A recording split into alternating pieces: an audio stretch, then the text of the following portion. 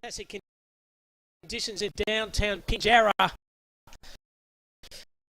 Day 2 Wardo, these championships. My name's Cam Robin. Join for a time, mate. We'll see how we go. But a man of your skill, the next team walking the look, I'm kicking on both feet, mate. Look, it's always a bit good having the nice drive down. Traffic conditions not too bad, but out here at sunny Pilbara, and the ground's looking all right as well, and bright sunny sky out there at the moment, mate. Yeah, so I apologise for the screaming to you guys and girls out there. Listen to this fantastic live stream. We're actually filming into the sun, so it could be a fairly difficult time, but this game sees Peel versus Pilbara. So, Wardo, how did these two Colts guys go yesterday? Obviously, this is day 2. Day 1 was yesterday. Yeah, look, that's right, and I think they're actually just sitting there for the toss. We might watch the toss. You can see that live on the screen at the moment. Looks like Peel have won it, and they end up kicking to the right of screen. So, Peel will have the first one here. Look, they actually started the game yesterday. CBH Group Colts competition really well yesterday. They had a win first, actually a big win, playing against the Great Southern Storm from the Albany region, 9-3-57 to 1-3-9. So an absolute belting in the first one. We thought, look, hey, Peel could be right around the mark. Yep. And then they came up against the Southwest a little bit later. And Southwest red hot. Won that game 7-3-45 to Peel's 1-4-10. So look, they're 1-1 going into today's game, playing against the team from the Pilbara, who look, they probably struggled with the conditions a little bit earlier yesterday. It looks wet underfoot, and look, the Pilbara weren't able to win either of those games yesterday, going down to the Storm by 5 points, and then a big loss to, as we mentioned, the all-conquering Southwest at the moment by about 7 goals. So look, going to be an interesting first game here, but look, I think Peel are probably going to be a bit too strong. But look forward to seeing what Peel do. So the schedule of the games, guys and girls, out there, Peel versus Peel. This game is going to start at 9. And then we have game 2, regional district versus the Avon. That's at 10. Great Southern Storm play Southwest at 11. That should be an absolute corker. And final game with the pool of the Colts. Great Northern versus Western Australia, Health, Mental and Australia, fully miss. We acknowledge down on the elders, both past, present and emerging. Water. So absolute pleasure to be down here at Pilbara. Oh, look, it is indeed. And, we had our first taste of the country champs yesterday as the CBH Colts group across at Mandurah. And, look, we flick into the Nutrien Ag Men's Championships Division 1, 2 and 3. And look across at Mandurah today where we were. We've got the men's 2 comp, which myself and yourself will be heading across to a little bit later today. But look, a couple of the other sponsors. We've got a goal of the game and a mark of the game. So the goal of the game and championships by McIntosh and Sons, and the mark of the game and championships by Bruce Rock Engineering. So a couple of ripping sponsors there. And look, hey, it's country footy. You know you're always going to see some highlights, mate. So that's going to be exciting as well. And how good also the player match to Wardo gets a belt at 25-year commemorative jumper. And the dart fish spoon is now Wardo. We down these dart fish. I know Johnny's there in the background doing the Perth foot. And on to ship the beanies through the roof, mate. So they're playing for something very important, mate. The bean and the Archies. Award that will sit there and present as well, and that's a player that might do something through the middle or really gets their team going. They get the pair of Archies, and also a player of the game, an optimum player of the game. We'll throw them some Archies as well, mate. So we've got to get it into them. But look, not very far from the first bounce across here. As we mentioned, the Peel Cavaliers against the Pilbara Swans. Peel 1-1 going today. The Swans yet to win. And looking forward to a big game ahead. Absolutely. So it's Ward Harris and Cam Robbins doing the calling for you in this fantastic country championships. These are the Colts, the CBH Group Colts. And it's the Peel versus the Pilbara. The Peel are in the blue and the Pilbara in the foes. Fantastic. Black and maroney type jumpers there. Coming all the way from the Pilbara. I used to coach up myself, Wardo, back in 1994, the Karratha Cats. So I've got a bit of Pilbara flavour about me, so I hope they take it up and actually win a very much red-hot Peel Cavalier side. Look, I think it's going to be a really interesting clash. And I'll tell you what, watching some of these Pilbara boys yesterday, watch out for the number 1 in Rowan Whitby, number 2, Jamie Uland. Both of them got some tricks, and look, if they get the ball on the outside, look out. We could see some McIntosh and Sons goal of the year or goal of the week contenders. So it's Nick Garvin going to do the ruck work for the Peel. He's number 21. And also Kenya Nary. I wonder if he's in relation to Gordon Nary, who played some senior footy on the North Melbourne's list at some stage and played for Perth. Always know me stats, Water. Got to do your research. And I think maybe there's a relationship there with Nary. Oh, look, possibly. Famous family name. I'll go the next one. I saw a game Gordon Nary played for Naranda a few weeks back. So, really? Yeah, so there we go. Ball lollies, isn't he? Yeah, absolutely. But look, that's the great thing about players turning up everywhere. And look, I'm sure there's going to be some red-hot talent out there again today. So about to start here. Thanks for your company. The first game is about to be under a week. Garvin versus Naria.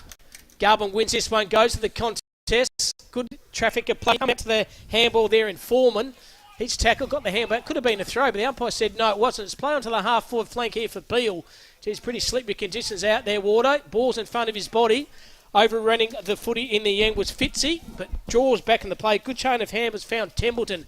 Templeton tucked deep in the half-forward flank. Good pressure by both sides. Umpires gives it to me. He says, Wardo, let's throw it up. Yeah, look, really slick conditions, nice and early at the moment. I didn't mean the weird throw up either, mate, because I know you're suffering from a bit of gastro. No, we're feeling like $1 million. As I said, kicking goals with both feet, mate. As the umpire throws it up again, and Peel will look to try and bring that one. Hard ball to get out there, but Foreman gets the handball out. He's set upon straight away by two Pilbara players. And the umpire says, let's move it along 3 metres, and we'll throw it up once again. So, Garvin in the ruck. Good ruckman there for Peel, but it was actually the ruckman there from the Pilbara. Takes it out of the ruck, holding the ball, says the umpire, and it will be a free kick to Peel, and it's going to go to Zachary Gavin. So Gavin goes and kicks inside. Will land about 35 metres out. Players go up. No one able to take clean possession. The Pilbara player grabs it. Once again, tackled straight away. And good contested footy from both teams nice and early in this game. So 10 to 15 metres out here from the Cavaliers scoring area. The umpire's going to throw the ball up, doing the ruck work. This time I think it's going to be Fitzy for the Thunder. For the Cavaliers, Ball comes to ground. Good tackle from behind. Pressure's good. Conditions a little bit slippery on feet, but the sun's shining, and where would you rather be, Water, than watching a game of footy? So good. 10 metres out, doing the ruck work. This time is Griffiths for the Cavaliers. He tried to find his player. He ran in a bit of trouble. Good pressure early by the Pilbara side, and the umpire said, I think he's got one high. The good decision, and Pilbara through Wellington will relieve the pressure for the Pilbara side. So Wellington just on his defensive 50. He'll look to try and get some metres. Nice little chip kick there. Finds the player there in Coppin. Jalen Coppin all by himself from the Headland Reds. He goes to look and try and move that ball on that outer wing. Drop ball there, unfortunately, by Eaton, and they've turned it over, have Peel. They'll look to come back the other way. Goes the kick in the lane of Foreman. He's a very, very good player with the black sleeves. Kicks inside 50. Almost a mark out of the leg. Goes through his hands. Well done by the Pilbara player, just tracking it back nicely. Slides in, handballs forward. Peel looks to try and pick it up. Player goes in with his head in and grabs the hard ball out and will sit there and look and kick and relieve on that outer side. No mark, says the umpire. Rebounds outside 50 there and a turnover on the outer side. And we have a ball coming back through Peel. Maxi Foreman started live. He kicks the ball to centre half forward. Good sport by the Pilbara play. Rove in front and centre. Well done by the Cavalier play. Got the quick handball out. Half forward flank. Ball's in front.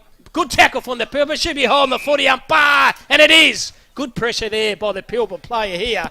And that was 4 sets. So 4 set has it. Kicks the ball down the line. But good effort between two players as a player from the Cavaliers in Jokic. Comes to that play. Slipped over by foot. But somehow chisels the ball to a half forward flank. Well done, 1 and 2. Set upon by 2 or 3 players from the Cavaliers. Pilbara, good pressure early. Good pick up below his knees, but overran him there was Garvin. Over the top, came back to his teammate. Umpire said, I don't know what happened. He said, play on to advantage. Goes to half-forward flank, and a fantastic mark's been taken by Searle. So Kane Searle, half-forward flank, brings the ball to centre half-forward below his knees. Cavaliers have the numbers. Well done by the Pilbara team. They gang tackle the ball out of the half-back flank. Big pack of players. Well roving front and centre was a play there for Gill. Gill on the left foot. Pulls the trigger on it. All over running the foot. He's been everywhere early as Foreman. And Foreman will relieve the pressure for the Cavaliers. So good work there from both sides. Pressure absolutely red, hot, nice and early, and just goes a nice little squaring kick. It's marked by Jokic. He'll sit there and try and go inside 50, and well done by that Peel player. Just waiting at the bottom of that pack, and we'll go and have our first set shot for the game. And look, great ball movement from that side, and it's landed in the hands of Cooper Gray from Hall's Head, and he's going to end up kicking just from the paint of 50 to see if we can get our first score of the game. It's quick footy. Only got 2 20-minute halves, Water, so you've got to make sure when you go forward you've got to convert at all times. So Cooper Gray, ball in hand, as we mentioned, kicking straight in front. Not a lot of wind to speak about. Can he get the distance? Just come off the side of the boot. Might get all the way to the line. And mark on the last line there is a forward from the Peel Football Club. He's marked right down in front and is the number 18 there in Reece McDonald. And he'll go back and kick Peel's first game of the game. And Peel leading this contest 1 goal straight. Pilbara yet to score. And look, just red-hot footy from both sides, nice and early, Cam. About 4 minutes of gone, Water. So good pressure, isn't it? And good play.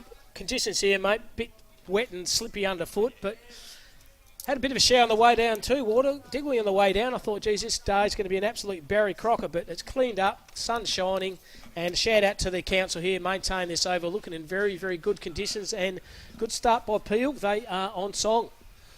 Look, a good start from that side so far, and I've liked the contested work of both sides so far, and as you mentioned, just due to the weather conditions, it's probably going to be which side is actually able to adapt to it nice and early. They both saw similar conditions out at Lane Group Stadium out in Mandurah yesterday. But look, we'll see who can adapt best again today. As the umpire throws it up again, and knocked down this time by Garvin, will flick the ball forward well down at the front of the pack. Foreman goes and follows up. He's not going to bounce. He's just going to run, stream in. Good kick, not quite to the advantage of the last goal kicker there in McDonald. It goes about out of bounds and we'll have a throw in about 20 metres around from the Peel goal. His form has had a ton of the footy already, Wardo, and very lively midfielder, good below his knees and read that play very well. We've just gone about 5 minutes of this first quarter of the Cavaliers. That's Peel. They are 1 straight 6. Pilbara yet to score about 5 to 10 metres out from the Cavaliers' goal. Shallow throw in by the boundary umpire. Ball comes to the contest in the middle of the ground. There's that play we keep talking about again. That's Foreman. Around the corner. This is a clever goal. Cop that. That's a contender for the goal of the day. Tyler Pizzialio has kicked an absolute corking goal, Wardo, and the Cavaliers.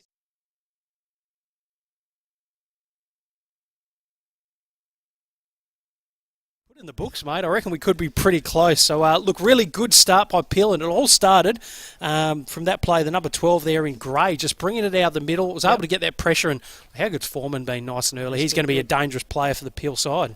The Tyler Pizzalo, mark that down as a contender for the goal of the day. Nothing like a good goal of the day, a good hang of the day, Wardo, and we've got one early in this first game. Oh, look, that's what you want to see, isn't it? And look, probably one of the best things about the CBH group Colts, you just end up with such a good amount of talent playing different styles of footy.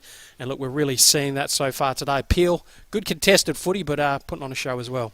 A shout out also to Johnny Douglas and his crew, Water, making this streaming, this commentary available again. Going for the midfield once again, that player Foreman kicks the ball to half forward flank. Dropped him. What he should have taken was the thunder play, but he managed to get to his foot front and centre. Below his knees was okay by Jokic, and good use of the footy, and lace out finds his player there, Griffiths. So Griffiths kicking a half out from goal. He kicks the ball to the hot spot. Good run and carry. Oh, the Cavaliers dropped a mark in the end. Pilbara can take a bounce. It's risky in conditions like this. He doesn't matter. He takes the game on, but he's turned the ball straight back over, and relieving the pressure is Evans for the Cavaliers. So Evans tried to go too quickly there. It's been turned over, lands in the hands of Archer. Archer flicks across, and this is probably Pilbara's best opportunity to move the ball forward there. Turned over once again, though. Lands in the hands of O'Loughlin. Peeler just able to flick it across, goes to Piazzolla, the last goal scorer. Not his greatest kick, and it's landed in the hands of Isaiah Moyle. So Moyle will go inside 50 there. Pack of players forms. No one able to get clean possession this time. Peel just trying to bustle it out there. Player at the bottom of that pack is tackled by 2 Pilbara players. And we will have a ball up 30 metres around from Pilbara's goal. Their first inside 50 for this first half. Taking 50. Can they convert here? The Pilbara side. Umpire throws a ball up. Good ruck work that's been taken by Gardman for the Cavaliers. He shoots a handball out. Below his knees was okay. That the play was Bailey Jokic. He's overran it though. The numbers are here with the Pilbara side. Good defensive pressure. And there's that player again, Foreman. Just close to the best on ground, Foreman. And chisels the ball out to the defensive wing, which sees Peel Cavalier, Wardo, 2 straight 12. Pilbara are yet to score. We've gone just over 11 minutes of this first half. And look, you were talking earlier, just with those shorter halves, you really can build that scoreboard pressure nice and early. 2 goals potentially in these conditions. Look, there's going to be a bit of work there for Pilbara to do. So look, if Peel's able to maintain it for the rest of this first half, they're going to be in a pretty good position. But it is the Pilbara looking to try and bring that ball out now. The umpire letting it go. Decided to bring it in now, and we'll have a ball up. Picked out a free kick. I didn't see it, Wardo, but the umpire did. But Yeah. that's why he's out there while we're up here commentating. Mate. Absolutely right. 150 metres away, and the umpire's a bit closer than us. And Peel will have that free kick. They'll look to reload and try and go inside 50 again. Pack of players forms at the back of that plaque, which I think could have been the number 14 from Peel. It's rolled. And you are kidding. That is the contender there for McIntosh Sun goal of the day. And I think it was the number 12 there in Cooper Gray. But just that front and centre work at the bottom of that pack, it just, mate, casually rolls it through. 7-8 bounces from 50 out. Third goal on the board for the Peel Cavaliers. Tell you what, Warder, what the Cavaliers are doing when it goes forward, roving at front and centre, mate. Just so good reading the play. That one by Gray and Piazzolla, Tyler as well. Just very good front and centre roving goals by the Cavaliers. Yeah, look, they seem to have all the answers at the moment, Peel, don't they? So a bit of work to do for the Pilbara. And let's see what they can do out of this next stoppage. But 3-goal lead, 9 minutes left to go in this first half. So middle of ground once again, doing the ruck work. He's done it all the time as Garbin. He's been impressive. Gets the ball out to his teammate, put his head over the footy. Garbin again on hands and knees. Good hit at the footy, well done. That play was by Gavin.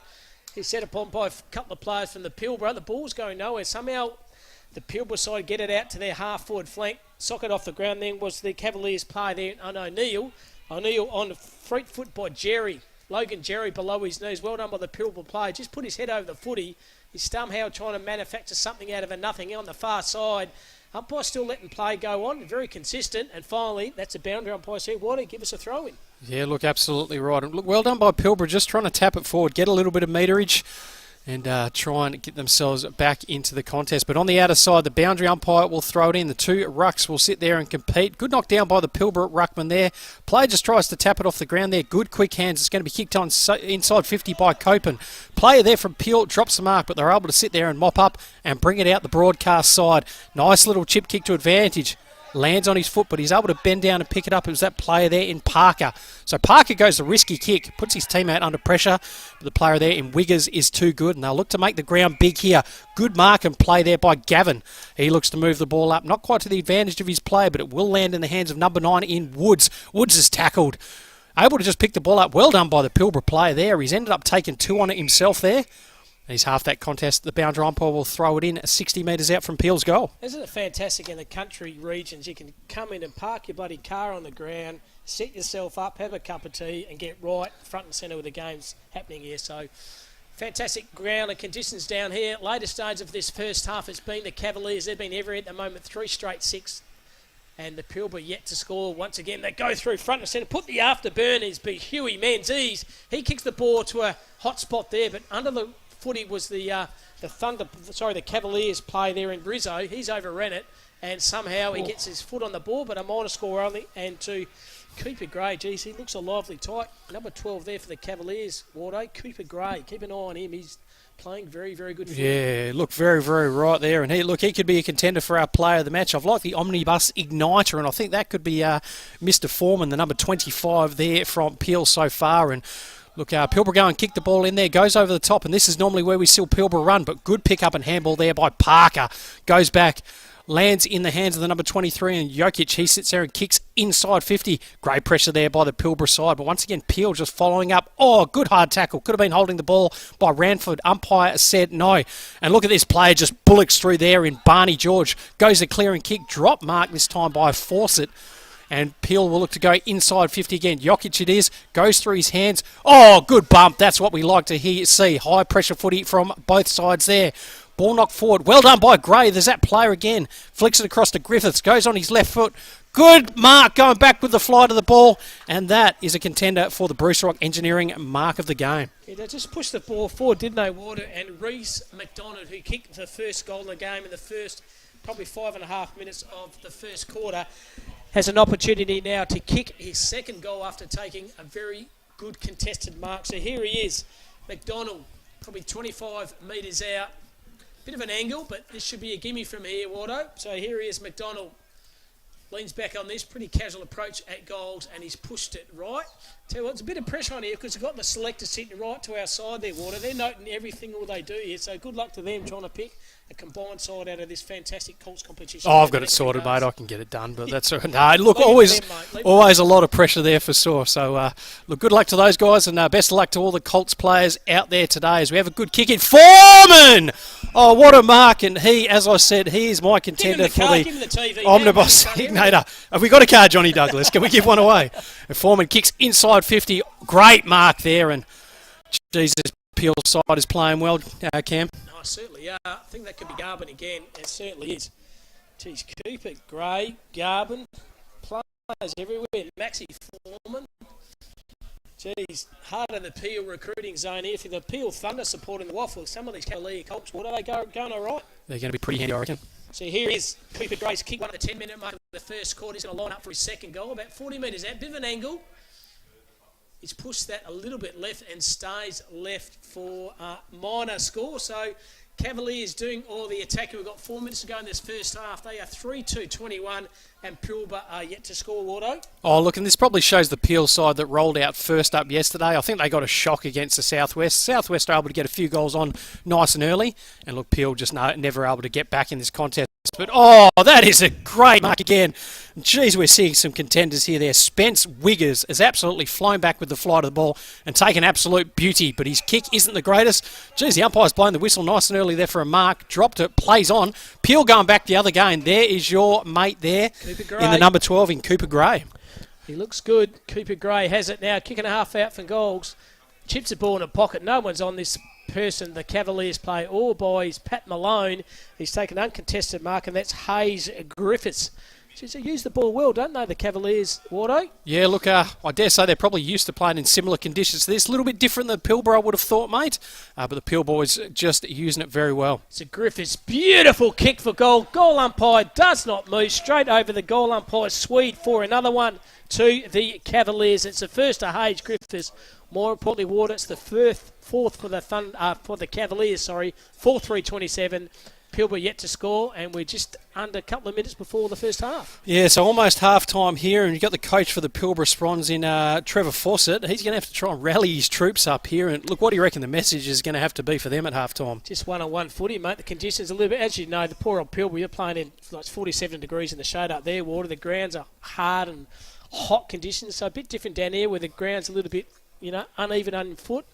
They're a bit chilly, but they've got to adapt to the conditions. Look, they do indeed, and let's see what they can do here. It is Peel that go and bring that ball out. Umpire has found something, decides to play on it. It is through Foreman once again. Great kick out there, and just player out on the lead. Drops one he would have normally taken, but the big fella there in Barney George. Oh, he's tackled. That is holding the ball, umpire. No left foot, Wardo? No, unfortunately not, and George isn't happy either. He's telling his players to move. The last goal kicker there goes and kicks it long, deep, inside 50. Oh! He's taken a mother! Hanger! Oh my God! Have a gander at that, Wardo. Jeepers, we've got everything in this first game. Goals, marks, clingers, shirt fronts, you name it, we've got it. I tell you what, Tane Noods, he might get the car. Jeepers. Have we got a car? Oh, John's going to buy one. I'm hoping we've got a few there, but Tane Woods kicks a fifth goal there for Peel, and geez, do yourselves a favour, get hold of that vision again. Let's lock it away and let's send that one in somewhere, because surely we're winning a car. The mark of the game is by Bruce Rock Engineering. I tell you what, we've seen about 3 old-fashioned dangles here, down here in Pinjarra. Oh my God, I call Waffle every week, Ward. I haven't seen marks like this at all, mate. It's fantastic to see high clanging dangles. Mate, that's what you like to see, and it's just the quality footy been absolutely sensational from Peel side so far. They're on song, aren't they, the Cavaliers? 5-3-33, the Pilbara yet to score in the middle of the ground once again. And in the ruck contest, it's going to be Narrier here for the Pilbara side. Beautiful knock by Narrier, but Rowe front and centre by the player there. He's been absolutely everywhere. That play, once again, is Foreman. They go the ball forward, get the 1-2 back. Good use of the footy comes back to this play here. That was by Menzies over his teammate there in Taj Parker. And good mark, defensive mark been taken by the Pilbara halfback flanker. Put his head behind the footy, took a good defensive mark. Now we can relieve the pressure and go straight down the corridor. Good defensive effort's been taken then by Evans. Evans over the footy, somehow gets his ball on the boot, kicks the ball on the half-forward flank. That's for the Cavaliers. Well done by the Pilbara player. Took the player on, but got tackled. Still have the possession in front of him. Once again, the numbers are here with the Cavaliers. Around the corner spin was very impressive. That was by Searle. Searle over the top. Should have marked it, but then he'd left it. That was Fitzy. Fitzy had enough time to recharge, and there we have another goal here to the Cavaliers. Pat Fitzy. It's raining goals here at the moment down at Pinjarra, Wardo. Oh, look, absolutely phenomenal football from the Peel side. They're going to go in with at least, well, they will go in with 6 goals at half-time, which is a big margin there. But try to do the right thing. Kane Searle had set it right on goal. Fitzy's gone, no, that's going to bounce through. It's ended up taking a wrong one. He's had to pick it up, swung it on the left, and an absolute beautiful goal to put through the Peels' 6th goal of this game. Fantastic. You can bring a cricket school, got the Ashes going, and you can bring in a cricket terminology with it. Old-fashioned off-spin Ashley Mallet break in the game of footy. Oh, we're doing it all today, aren't we, Kim? Well, you certainly are. So it's the last 10 or 15 seconds of this first quarter. It's been one-way traffic for the Cavaliers. Doing the ruck work this time is Delio. He bring the ball forward, but well done by the Pilbara. Once again, no left foot, so does an inside banana right. Kick to half-forward flank. Beautiful pick-up below his knees by the Cavaliers players. And there we are. The first half here, Wardo, is done and dusted. The Peel Cavaliers, they are 6 goals, 3. That's 39. And Pilbara yet to score. Major goal scores for each respective side. Griffiths, Woods, Gray, Piazzio, Fitzy, McDonald and Garvin have all kicked 1 and no goal scores for the Pilbara side. No, look, absolute domination by Peel so far. We'll go to a quick break and we'll come back see you for the second half out here at Sir Ross McClarty Oval down in Pinjarra.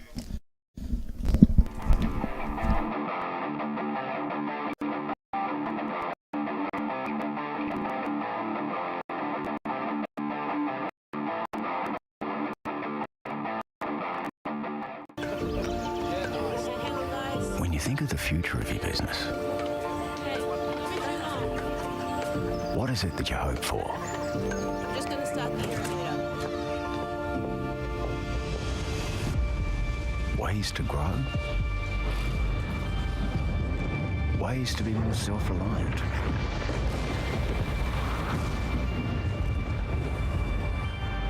And always be one step ahead. Are you looking for a partner with solutions to complex business problems?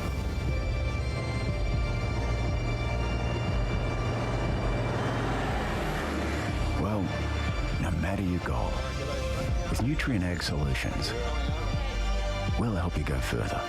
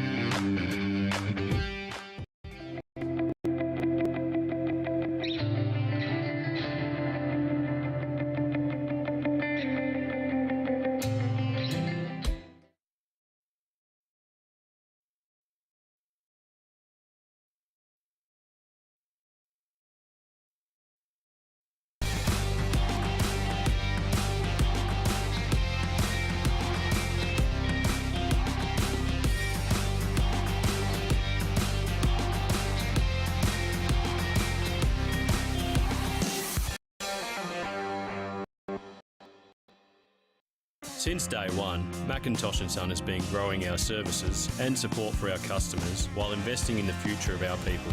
We know you need the right equipment and we will be there when it matters most. McIntosh & Son. Grow with us.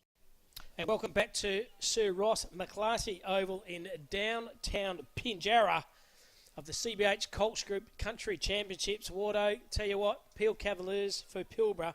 Cavaliers, they are on a roll. Oh, look, they are on a roll, aren't they? And look, just a completely dominant performance in the first half there. There's really no way of sugarcoating it. You go in 6-3-39 to no score.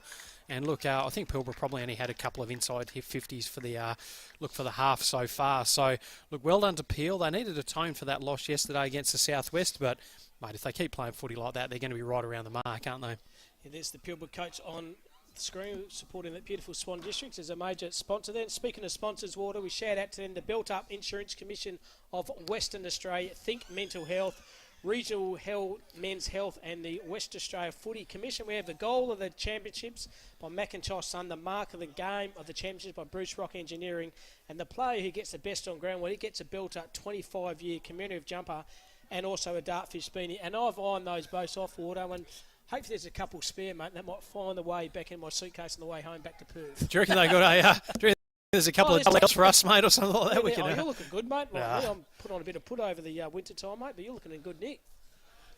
All right, so not far away from the second half action across here. All to do for the Pilbara Swans, and they'll need to put in a big performance in this second half. But, look, I think we've already got our possibly locked away. Unless I see something where someone does a backflip and then bounces off someone's shoulders, I think I'm already locking in the number 9 there in Tane Woods. And sensational. Yeah, look, absolutely sensational. I do get excited. I know you don't mind a mark, do you? Don't mind a mark. Absolutely. So start of the second quarter, Pilbara will be kicking to the right of the screen. They are in the black jumpers, and the Cavaliers are in the greeny tight jumpers. They'll be kicked to the left of the screen. It's Cam Robbins and Ward Harris doing the calling forward. Thank you, mate, for the WA Footy Commission to make these country championships happen. So middle of the contest once again, ruck work. This time goal in the ruck has been Bonnie. Got a big leap as Bonnie for the Pilbara. Below his knees the play there is Menzies. He's overran it though. Well done on the Pilbara, that player Bonnie again. He's going to receive it back. Good pressure here by the Cavaliers. That play there in Searle. He's sucking the ball off the ground. Front and centre. Good pick up there by Mitchell. Mitchell, geez, he does it. Barry Crocker kicks a half-forward flank. You've got to bend your knees, son. He didn't. Hence the turnover here. Bonnie goes back into the contest. Cavaliers have number. Handball is okay. That player there was Searle. Searle socket off the ground. A kick around the corner. And that player there is Gray. And good defences mark been taken by the Pilbara defender. So well done by Gray. Just held up, unfortunately, and it was a good mark. And they look to try and kick the ball out. 2 Peel players onto 1 Pilbara player, but he's been able to pick it up this time in Whitby. He was very good yesterday. Tackled from behind. Umpire says holding the ball. And great work there by Taj Parker. Parker average kick inside 50, and it's going to come back the other way through the Pilbara again, but mops up. Does his own work there again. It was Parker. Goes and handballs forward. Flicks across. Keeps running. Parker. Good work. Flicks across again. Goes to Fitzy. He kicked a goal in the first half. Didn't want to go in that contest, but good follow-up pressure from Peel. And here come the Pilbara out off the side of the boot, and that will be out of bounds on the full. Peel will have a free kick 60 metres out from their goal. Find a lot so far. What a lot of players don't have the opportunity to kick on the left. They're always doing the check side. So many players out there got to learn to kick on both feet. So they push the ball forward to the Cavaliers. That was Templeton, and Templeton lace out, found his teammate, and that player there is Spencer Waggers. Very famous name, Templeton Water, isn't it? Wiggers, sorry. Number 3 for the Cavaliers, Emmett Templeton. It was a good mark as well, wasn't it? So, but great kick by Templeton. So Nick Delio, just inside 50. Sun peeking through those clouds, leans back on this one. Geez, it's not going to be enough distance. Shallow kick in the end. Oh, dropped an absolute sitter in the goal and was the Cavaliers player. And good defensive pressure by the Pilbara side. And that's the first score so far in this second quarter. See the Cavaliers 6-4-40. Pilbara yet to score. So Pilbara will look to try and just bring it out of defence at the moment. In no rush. Just looks to stroll out. Up and under kick there. It's a risky one. Puts his player under pressure there. And good follow-up pressure by Menzies. Almost curses a turnover. Umpire has seen something. And it will be a free kick and it'll go back to the Pilbara side.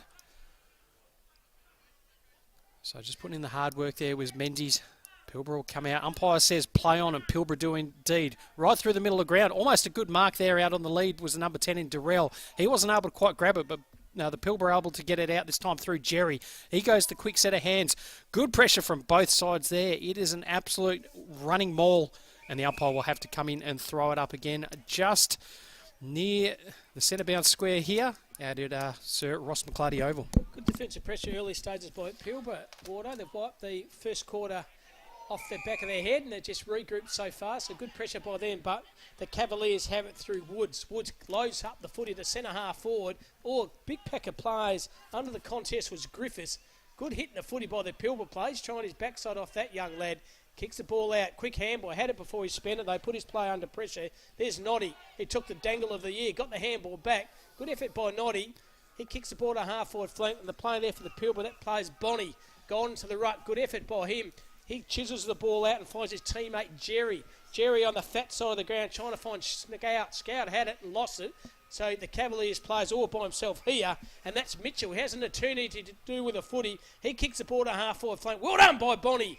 Good defensive mark by the Pilbara player here. So Bonnie has it, as I said, thrown in the ruck at the start of this first quarter. Risky kick, doesn't come off. Spool over the top by Park was very impressive. 2-on-1 players here. Well done by the Pilbara player. Kept the ball on the ground, but unfortunately, a boundary line throw in. And look, it's just the pressure from Peel at the moment that's causing a lot of these skill errors from the Pilbara. Good mark back in the defensive half and just decided to take a risk, but just the great work from the player behind was able to put that pressure on and cause the turnover again. And is this player there in grey? Just puts it on the left boot. Player goes to 1, 2, 3, 4. Juggles, can't quite pick it up. Lands in the hands of Gavin. Snaps around the body. And that is another goal for the Peel side. First of this second half. And through Zachary Gavin from South Mandarin. Once again,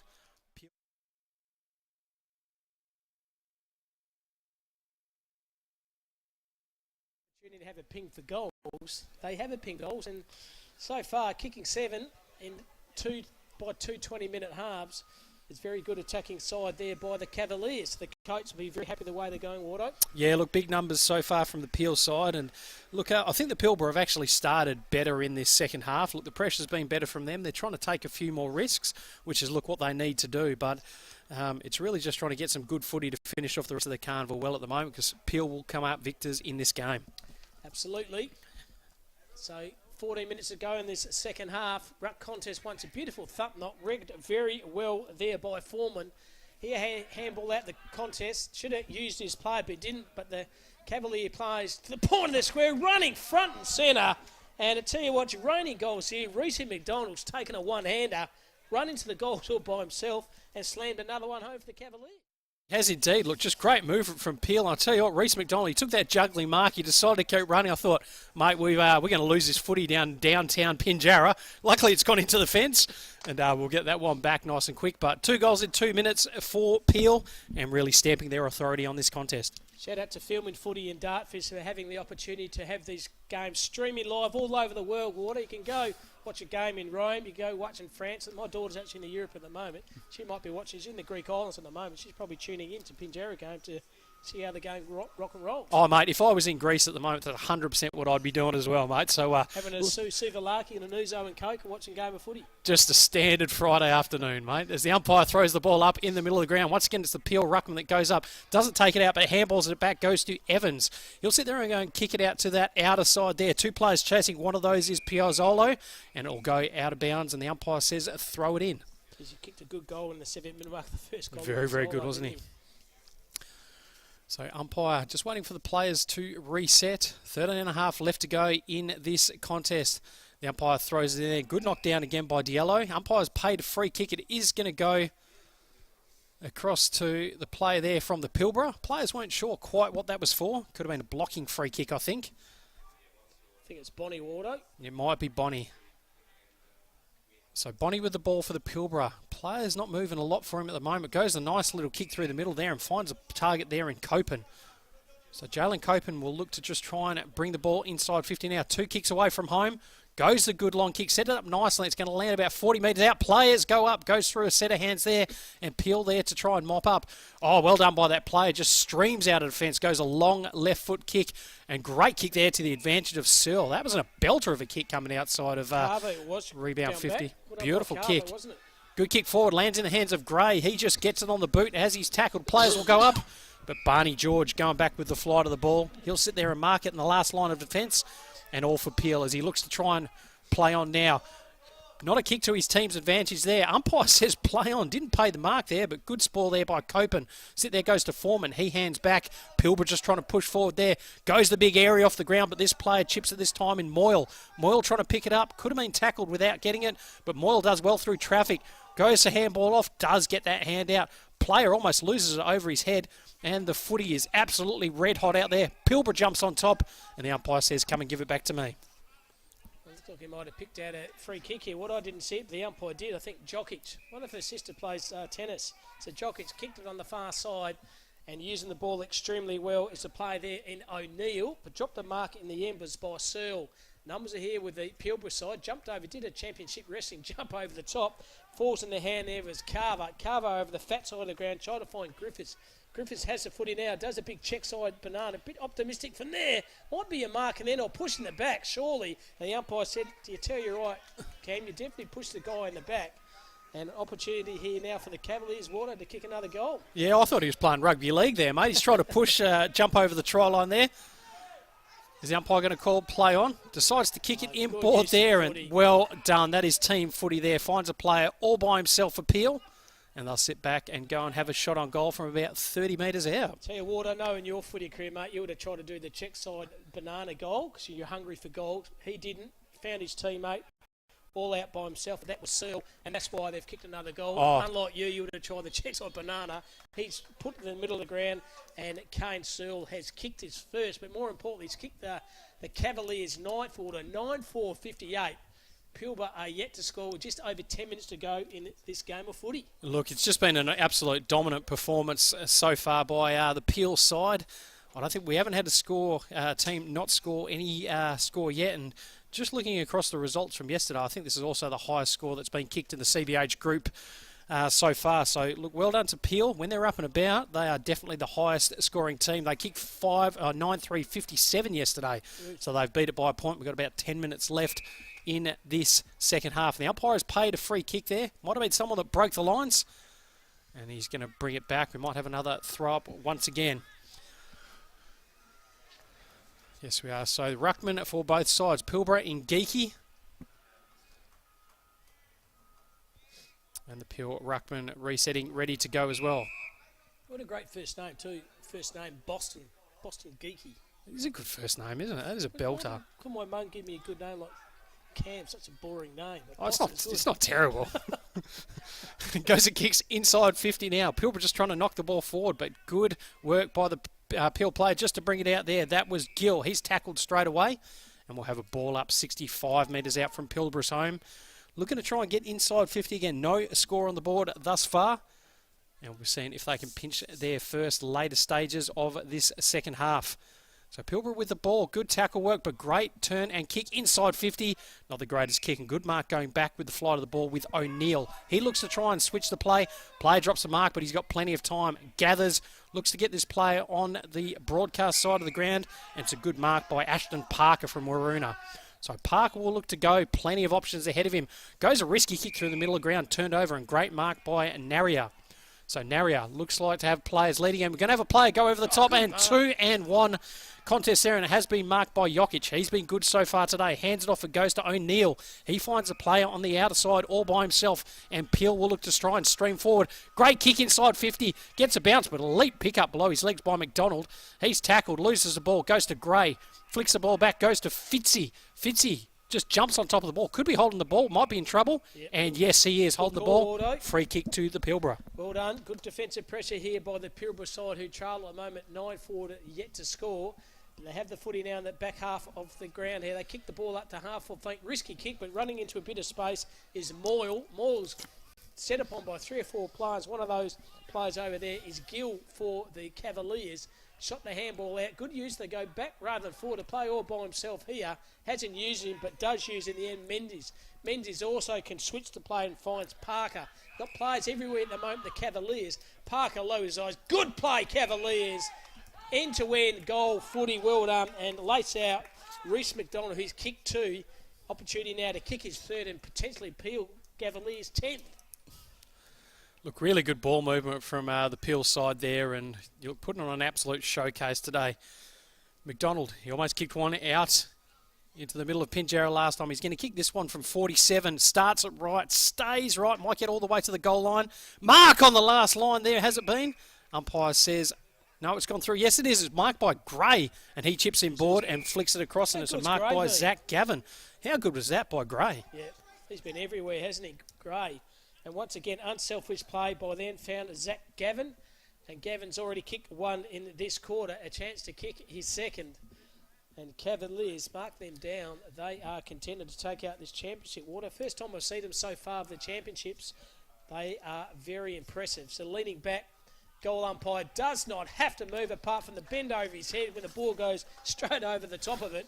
And another goal to the Cavaliers.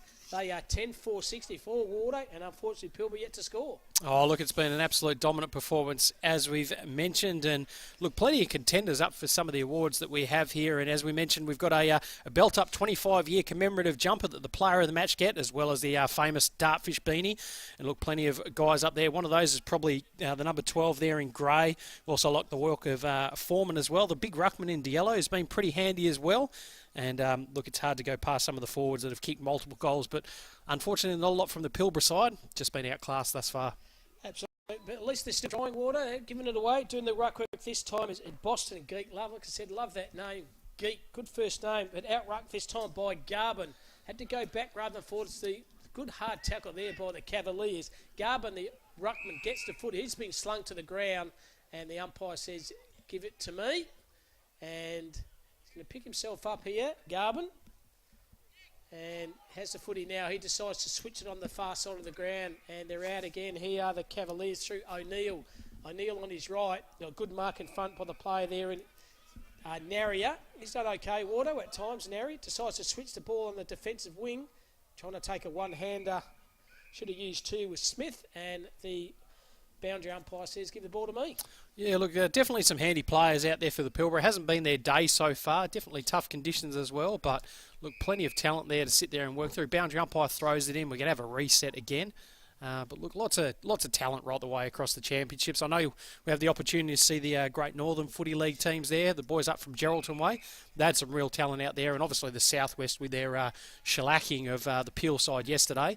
You know, there's some talent out there as well. But Peel looking to try and put the pressure on. They've kicked 10-4, the highest score of the championships thus far, and they'll go back inside 50 again. Reload pack of players, and it's that player again in Naria. Drops a mark he would normally take. Clearing kick there by Barney George. Ball going that way, and that is a good mark on the chest there. It wasn't paid to Jokic. Umpire said play on. Pilbara trying to bring the ball out, and it's a good clearing kick there.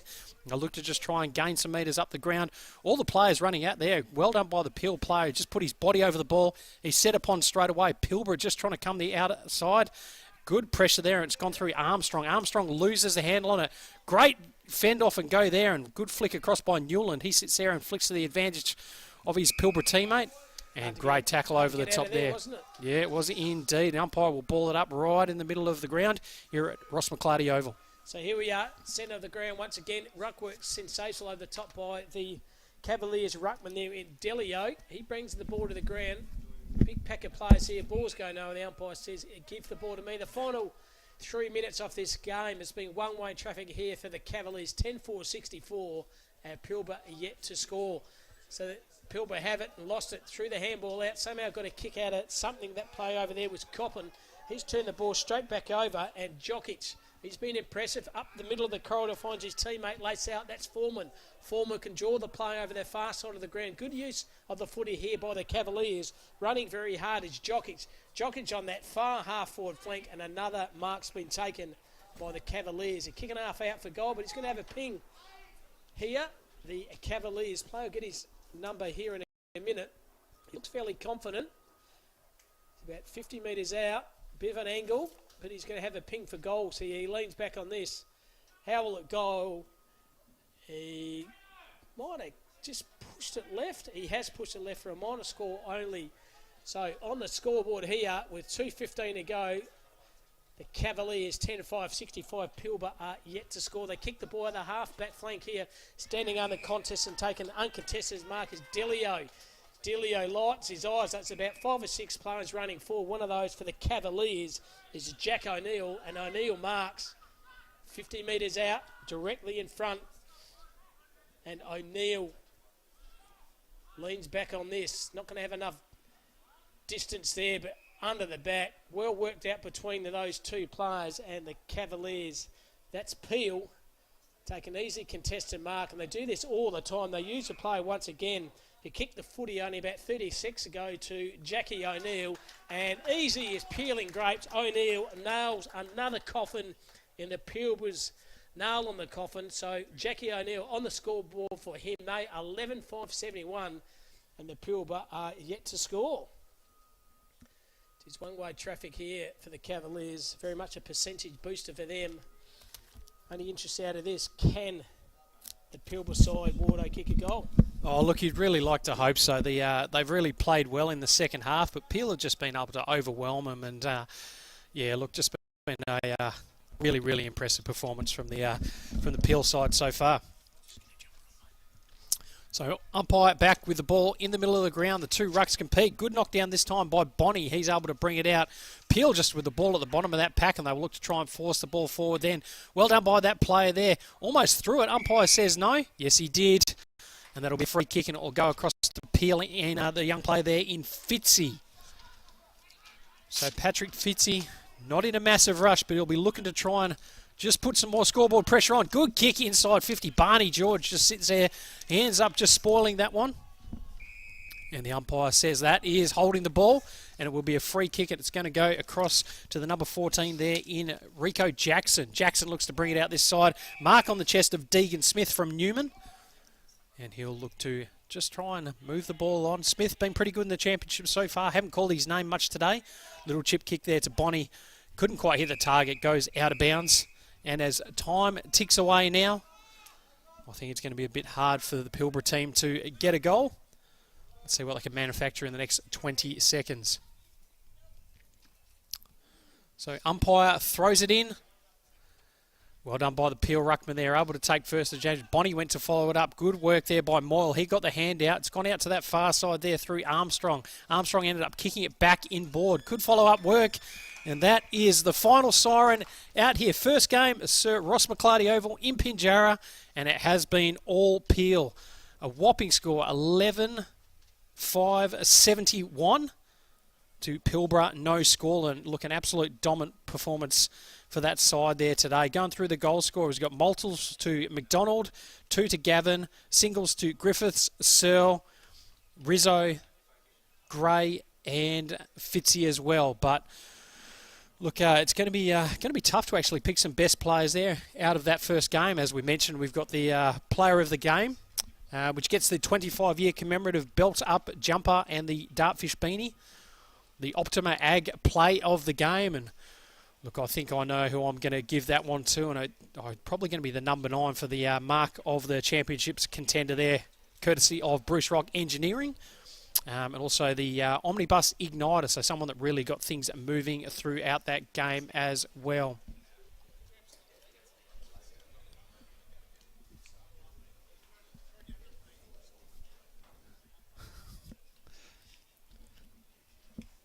So as both teams settle down, get ready, shake hands, and we start bringing some of these players in. We've got an absolute cracker of a contest next game coming up. Regional Districts versus Avon.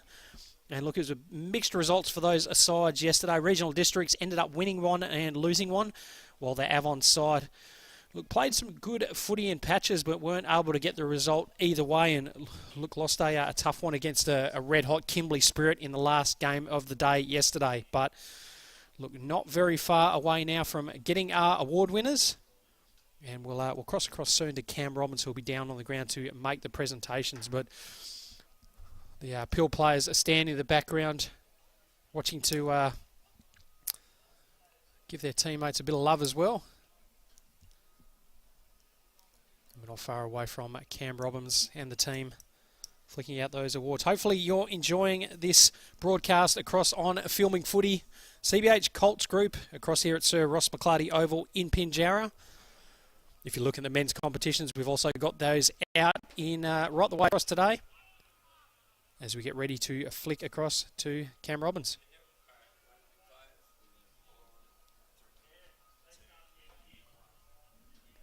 Well, we have the man of the match, number 12 from the Cavaliers, Cooper Gray, wins the jumper and the beanie. Cooper, well played, mate. Sensational effort. Cheers, thank you very much. Mate, you guys just played so well. Like front, you kicked 6 in the first quarter, kick another 6.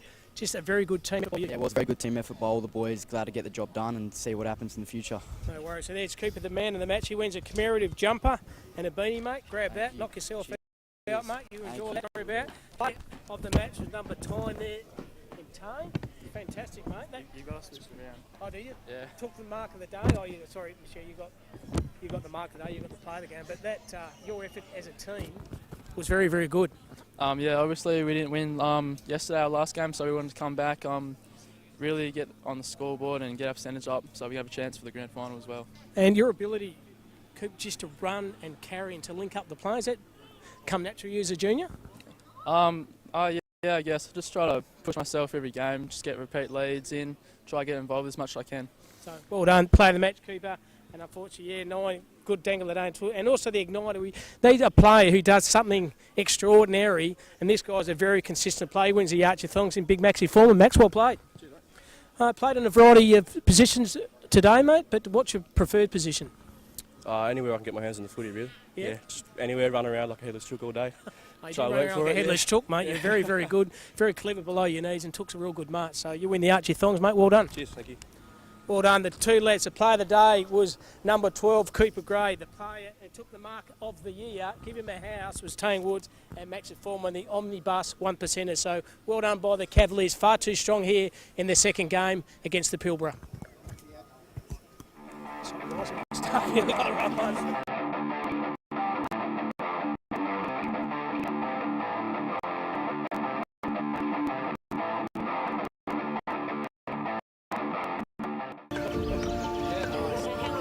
When you think of the future of your business, what is it that you hope for? I'm just going to start the irrigator. Ways to grow? Ways to be more self-reliant?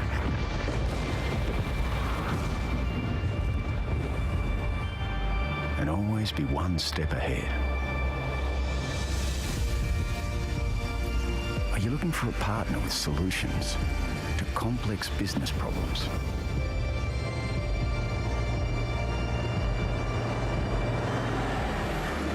Well, no matter your goal, with Nutrien Ag Solutions, we'll help you go further.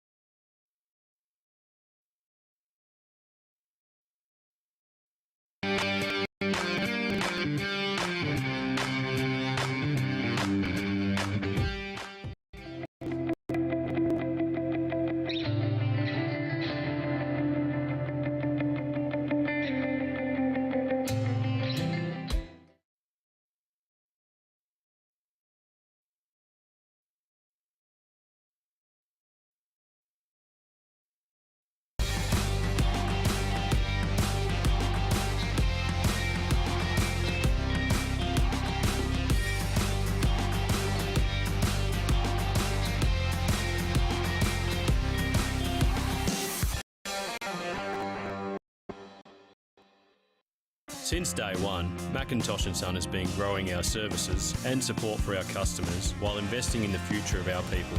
We know you need the right equipment and we will be there when it matters most. McIntosh & Son. Grow with us.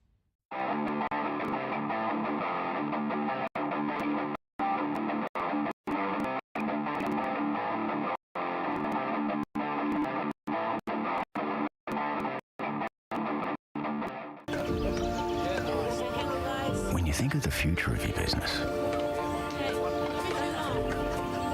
what is it that you hope for? I'm just going to start the irrigator. Ways to grow. Ways to be more self-reliant.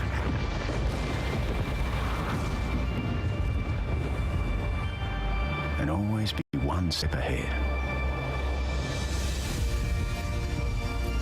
Are you looking for a partner with solutions to complex business problems?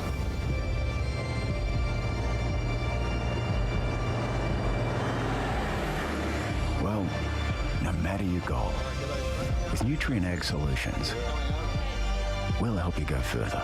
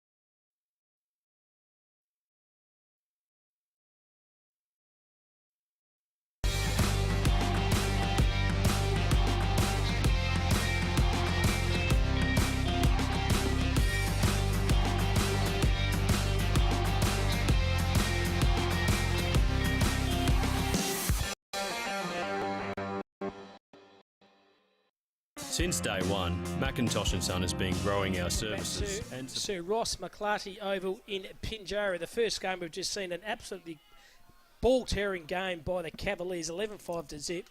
Some fantastic players. The best on ground, Cooper Gray, number 12, absolutely sensational. The mark of the year, give this guy the car, the house, you name it, he's got it. Even a new girlfriend, he's that good. Tane Woods, number 9. And also the player we thought Wardo just did a little bit special. There's the Omnibus Igniter, and that was number 25 there in Max for me. He could have played anywhere, Big Max. He did everywhere. Ruck, and I said, interview, where do you like to play? He said, anywhere where the ball is. See ball, get ball kind of player, but 100%. yeah, look, he was very, very good there. But look, just a complete kind of performance there from the Peel side. Didn't have a lot of work to do in the back half, but when they did, they were able to rebound it out nice and clean, give their midfielders first ball use, and their forward line looks extremely dangerous. High score of the championships, 11-5-71. And right around the marks, as one of the players said, look, they just want to get to the grand final. So, and look, if they put him a performance like that, they're going to be ready to go. But big game coming up between the regional districts and Avon. So regional districts, they are in the red and white Guernsey, and the Avon are in the black and white. And once again, to filming footy in Johnny Douglas. He's assembled a fantastic team, mate. IT, cameramen, producers, you name it. Guys like us, Wardo, he just pulls us all together to make sure our listeners have a good time watching the games of footy. Yeah, look, absolutely phenomenal, and it makes our job so much easier. We don't really know what we're doing, but look, it makes it so much easier to pretend like we do, and look really enjoyable, and hopefully the listeners are enjoying it, and just some good quality football as well. And if this game is anything like the last one, you're set up for an absolute belter of a day. I'll tell all those listeners, like I said, be able to see that mark of the year in young Tane Woods, number 9 for the Cavaliers. Mark that down midway through the first quarter. That'll have been the highlights all around Australia. He's taken the mark of the year. Can we have another production here of the mark of the year? Shout out to our sponsors once again. Built Up Insurance Commission of Western Australia. Think Mental Health, Regional Mental Health and Western Australia Footy Commission. Take it away, Wardo. So umpire, middle of the ground, regional districts versus Avon. And good tap down by the ruckman there in Sinnott. But Avon able to bring it, and they'll go to the broadcast side of the ground. Players sit there and kick. Almost a good pick-up this time by Leeson. Leeson not able to get the ball. Tries to follow up again. Players jump on the top there. One of those players was Corby. He was good yesterday, but it's been turned over. Regional districts will sit there and put in a tackle, and the umpire will come and throw it up Broadcast sign right in the middle of the ground. The two rucks go up again. No one able to take clean possession, but it has been picked up this time by Ferguson. Ferguson flicks across. Umpire says play on. Good pressure for both sides. This time it's gone in the hands of Smith. Smith will kick inside. 50 players leading at the ball, but good mark going back with the flight was the player there from the regional districts. He'll look to bring it out. This broadcast side, ball trickling across, nice leg race there. Good work by the player there in Gleeson. One of the better players again yesterday for regional districts. And we'll have a boundary thrown right in front of the interchange gates out here at Pinjarra. Tell you what, Waters built like the preferable, isn't he? Unbelievable pace and hard at the footy. So boundary line thrown early stages for this second game. No score. It's regional districts versus the Avon. The Avon over the contest. Good ruck work's been taken there by Sinnett. He put his head over the footy. Somehow the Avon pushed the ball out into the defensive wing. A one-on-one contest. Over the footy, didn't have it. The umpire said, yes, you did. So it's play on to advantage. Put their head over the foot. He's caught one high. Surely, umpire held to him. It is to the ladder. I tell you what, no easy kick out there. Really, Zelisko got ring tackled by the player that we talked about before in Ackroyd. The umpire says, throw the ball up. Good ruck contest from the Avon player. Through traffic, smart, clever, got the handball out. No one into advantage there, held to him. And tell you what, Wardo, no easy kick so far in this second game of footy down here in Pinjarra. No, really good pressure from both sides to start with. What we would have expected, Avon weren't able to get on the board yesterday, but looked really competitive in both their games. Regional districts won one, lost one, and they'll be probably going in favourites in this game to start with. As a mark there by Duncan. Duncan will look to just try and switch it to the outer side there. Try and open up the ground, flicks across a handball, goes in the hands of Clark. So Clark, nice little right foot kick to the leading player there. Doesn't quite land his ham in Mott. He was our best player yesterday in one of our games. Kicks the ball down that outer side there to the lead there of Ackroyd. And it goes out of bounds. We'll have a throw in 55 out from the regional district's goal. Pressure by both sides is very good. What are yet to score? Like I said, 3 minutes are gone and it's still no score at the moment. Boundary umpire is going to throw the footy, doing the ruck with this time Corvick for the Avon side. Got to the front of the position was Corvick. Tried to find his teammate under the ground. That was Hughes. Hughes gang tackled by 3 or 4 players. The umpire said once again, give the ball to me. Bit more dynamics in the first game, Wardo, isn't it? Yeah, look, a different kind of game of footy to start with. Probably slightly more contested and both sides really just trying to feel each other out at the moment as the ball bounces around there. Avon just trying to get the clearing kick. Was smothered off the boot. Player picks it up, falls over. It's been turned over. Good handball out by Duncan. The umpire has found something. It will be a free kick.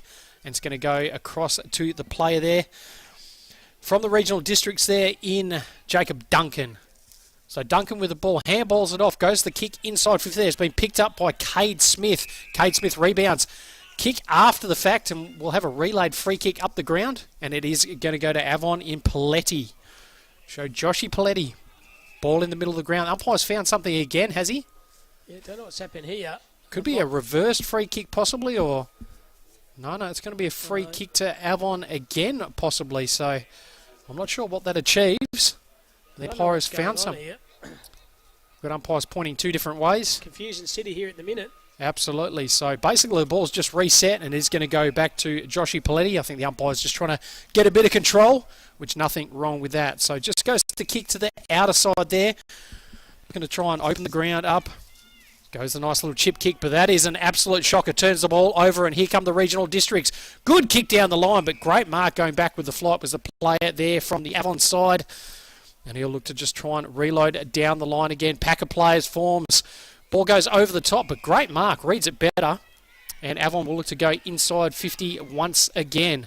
So leading players going back there. Good kick inside 50. Goes over the top of that play there in Tommy Leeson. Follows up his own work. Tackled by 1, tackled by 2. Just gets his hand to the ball. Paletti is tackled. Great pressure there. Could have been a sling tackle. Umpire has paid it. It's going to be a free kick to the regional districts. And they'll look to reload now. So they switched the play here. Try the feed teammate there in Garlett. But I tell you what, he's kicked a point. Don't often see that. We'll try to find Garlett. The kick wasn't good enough. So it's his first score on the ground. Go to Avon. They are 1 point. But on the districts, they bring the ball on the far side and find his teammate there in Regan Mott. Mott can kick the ball down the line, the competition side of the ground. Beautiful use of the footy. Well done here by the districts. Find his teammate. Lace out. That's Kelson. Kelson is right. Good hit up and finds his teammate, and that's Bahia. Mia has it on the right, half forward flank. Defensive ball has been good, but the numbers are here with the regional districts. District side, but they're set upon by 3 or 4 players on the Avon. No easy kick, pretty hot in the kitchen there, Wardo. The umpire says the ball. Yeah, players just going in absolutely red hot. Look, to the umpire's credit, they're really letting it play at the moment, but I'll tell you what, these guys will be running through walls at the moment as the umpire throws it up once again. Avon able to take that one out. Shimmies one way, shimmies the other, smothered off the boot again, and the umpire has found something this time. It's going to be a free kick, and it's going to go across to Regional Districts, number 10 there in Kelsall. So he'll look to try and load the ball now. 55 from home, just sets it up nicely. Pack of players will form and finds actually the player all by himself. Really smart kick there and lands on the chest of Ackroyd. He's one of the best players again for the Regional District yesterday. Kick 2. In one of the games. Dan Ackroyd and the Blues Brothers. Mate, you'd want to hope so, would you? I was going to ask him, but I thought he's going to look at me going, who are these blokes? Wouldn't even know who he is. So Ackroyd, the left footer, kicks long, kicks strong and straight over the goal umpire's head. First goal on the board for the Regional Districts. They draw for first blood and they lead this contest 1 goal straight to Avon, 1 behind. And we've got about 6.5 in this first half. He's like a little bull, Ackroyd, isn't he? He's already got 3 or 4 possessions, Wardo, and hits the ball hard, but no, he has been known to me, the Dan Ackroyd, mate. Used to be a good show. Well, probably all our listeners will remember that. The Blues Brothers with Jim Belushi and Dan Ackroyd. Fantastic movie set in Chicago. And Dan Ackroyd was a very funny man. So he's my nickname now. The Macrae Ackroyd, you are Dan. Danny Ackroyd from Kalgoorlie. Well done. Good start here by the regional side. They are 1 straight 6. And Avon yet to score. About 7 minutes of this first half. So centre of the ground once again. Umpire throws the ball up. Good ruck 1 contest. This time's by, might be Antspatch. He's sat on a districts player. That's a Regional Districts player. Number 15 picking herself off the ground there was Virgin. And the umpire says give the ball to me once again. Thanks for your company. Ward Harris and Cam Robbins doing the calling for in game 2 of this fantastic Colts CBH Colts Country Championships, and well done the Footy Commission, the Country Footy League, Wardo, just showing the talent out there in all the country regions. Oh, look, absolutely huge production and across many grounds today. And look, you can see it all live on Filming Footy as Avon look to try and bring the ball forward this time.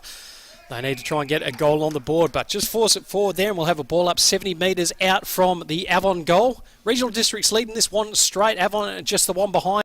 8 minutes gone in this first half as the umpire throws it up again. Good knockdown by the Regional District straight into the hands of Shotter. He's jumped on by 4 Avon players and we'll have a ball up almost in the exact same spot as the umpire goes up again. The 2 rucks compete. Good knockdown that time and the Regional Districts will look to try and pick it up. Mott it was at the bottom of that pack. Flicked it out.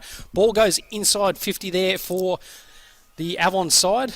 And once again, we'll have a ball up 45 metres from home. Geez, the umpire's earning the crust here today, Wardo. Just hard contest around the footy. Bitty damp conditions and players on both sides putting their bodies on the line. Well done. Went through traffic. Was fantastic effort here by Nick Leeson. Flicked the play over the far side. Tried to find his teammate. That play over there was Scooter. Has the foot in now. Puts the afterburner as low as his eyes. Beautiful kick to space. Good defensive pressure then taken by Avon in Sutherland. Sutherland decides to switch to play. Met very heavily, but stood himself under the contest. Challenge now. How will this ball stand up? Use this player through traffic. Through the other way. Did the dribble kick, but well done by the Avon defender there. Saved the ball on the line. That was Alslop. Still centre half back here for the Avon, trying to just to somehow keep the ball out of the defensive 50. Now they're out here on the defensive wing. Numbers of those with the district to have it through traffic. Good play. Can use the play. Could be a throw. It wasn't. And still having possession here. Surely they get something out of nothing. Good running, hard and centre. That was by Davies. He kicks the ball to centre half forward, and it might be a relayed free kick here, Wardo. And an opportunity here for the districts to go forward. Yeah, it will be indeed. And look, Davis just collected after it, I think, and we are going to have a free kick there. I think it's possibly Kalope with the ball. Kicks the ball inside 50, goes over the top there, and the Avon will look to try and bring it out. Couldn't quite grab positions. Went at it 1, 2, 3, 4 times, and we do have a free kick this time for high contact. It's going to go to Ferguson. He's just having a handball back, and they'll look to try and rebound out now. And good kick, great mark on the outer side by Jack Corby. So young Jack Corby from 2J playing for Avon. We'll just go and kick it up the line. Not his greatest kick, though. Has been turned over. Couldn't quite grab the mark, and it goes out of bounds and almost into the back of someone's car. Outer side, Ross McClarty Oval. We've got a nice little cups of tea and some nice scones and jam over there, Wardo, no doubt. Maybe send some up to the commentary box after this game would be very nice. They have the ball here, front and centre. Good defensive pressure then done by the Avon defender there in Jeremy Orslop.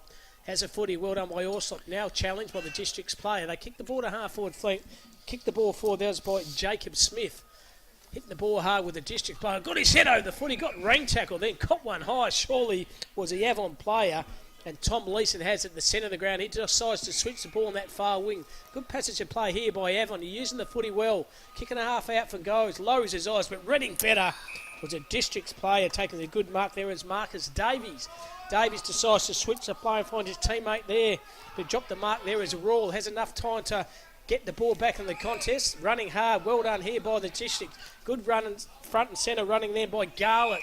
And finds his teammate Lace out. And that player's Virgin. So Virgin with the footy now. We'll look to just try and chip it down the line. Pack of players forms. Goes through the hands of the player there in Hughes. Hughes is able to bring the ball out. Just takes his time. Nice handball and a good kick. Finds the player there in Rawlings. Drops the ball. Is tackled afterwards. Good pressure over the ball by Tommy Leeson. Able to just try and knock that ball forward there. Absolutely red hot. Leeson follows up again. Once again, he comes out the front of that pack. Just soccers off the ground. Good inside 50. Picked up by Webster. They'll try and get it out, and the ball is going to come out this time through Garlett. Garlett can't quite get possession. It's going to be picked up this time by Spatch. He'll sit there and try and push the ball forward.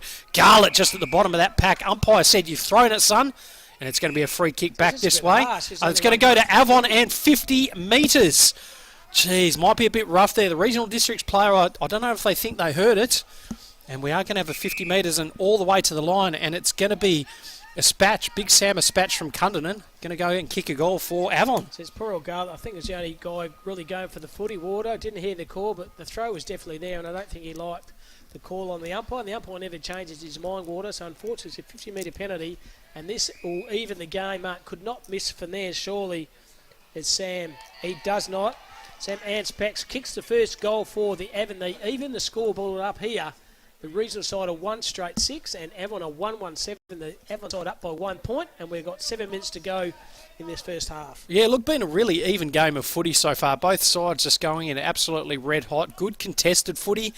Very, very different to the first one where, look, Peel probably had a little bit more room and that little bit stronger around the contest. But, look, really anyone's game with 7.5 minutes left in this first half.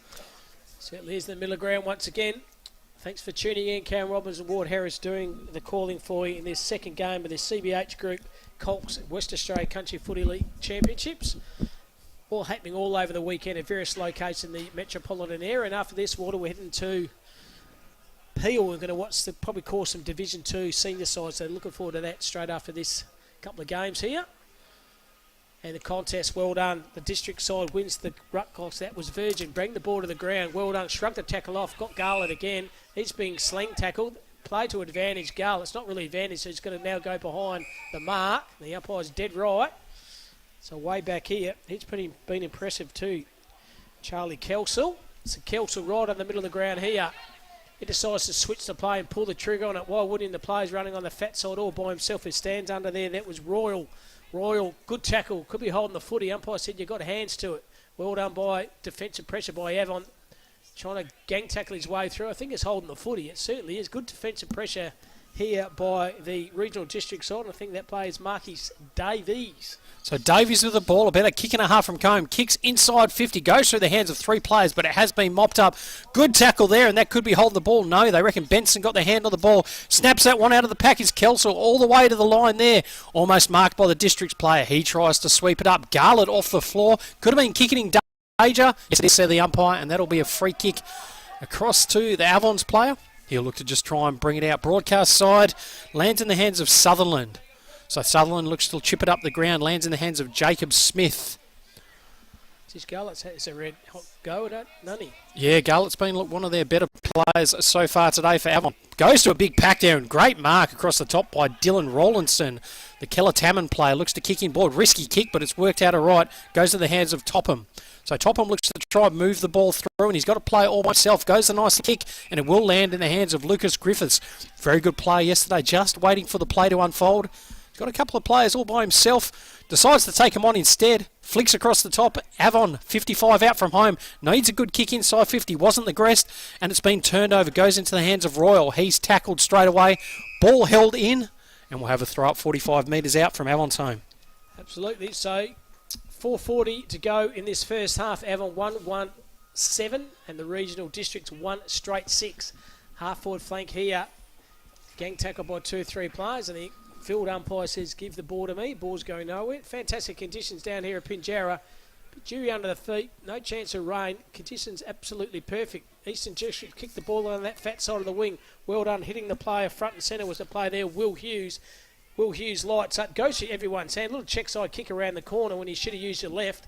So they have the 4 here. Garlett, good defensive pressure by him. The numbers are those with Avon. Little kick around the corner. That was by Trent Nichols, but he's turned the ball straight back over. And Districts have the footy. And Lace out finds his teammate there in Ackroyd. That's Danny Ackroyd on his left. Kicked the first goal. Good kick by him. This is better played by the District. They can use Garlett on the far side. And Garlett, he's been everywhere. Lowers his eyes, trying to find his teammate. Pickup was fantastic. Below his knees. How good was that by Mo Airy? Was very good. And Mark in the centre of the ground has been taken by the District player there. So kicks it on the far side there. He's got a player all by himself. Not the greatest kick, but it is going to get there to Bird. He wasn't able to pick it up, actually, and gets turned over and goes in the hands of Corby. Good pressure on both sides. Could have been thrown out, it wasn't, but Regional Districts will go and kick it up the line there. And it's worked out, landed in the hands of Royal. So they'll look to try and go and play on. Sorry, that play there was Brown. Brown will go inside 50, leading player. And great mark out on the chest there. And it is that player there in Jackson Calope from Lake Grace. Very good yesterday, kick 2. Yep. And, very dangerous around goal is Calope. A good strong mark, wasn't read to space, and the delivery of the footy was good. So good work by the Regional Districts, able to open the ground right up, and their ball movement was very good. And great mark out by Calope. Can he capitalise? So sit there and kick from 40 out. It's going to make the distance, no problems, just out to the left-hand side. And we have even Stevens out here. 1-1-7 apiece. About 2.5 minutes left to go in this first half. That's a thumping kick, was it? Hit that distance, no problems at all. Goalpost height. And like you said, Walter said he kicked a couple yesterday and played pretty well for the District side. Looked very, very good yesterday. Player that I haven't seen a lot of so far was Regan Mott, number 6 for Districts. He was very good, probably a best on ground in one of the games that I called yesterday. And Danny Ackroyd, he did get an award yesterday as well. So surely he'd be a chance if Cam Roms has got anything to say about it as well. Goes on the far side of the ground trying to find his teammate. That's for Avon in Will Hughes. Running through the contest, copping one hole and held to him. I think the umpire said it's the latter. The umpire says, give the ball to me for a ball up. 55 metres out from the Regional District's goal. We're even Stevens here, 1-1 apiece for the final 2 minutes of this first half. Kicking the ball centre half forward, but in the space. The Avon player marks quite easy. He pulls the trigger on the far side. Good kick. And finds Tommy Leeson. So Leeson, centre half back. He can also switch to play. Good hard running here by Avon. They're out here too. They can chip the ball over the top. Now he's in a bit of trouble. Now he lowers his eyes. Well done. Bit of patience, but the kick wasn't so good. The numbers here with Districts.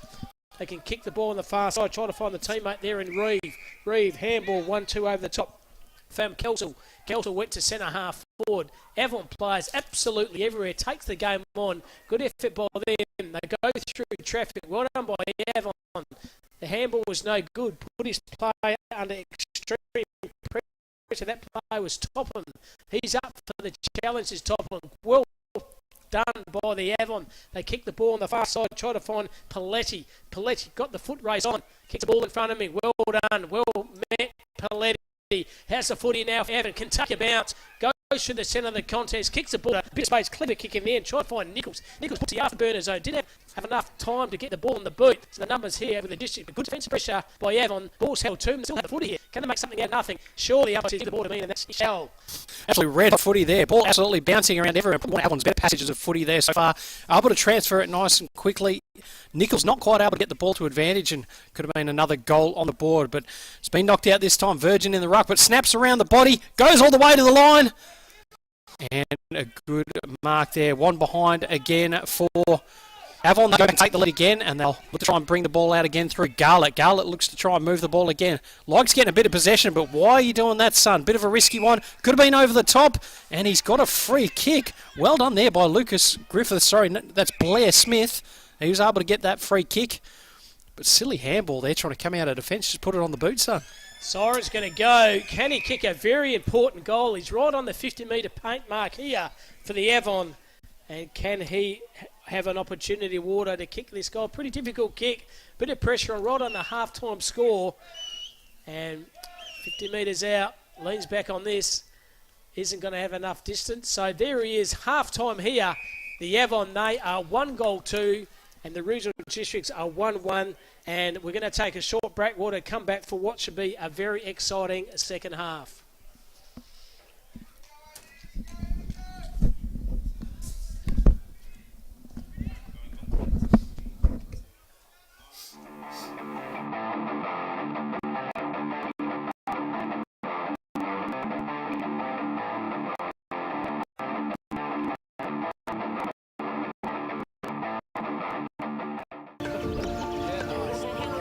When you think of the future of your business, what is it that you hope for? I'm just gonna start the irrigator. Ways to grow? Ways to be more self-reliant?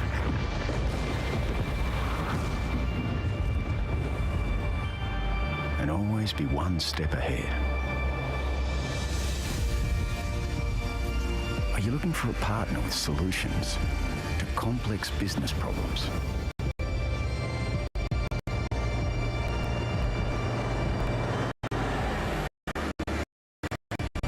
Well, no matter your goal, with Nutrien Ag Solutions, we'll help you go further.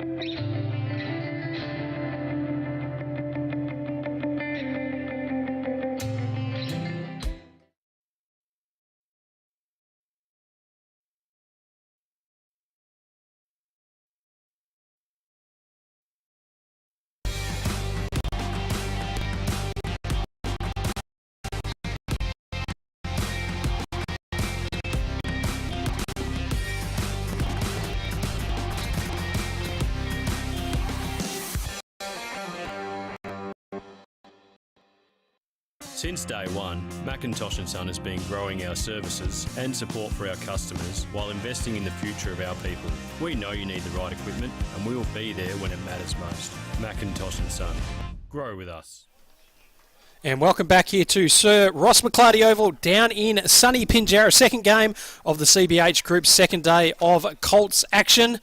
And we have this game at the moment between the regional districts and Avon, and at half-time, it is Avon leading 1-8 to the regional districts 1-7 in what has been a hotly contested game so far. We have a quick look at the players come to the ground. One of those was Cuba Garlett there from regional districts, been very good today. Look, we get to give some awards out at the end of the day. The player of the match in each game gets a belt up, 25-year commemorative jumper and the world-famous Dartfish beanie. We've also got the Optima Ag play of the match, who gets a pair of the Archie thongs, and also getting some Archies is the Omnibus Instigator. Someone that does something really good in the engine room, gets the team going, and we're going to need something like that in the second half. So, huge second half ahead. Not very far from action coming up. Plenty of good footy out here today. As we said, second day of the country championships. CBH Colts Group out here at Pinjarra. And we've got some of the Nutrien Ag Solutions games right the way around the state of Western Australia today. We've got divisions out in Gil-Fraser Oval, out in Fremantle, up at Pentanet Stadium in Joondalup, and also across in Mandurah, where you'll hear myself and Cam Robbins doing the men's 2 division from about 10 o'clock, from about 12 o'clock today, Already lost bearings of my time as the umpire throws the ball up. Second half action here, and the ball comes down, goes into the hands of Corby there from Avon. And the umpire will go and throw it up right on the dial out here at Ross McClarty Oval. Good conditions for footy today, and Avon will look to try and bring it out there. No clean possession at the moment. Players literally fighting over it there. And we have moved about 1.5 metres in the last minute so far. Umpire decides to throw it up again. Good tackle there, and literally back on the dial. We have the fourth ball up in about a minute. And no team willing to give an inch at all. Ball up this time. Good knock that time by Rawlinson. He flicks it forward. We've finally moved a metre. The fifth ball up of the second half.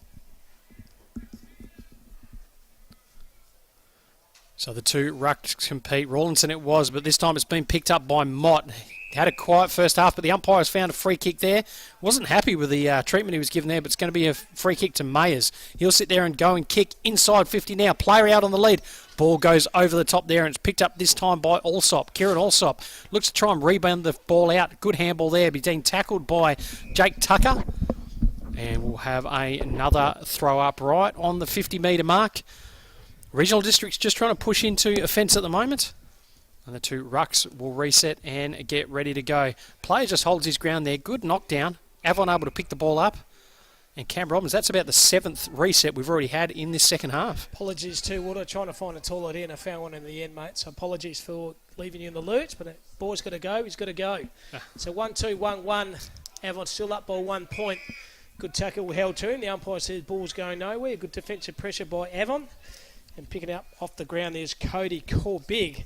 And Bordeaux downstairs, I bumped into the lad who took the mark of the end. He's seen his replay, young Tane Woods, and you couldn't wipe a smile off his face, mate. He was so happy that it was been captured on frame. So he was up and about, was he? Met his mum and dad, and they were so excited. His young lad took that mark of the end. He said, "Yeah, he should have got in the car." Well, let's see what he can. Let's see what he can deal and wheel out of mum and dad then, mate. So, ruck in the contest, well done. Roving front to centre is Avon. They kick the ball to the defensive wing. Well, cop one high. Sure, there was the Avon player. No help to him. There's no easy way to get a kick out there, Wardo. Good defensive pressure being taken then by Charlie for the regional districts. Yeah, look, the pressure's been absolutely red hot from both sides in the first couple of minutes of this half, and good work there by regional districts, just looking to try and push the ball back, but the pressure good from Avon. They don't want to let the ball up there. Handball's back this time, Kelson, and they are going backwards to go forward. Ball going forward this time, though, by the regional districts, and it's gone out of bounds. And the umpire will come in long, and we'll have another boundary throw in. Just on that far side. Look, good to see on these community grounds. We can see another team just warming up on that outer side. As we mentioned, plenty of footy out here in Pinjarra today, and the whole Nutrien Ag and CBH Colts Championships. And the umpire has found something to be a free kick, and it is going to go to regional districts, and the number 10 in Charlie Kelsall. So been one of the better players so far today for the regional district side. And he is going to have a shot on goal, probably from just outside 50. Looks to be lining up. Reckons he's got the distance in him. Plays right the way on the goal line. Let's see if we can get a Bruce Rock Engineering Mark of the Year contender again. Isn't quite going to make the distance. Yes, it does actually, but just out to the right-hand side. And we are all squared up again. 1 goal to 8 apiece. And probably gone about 3 or so minutes in this second half. So Cody Kerbig has the ball in the defensive back pocket here for the Avon. Risky kick in the middle of the ground, just comes off. Geez, centimetre perfect then, land in the hands of the Avon player. He decides to play on. That one's by Jack Corby. Corby on the defensive half of the ground. Likewise, good kick by him. To pull the trigger on this defensive side. Well done then by Duncan there for the districts. Here's the players running front and centre. One of those is Quartermain. Quartermain good below his knees. Draws the player into him. Can handball over the top and does do that. And they go forward again to the districts. Good kick, good space. And might have been touched off the footy. The umpire said it certainly was. And the umpire says, give the ball to me. They've got to start the clock, Wardo, because they're still saying 20 minutes to go. I think we've started this second half, so maybe someone's got to correct that there. It's 1-2 apiece, and that's 8. Absolutely right. So we'll just make the time up as we go along. I'm sure the timekeepers are all over it, mate. But look, we'll wait for that final siren at some point now. Umpire with the ball on that outer side, throws it up again. The two rucks competing, and it's a good knock that time by Zachary Hunter. Flicks the ball forward there. Player going through that contest wasn't able to pick it up, but it is coming back the other way. Watkins goes and kicks inside 50 there. Drop mark there by Murray. Picked up by the Avon player, who's tackled by two regional districts players. And we'll have a ball up right in the same spot it was before. No one gaining any metres.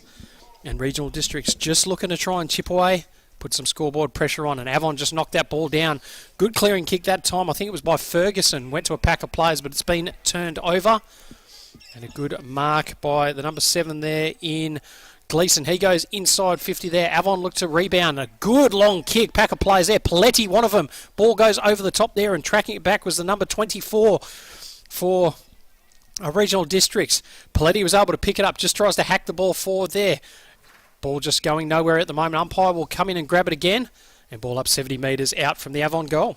Yeah, very difficult when the time clock over that far scoreboard wing still shows 20 minutes to go. They're definitely not 20 minutes to go. Probably 13 to 14 minutes to go in this game of footy. It's 1-2 apiece, Avon versus the regional districts in this game 2 of this Colts competition here for the country championships going forward. And good talk there between two players, and Charlie has a footy. Decides to switch the play to Garlett. He's been good in the first half. Garlett draws the play over the top to the district. They're running hard, and centre is Garlett. Gets the ball back, does a bit of candy. Nothing to kick to here, Garlett, so he stops, props, and then uses the footy well. But overrun the ball, there's a play. The handball over the contest here found Ant Spats. He's met very heavily by Garlett. Surely Garlett got one high. Umpire said, no, you didn't. And he's been a very consistent player, number 11, Cuba Garlett, for the regional district side, Wardo. Yeah, look, he probably could have used the ball a little bit better a couple of times where it's got his team into a little bit of trouble, but he's absolutely accumulating well as they go and take the ball out of the ruck this time. Good kick by Rawlinson. Goes inside 50 there, picked up by the player. Could have been pushed in the back. Umpire says no. 3 players are stacking on top, and we will have a ball up 20 metres around from the Avon goal. No score for them in this second half. Regional districts just sneaking a point through so far as the umpire throws it up, and be the 19 there in Clark will go and pick it up for regional districts. They'll look to try and bing the ball out now, and it's Kelsall. Kelsall just chips it up nicely there. Almost a good mark by the number 16 there in Murray.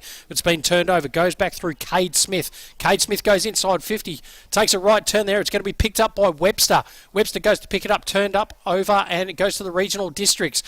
Big set of handballs there. No one able to get any clean possession, but it's been flicked across there. Good clearing kick and mark, and it's gone to Nick Gleeson. So Gleeson on the half-back flank. Good hard running on that far side. They're going, I dropped what he should have taken there, but went back on the contest. Well done. Made something out of nothing then.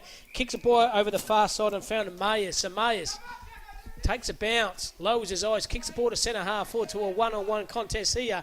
How will it bounce? Good defensive pressure, well done by the Avon player. Then Cody Kobic got the player back 1-2. Beautiful defensive pressure here by the districts. No easy kick running out of their defensive 50. And that's what you like to see as a forward, Water. You lock the ball in the forward 50. Yeah, look, they did really well there to lock that ball in. Obviously, got the free kick. I thought they were going to be able to bring it out. Good defensive bump. But then Kalope just too good. And he's going to go back and he's going to have the opportunity to kick his first goal of the game. As you said, Wardo, earlier on, he kicked a couple yesterday. So very important goal in the context of this game for regional districts. Here he is, Kalope. 20 metres out, bit of an angle right behind this. Beautiful kick by Kalope. And that's what they needed. And that's the first goal to this quarter to the regional districts. And they extend the margin out to a 6-14 to 1-8. Yeah, looking really good work there. Look, good passage of play. They were able to take that ball on the outer side. Got it inside 50. I thought Avon were going to be able to clear it out there through their play in Gorbig, but Kloppe just there, right place, right time. Excellent pressure, and then goes back and does what he does best. Slots it through the middle, and regional districts take the first goal of the second half. Interesting to see, too, also the time going in this quarter because the scoreboard still shows 20, Wardo.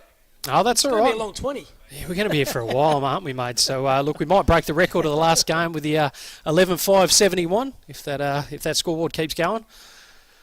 Good game of footy, this one. Ward Harrison, Cam Roberts doing the calling for you this afternoon in this Colts game with his championships. And middle of the ground, once again, contest was good by Rawlinson. Somehow got a fingertip on it. Handball over the top. Well done, Avon. They go forward through Auslop. Kicks the ball to half forward flank. Ball's running out, and boundary umpire says give the ball to me for a boundary line throw. 2-2-14 are the regional districts.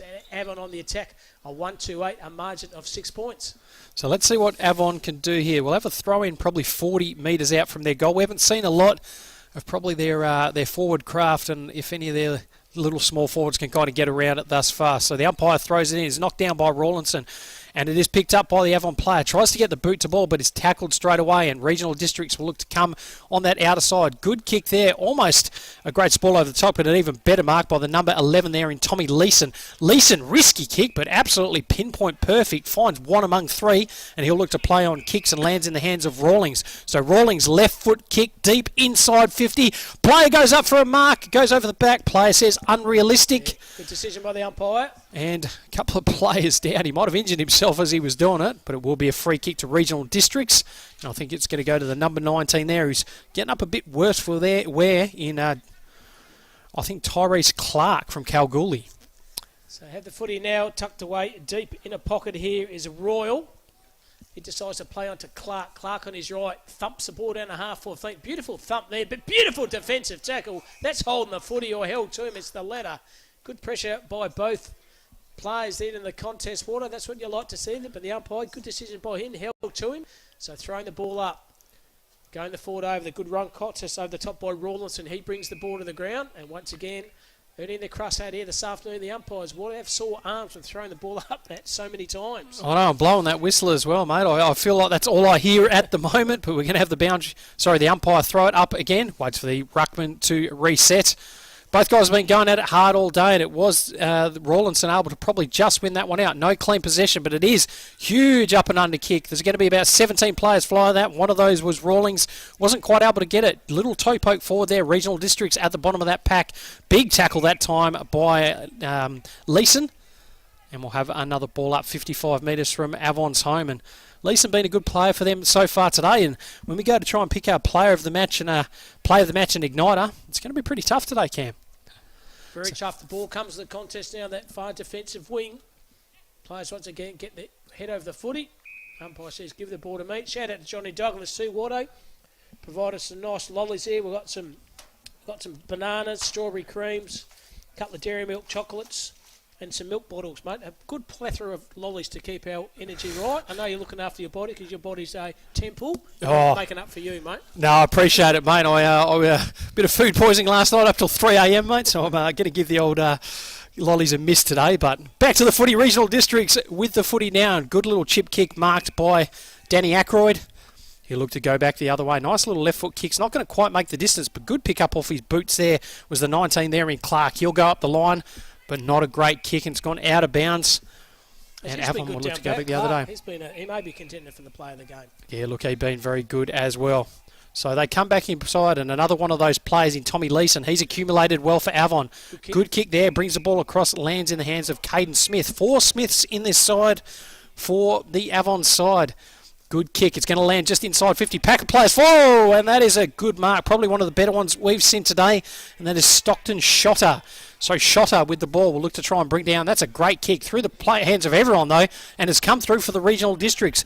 They'll try and launch and go inside 50 there. One-on-one contest. Good player at the fall of the ball there. But great pick-up. Here he is. Number 17, Murrison.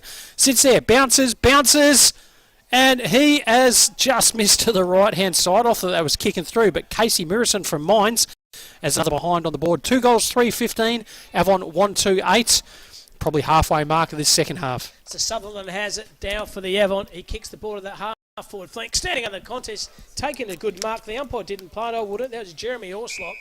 And ball comes to ground. Geez, hard to get a mark. I would have paid the conditions like this. Ground's a bit dewy, but a bit unfortunate there, Jeremy Orslop. So throwing the ball up. Ruck contest was good. Avon have the numbers. They just throw the ball in the middle of the ground here. Old-fashioned mongrel punt. But reading it better is the district's player. He switches the play and finds his teammate there. And Ryan Antonez. So Antonez has it. He's going to kick the ball to half-forward flank, but standing under the contest, taking a good defensive mark, is Orslop. Good use of the footy by them. Well done by the Avon. They have the footy now, and Ferguson. So James Ferguson, halfback flank here for the Avon. Those guys go into the hole and taking a good defensive mark. Going the 1-2, can use a play over the top. In a bit of trouble now, that play is Garlett. Garlett got the 1-2, but well done, well met heavily. Outside 50, lowers those, has a pinger goal. That's Kelsall. Have the numbers are the district. Handball was good. Around the corner was even better, and that's a fantastic goal there to Kelby Virgin. And that's the goal the regional district side need to extend their margin further by another 6 points. Look, absolutely right. And I thought they'd overused the ball a little bit just around the 50-metre mark. Garlett once again with the ball, and Ray Anthony says, but they were able to bring it across, and it was a good inside 50 by Kelsall. Put it to the hot spot. Calope there, and good hands back to Virgin. Able to put their third on the board, and the regional districts extending out their lead. Is that enough, Water? Have they done enough to cement a win here? Oh, look, low-scoring game so far. Avon been pretty good. Look, probably one of the more contested games we've seen. Obviously, the first game between Peel and Pilbara, absolute whitewash. But look, red-hot game of footy, and I think Avon has still got it in them. Let's see what they can roll out in the next few minutes. Not too long to go, but extending the margin back out to 13 points, 3-3-21 are the regional districts, and the Avon are 1-2-8, yet to bother the scoreboard in this second half. Umpire throws a ball up. Seen something here. Someone's ran into the contest, have they? Or they're saying it's a 6x6, but all this kind of stuff's nonsense to me, Wardo. I think the ball, you throw it up and you get on with the game. Absolutely. I think the number 24 broke there, and the umpire said, let's bring it back and reset. Might as well waste a bit more time, eh? So. Why not? So throw up, one hand, rolling to the right. Good effort by him. Good tackle in the middle of the ground then by Gleeson. Put the afterburner. It is going nowhere, said Gleeson, and the umpire, that's a field umpire, says give the ball to me for another throw up. Yeah, look, good work there by Ferguson. Hit the pack really hard, but just elite work by the regional districts play there. Umpire taking his time here as the two rucks go and compete. And Rawlinson it is once again. Avon looked to try and bring the ball out there through Leeson. Ball coming out. It's going to land in the hands of Corby. He'll kick inside 50. Not the greatest kick there.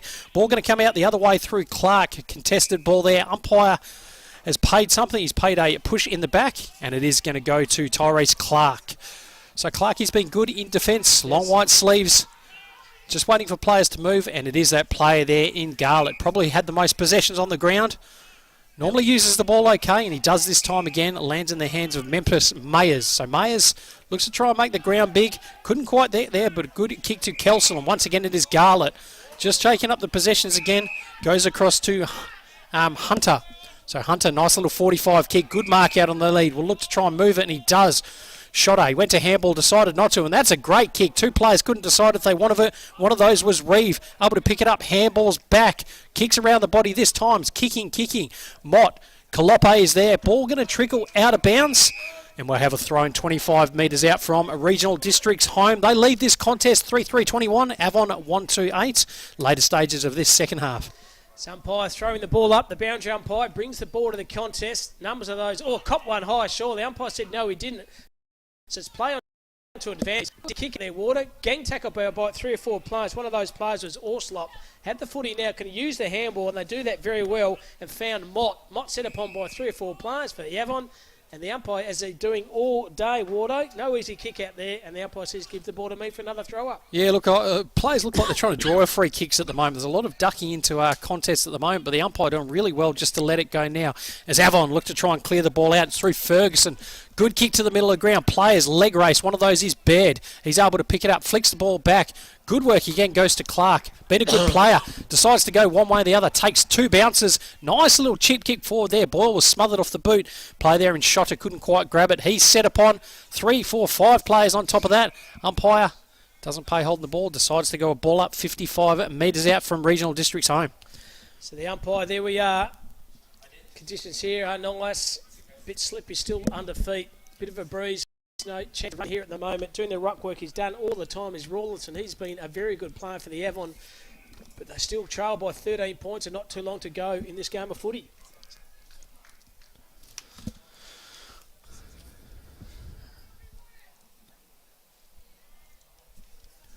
So umpire throws it up once again. Regional Districts looking to try and push the ball forward. Again, see if they can sneak another one. As we mentioned to start this CBH Colts group, they won 1, lost 1 yesterday. Avon couldn't quite get on the scoreboard. And look, this will be an important win for the regional districts as they set themselves up for some later contests. Rawlinson knocks it down for Avon. Player set upon straight away. No one able to get clean possession out of that one. And once again, we hear that whistle blow. The umpire will look to throw it up again. And look, Cam, we've got to try and present some awards pretty soon. The player of the match, the Optima Ag Player of the Game, and Omnibus Igniter. It's going to be bloody tough trying to grab one out of this. A lot of even contributors. Absolutely. And look, probably players from both teams that are going to be around the mark. I would have thought one of those is Garlett, almost able to pick the ball up, but that is all she wrote out here at Ross McClarty Oval. Regional Districts winning this one 3-3-21. Avon 1-2-8. And look, a really good performance from that side there. Goal scorers there for the regional districts. One for Kloppe, he was very good. One for Virgin, and one for McRae Ackroyd, or Dan Ackroyd, as Cam Robbins likes to call him. Only the single goal scorer for Avon, and that was Sam Anspatch. So 2 games in to day 2 down at Sir Ross McClarty Oval here in Pinjarra. Conditions looking pretty good. A little bit of cloud cover, but the ground is starting to dry out a little bit. Nice, dry, contested footy in that game. If you missed the first one, it was a complete performance by Peel. They won that 11-5-71. Pilbara weren't able to get on the board 0-0. And look, Peel really affirming themselves as one of the strongest teams in this division. And this game that we've just covered, as we mentioned, regional districts 3-3-21, Avon 1-2-8. And we'll get ready for a big game coming up. Myself and Cam Robbins will be shooting off soon, heading across to do some Divisions 2 stuff across up in Mandurah. You'll be joined very soon by Tony Neal and James Gardner, and they'll sit there and cover some of the other games out here today. But big day ahead down here at Ross McClarty Oval. As I mentioned, the Nutrien Ag Solutions men's division started today across at Pentanet Stadium in Joondalup. Gil Fraser Reserve in North Fremantle. And also when myself and Cam Robbins are heading back to Lane Group Stadium in Mandurah as well. So plenty of good footy. And I hope you sit there and enjoy it with us filming footy. We can't forget Sportal as well, the Sportal scoreboard. Look, absolutely sensational scoreboards. Do yourselves a favour, jump on board, have a bit of a look, future-proof your club with Sportal scoreboards. You can do absolutely anything with them. Not only can you do the scoring, you can sit there, put on a live match reviews and previews. You can sit there, even throw a movie on for the kids, whatever you need to do. So a new cutting-edge technology of scoreboards, that is Sportal scoreboards. As the players sit there, lots of team photos. Cam Robbins out there at the moment trying to find a couple of players. He's got 2 of them. He'll be just chasing that third player in pretty soon now. So we'll be coming up for the 11 o'clock game, which should be an absolute belter of a game there. Great Southern Storm against the Southwest. And look, the Southwest, they've been absolutely phenomenal so far in this CBH Colts division. Undefeated yesterday and probably look to be the favourites, along with the Great Northern Football League and the Peel Cavaliers as well after their performance this morning. So we're just waiting for a couple more team photos to be done.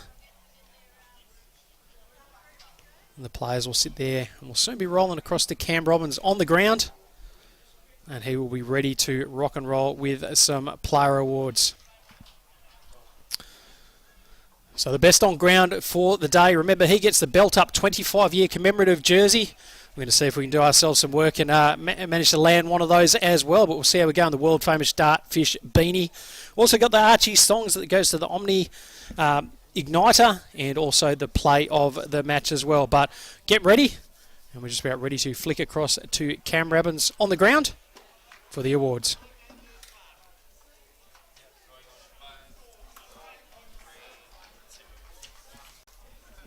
We have Tyrus Clark here from the district side, mate. Thumping game for you, mate. You were absolutely sensational, mate. You win the man of the match. You get a jump and a beanie, mate. Well played. Thank you. Thank you. So how'd you go, mate? You just seemed to weather the storm under pressure, but you're very cool, calm, collective under pressure. Yeah, it's good. It's helped from some of the boys. They're getting the spots that can just pull pressure off me, and I can release that kick. Well played, mate. So you win the jumper and the Dartfish beanie, mate. Have a gander in that. And Dylan Robinson, the ruck, mate. For Avon, you thought you did very well, mate. Rucked all day by yourself. You win the Archie thongs, but well played to yourself. Thank you. Yeah. I've been playing mid for most of the weekend, so I thought this game I'd give it a shot. But it's not the tournament we thought we would have, but it's been fun. So. Oh, well played, mate. So thank there you you. are, Dylan Robinson and also Therese, the players here. So congratulations, guys. Here's your thongs. Lovely. We'll take a commercial break. Thanks, mate. Well played, mate. Well done.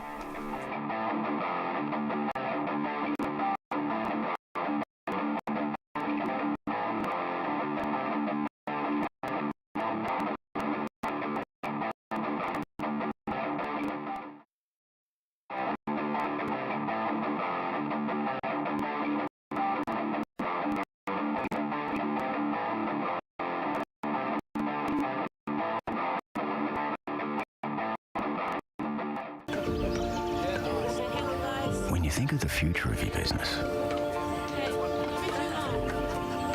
what is it that you hope for? I'm just gonna start the irrigator. Ways to grow? Ways to be more self-reliant?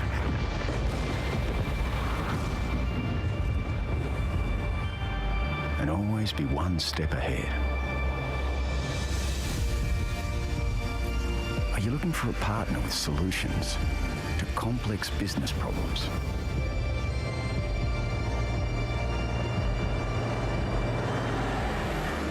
Well, no matter your goal, with Nutrien Ag Solutions, we'll help you go further.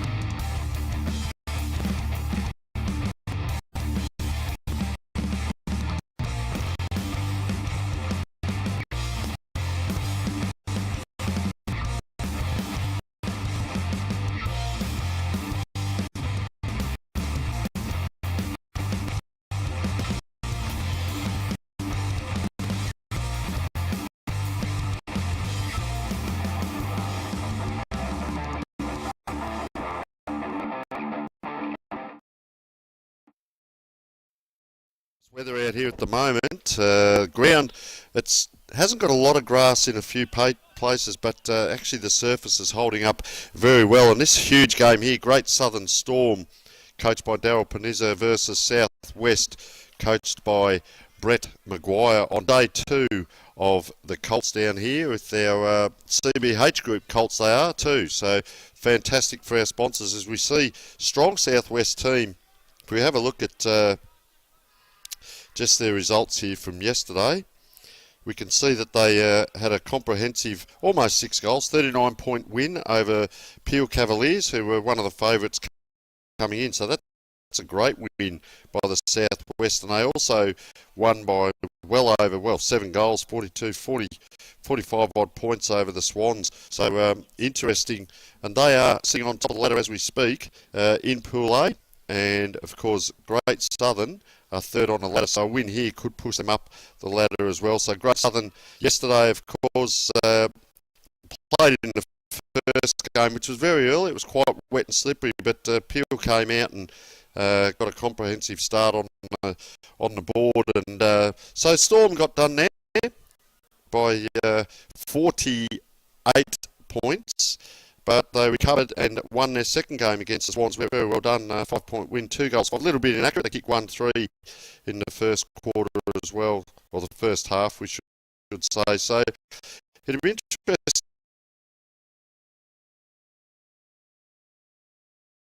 to see structures. Very interested in coaches about ball movement, player movement, so on. And you're not going to see.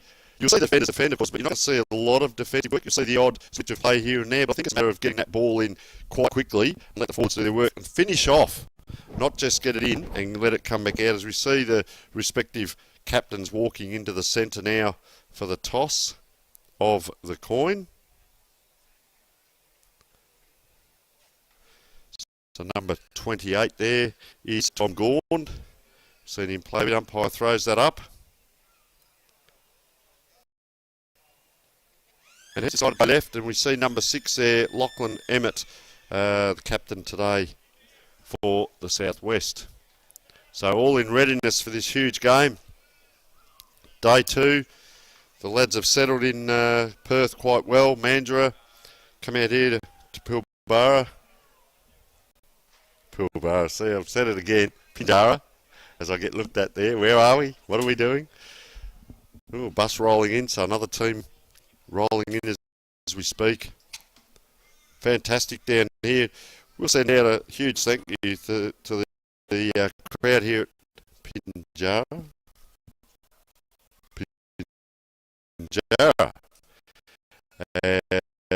Looked after us the other night when we came down. It's outstanding. It's drove into the ground today. Fantastic, all the people around the boundary and the club rooms on this side. So for those of you who aren't aware with the area, fantastic, good country, rural area out here, and played a lot of country footy across a few states myself, and it's always great to get out in the country regions, meet the people, see the people around the place, get up the barbecue, have a chat. Won't touch the bar just yet, might be that later in the day. We'd like to thank our sponsors, of course, Nutrien Ag Solutions, alongside Western Australian Country Football League, and a couple of our fantastic employees over here watching away as we speak. The all-star selectors they are. I hope they don't listen to the commentary. We don't want to sway them too much, so they have a bit of a chuckle. So all in readiness in the middle of the ground. Let's see how they go. Keep an eye on number 17 here, because that's Luke Hutchison. He's one of these players that just goes straight at the ball, the Southwest player, goes straight in. Burrows in, runs in straight lines. Big Ryan Babbage, and of course the 2 rucks yesterday. Well, we saw Pedley, number 24, and number 27 play outstanding games. So keep an eye on him. Number 27, Woods, and a Great Southern Storm. Well, the lad in the helmet there played a great game. Kobe Keane and Lachlan Cale. He'll get plenty of it. Mitchell Payne, number 5, one of our award winners from yesterday. All in readiness. Umpire holds the ball aloft. Up it goes. Big Woods comes in, tries to grab that ball, just sockers it on the ground. The player I mentioned there was Hutchison, gets that kick out. Oh, strong tackle. Both, all of the games we saw yesterday and already today have started out quite physical with the good tackling. Player gets that down, and look at it, he's not getting away. And the other one there, Lucas Ravenhill, is the other ruckman, and I'll tell you what, he plays a great game of football, that young man, and wouldn't be surprised if a few recruiters are having a look at some of these players as they go around. Great to see them from the country areas travel down, travel in, and have a look at the talent that's out here. As that ball's bobbling around, we've seen a lot of that in recent times. Now it comes out, it has to go this way, that way, and straightens up. And that was DiPiazzi. Gets it down forward, inside 50. There's a handball across, player on the left boot. Gets his foot to it. That's drifted across the goal. It was an unself kick as well as it drifts across. And James is going to join us here for some special comments. James, have you seen anything as we've opened up? Southwest quite strong and physical again. Again, Southwest were very good in their ruck division, particularly through the likes of Woods and Pedley, who won one of the awards yesterday. As we see another forward entry, it goes right, but it falls short. It goes over the line for a behind. But no, that's the key for Great Southern here, is trying to stop Southwest clearance game and their dominance through the midfield that we saw yesterday. So they're going to need to set up defensively through there, because I can't see them winning the ruck too often against Pedley and Woods as another forward half turnover for Southwest. So it comes into that dangerous position. It's a high kick, and they all fly for that ball down on the ground. That's where courage is needed, and we spoke about him. There he is, Luke Hutchinson, burrows in and gets after it. Can Great Southern Storm get a clearance here? It's just on the 50. Umpire lets it go. You can see the congestion there. The rolling maul, we call this. Player picks that up, and he is tackled immediately by 2 or 3. And the umpire says, "Give it to me." We're live streaming through Dartfish Filming Footy all around WA. He puts a hand up and says, "G'day" to all the folks out there, and throws that ball up. And around it comes. Can they get it outside 50? It's been here for a while. And I'll tell you what, Southwest have had it down here and can't get that elusive goal they're after, and we're just trying to get that ball pushed along. James, you see it just pushed along, any old how will do, and they've probably traversed that ball another 3 metres and a lot of work gone in. They do. Great Southern need to really stand firm here, because they've been under the pump early. They just need to get it out of this defensive half, as we see, and then keep cool on. Southwest pressure is up, and that's why we've seen crucial turnovers in the defensive half of Great Southern, because of the pressure they're under from the Southwest, as they get a beautiful forward entry and a great diving mark taken by Woods, possibly. We wait for him to turn around, but another great forward entry. In fact, it's Gilchrist for Southwest. Correct. And how was that kick in from Babbage? Oh yeah, beautiful kick, and Gilchrist now lining up for goal after he completed a beautiful mark, dead in front, 20 odd metres out. Kick looks good off the boot. It's straight through. Southwest get the first blood of the game here at Pinjarra. They lead on the Sportal scoreboard 1-8 to the Great Southern Storm. No score yet, and again they've started where they've picked up where they left off yesterday, the Southwest, the way that they were able to move the ball and get it straight out of the centre circle, and then lock it in the forward half, which was really impressive, and great forward half pressure. Now look for this midfield setup. You've got Princey in there. He won one of the awards yesterday. They'll be talking to the big fella in there. I think Woods is in there at the moment.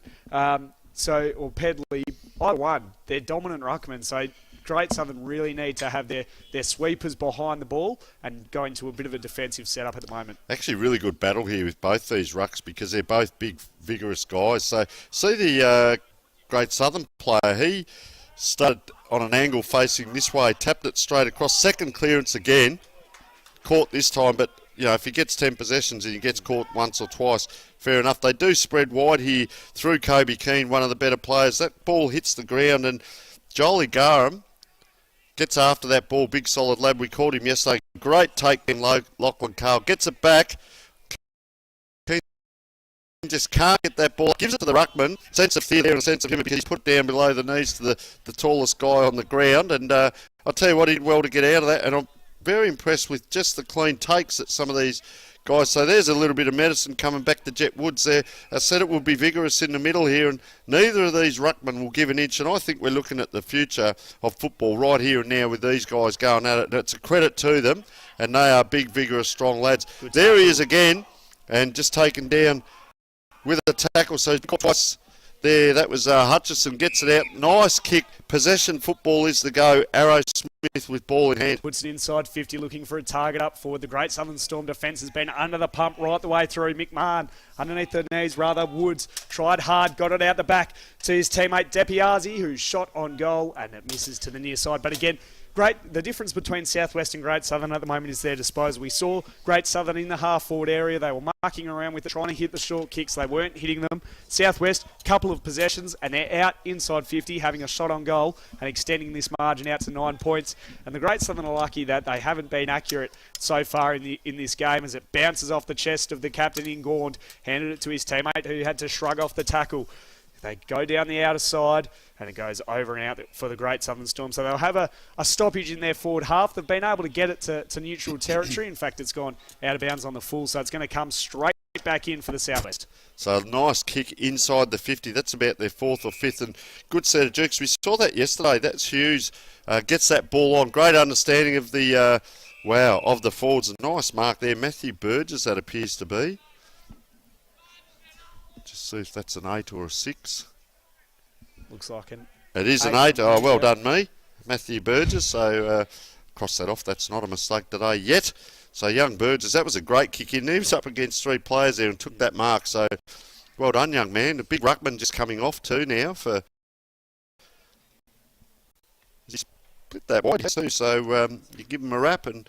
That's what happens. There is a bit of a breeze here today, James, of course drawn by James Gardner, one of the fantastic young callers coming through the system. And you see that wind, what do you reckon, James? It's a bit right to left. So they're actually kicking into the breeze there, Southwest. Yeah, I reckon they would be. It's not a strong breeze from where we are if you just look at the trees that align the Pilbara Oval here. But I think it will be enough if they can get the advantage in the second half, as we see.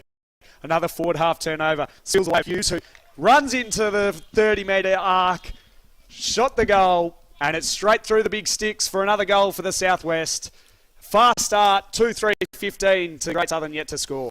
For those watching at home, we saw some of these games yesterday. Brian Hughes was one of those fantastic linkmen. We talk about the understanding in the forward line. It was tongue-in-cheek, but the AFL club should have a look at how some of these guys structure up, because they don't get in each other's way. What they do is one comes long, one stays short like an arrow. Graham, you see there, works up around the 50. He's a big strong lad. He's got a great set of hands, and his kicking is elite. Absolutely elite. We saw that kick come in for the other guy to have a shot. They could have had 2 goals directly off his foot pretty much already in this game. So he's an elite kick. Good strong lad, holds himself over the ball, wins his own ball in 50-50, super impressive as the ball goes up in the middle here. We see, so the other ruckman is Pedley. They haven't lost one thing. Wood goes out, and they changed off the interchange bench here, but what's this guy have a go to? William Bedley. He's a big, strong, physical lad. Look at that, takes it out, gives his own player a falcon there, and balls on that far wing with Million Jagi trying to get after it. Down and up. Pedley that could be Hume, actually. Comes back inside. Oh, just casually stood there was Emmett. Gives that handball across. Look at the work rate here on Hutchison. He's worked across to both these and doesn't get it. So it's gone down the ground. Sorry, it wasn't Hutchison. Player inside. Oh, could put under pressure. Could have been held a bit long. And he was. So they played on immediately here. And that is a bullet kick by Tom Harris. Quick thinking. If the umpire lets it go, let it go. And Harris has run on. Guess who it is again? Look at that kick in. Great spot to get it. No, well done. Streaming out of the back line there's a great Southern player. Kicks it across, and young Jed Swarsback has ball on the wing. Could this be the 4-0 forward they need? You'd hope so. Gets to the half-forward area, but they break down as Axel picks it up, tries to extract it out of there. Beat got in the way of the Southwest defenders, trying to lock it into this half-forward area. DeLarlo tried hard for the Southwest. Got it towards the boundary line. Schwartzback received a free kick, and it goes back the way of Hulme. On right half forward for the Great Southern. Goes inside 50, but reading it to perfection was O'Dine, who floated across Tom Barras-like and took the intercept grab as they bring it out wide now through Princey, the Southwest, one of our match winners from yesterday. Got a pair of the Archie thongs and the Dartfish beanies. He goes towards centre wing. Broadcast side, handballed it away was Harris Clark for Great Southern, and locked up again. So we'll have a ball up on almost neutral territory. Broadcast side underneath our broadcast position here for Filming Footy and Dartfish. We're going right around WA, Australia and the world. Thanks for your company. Hope you're enjoying the coverage so far today as the kick comes from Goldston. Just dumped it long to right half forward. Woods was going in hard. Another winner of our Omnibus Igniter yesterday. He kicked a couple of ripper goals. It's flirting towards going towards the boundary line, and it goes over and out. We'll have a throw in at right half forward for the Southwest, who have made a fast start to this game. They lead at 2-3-15 to Great Southern, yet to score near on halfway through this first half. As the ball's thrown back in, Pedley used his body over the back and was able to extract it out of there. Trying to get it inside 50 here, the Southwest. Handball comes back. Quick kick came from Harris. It's floating towards goal. It goes across the face and it's through for the minor score. So the Sportal scoreboard ticks over 2-4-16. Great Southern yet to score.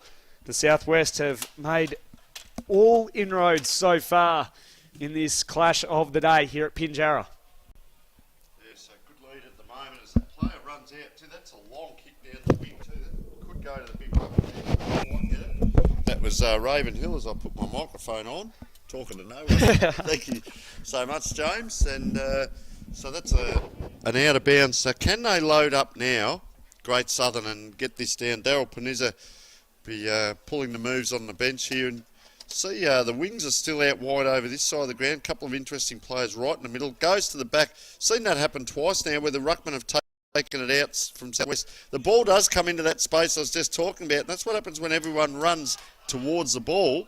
You end up with space out this side, and that's very well manufactured by the Southwest. Great coaching, and just a ground ball there for Emmett. And we talked about doing everything, but Hughes, not the magician, couldn't get to that. Big clash. They're out here, but it's 2-on-1. Look at the desperation showing. Down on hands and knees. Oh, and a big shepherd comes through. And that was Ned Walter there. And you've got to take the risk to leave your man and get off. And look at that sportsmanship out there. Very well done by Mitchell Payne and also... Solus it was. And Hume. So we see this. They come from all different areas. Don't know each other, but you see the great sportsmen. That's the stuff that gets the tingle up the spine. It's very emotional. It does, and that's one of the benefits of this country championships. Neither ruckman got a piece of it. Keen for the Great Southern, blasted into the top of the square. The defence has to be good here. Ugle out the back.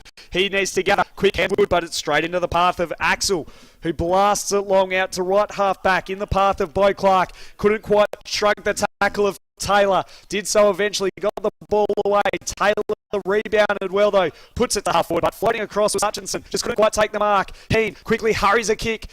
In the way was Emmett for the Southwest to just keep it moving forward. Axel goes in with support. Emmett again extracts it away though. Blasts it towards the boundary line. And in the end, the Southwest get the result they're after. It goes over and out. We'll have a throw in on the outer side here at Pinjarra. Half forward, right half forward for the Great Southern. We've got about 16 seconds, 6 minutes to go here in the first. I'll tell you what I like for the player of the match is number 19 there, Kai Axel. 3 times now he's rebounded out of defence. And we talk about the midfields and the forwards, and that's all great. But have a look at this young man. He hasn't put a foot wrong down there. Under pressure, he knows when to leave his man. He's next to or in front of his opponent right now. I love seeing that from a backman, not 50 metres off the ball, because you'll never make that metre up. He's outdone for size. I'm going to stay on this for a moment. He's outdone for size as well, yet he's playing a great role for his team down back. And the thing that I love about him is his second, third, fourth efforts. You know, he might get the spoil, but he'll follow his work up, try and get the ball moving forward for his side. So they try and talk about that, getting that ball forward. They can't quite here. So the player that he was on, big number 30, was Lowry. He's gone down out of this bit of play. So that was a strange move. I think he was going down into the ruck. So the ball comes out, taken down in a hugely heavy tackle. And the umpires have been doing a great job over the days of this championship, of course. But these are big, strong boys out here. Have a look at these two go at it. 2 bulls. Bang. Player goes over the top. Little hack kick forward. Caught behind. But can he make up for it? Drags it in there, and that was Gualter. Can't quite get it out. Little sneaky kick. It's all right because there's 2 back there for Southwest, and that's O'Dine. Doesn't quite get that out. He goes back after it. They're desperate back there, the Southwest boys. Look at this big little short spot back it was. Sorry, goes in after it. Well done, young man. Give him a kick, umpire. Come on. Anyway, we shouldn't barrack. We should commentate. But anyway, ball comes out of the wing. Hello. Oh, the runner's in trouble. They heard you, Tony. I hope we don't get him on the camera. He might never run again. No, it happens in games. Happens in games, so he's just... I wouldn't be standing next to the coach, mate. I'd be walking about 10 metres away. Move away from him, because he'll get into you. Anyway, look at the interchange going on. Of course, this all sucks back the time too, so... Will it be Princey? No, it comes all the way back to Matthew Burgess. Beautiful kick in. That is a great kick. And here's the big ruckman Woods, so he's gone forward. Just pulls on that kick a bit because the lead came. Players go up. Can't quite take it. Have a look at them all coming around that ball. Watch out for Princey at the back here. Just loading around. Here he comes into play. Will he put the tackle on? Bang again. Gets knocked over by his own player. Well done by young Burgess. Sorry, that wasn't Burgess, that was Jargy. There's a little bit of physicality going on out there, and that's a high ball. Get under that if you don't mind. 3 or 4 players go at it. The player that stayed down got the hack kick out. Tom Harris, he's covering a lot of ground out there. Well done, young man. The player there for Great Southern was Tate Hartfield. We talk about the backman, last line of defence, and just desperate. And you can put it out like that and not get the last possession rule. So why not? As a backman myself, I love seeing that. I'm always vouching for the defenders as a fullback. Anyway, ball back in. Woods tried to knock it down to Woods, his namesake, the number 10 for Southwest, as it's locked up again.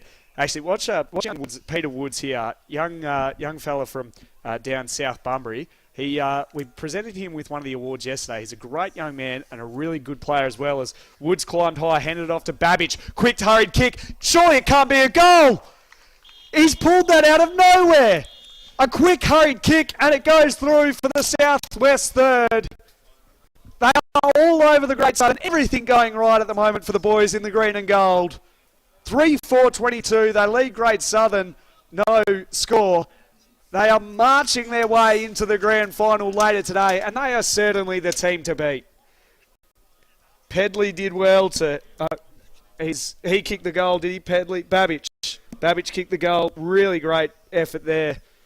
Off a step, swung it around and thought it would miss. Really did. I thought it was floating across. That could be one of our goals of the day. Thanks to McIntosh and Son. Correct. Ball is back in the middle now with the umpire. So Woods went up unattended, slapped it down. Princey, look at him burst his way through. Throws it on to the left, into the half-forward area. One-on-one contest, got over the back of Johnson. Comes away again. Guess who? Babbage, this time doing the delivery. Goes up to his forward. Couldn't quite hold on to the mark.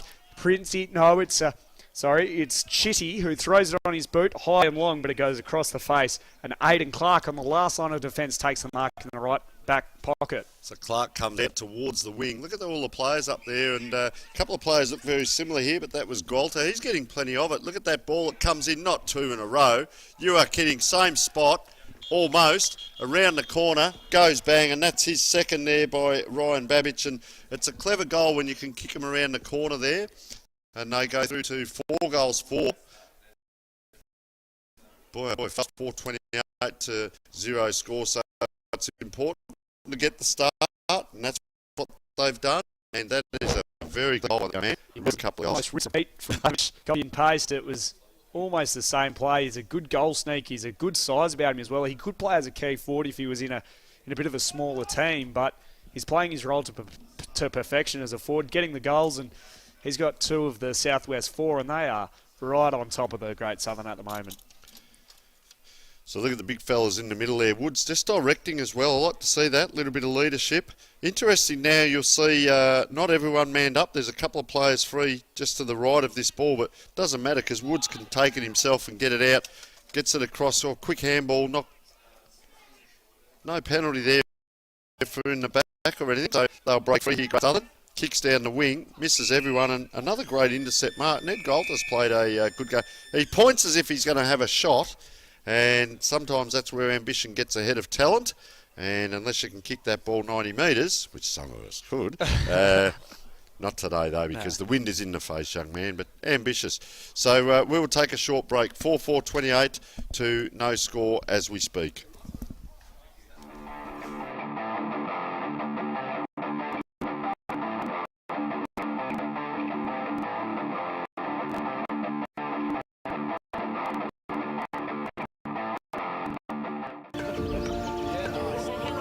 When you think of the future of your business, what is it that you hope for? I'm just gonna start the irrigator. Ways to grow? Ways to be...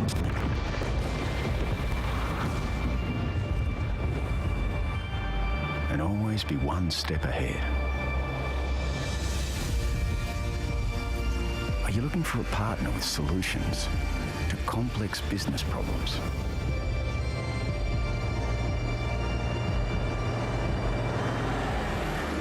Well, no matter your goal, with Nutrien Ag Solutions, we'll help you go further.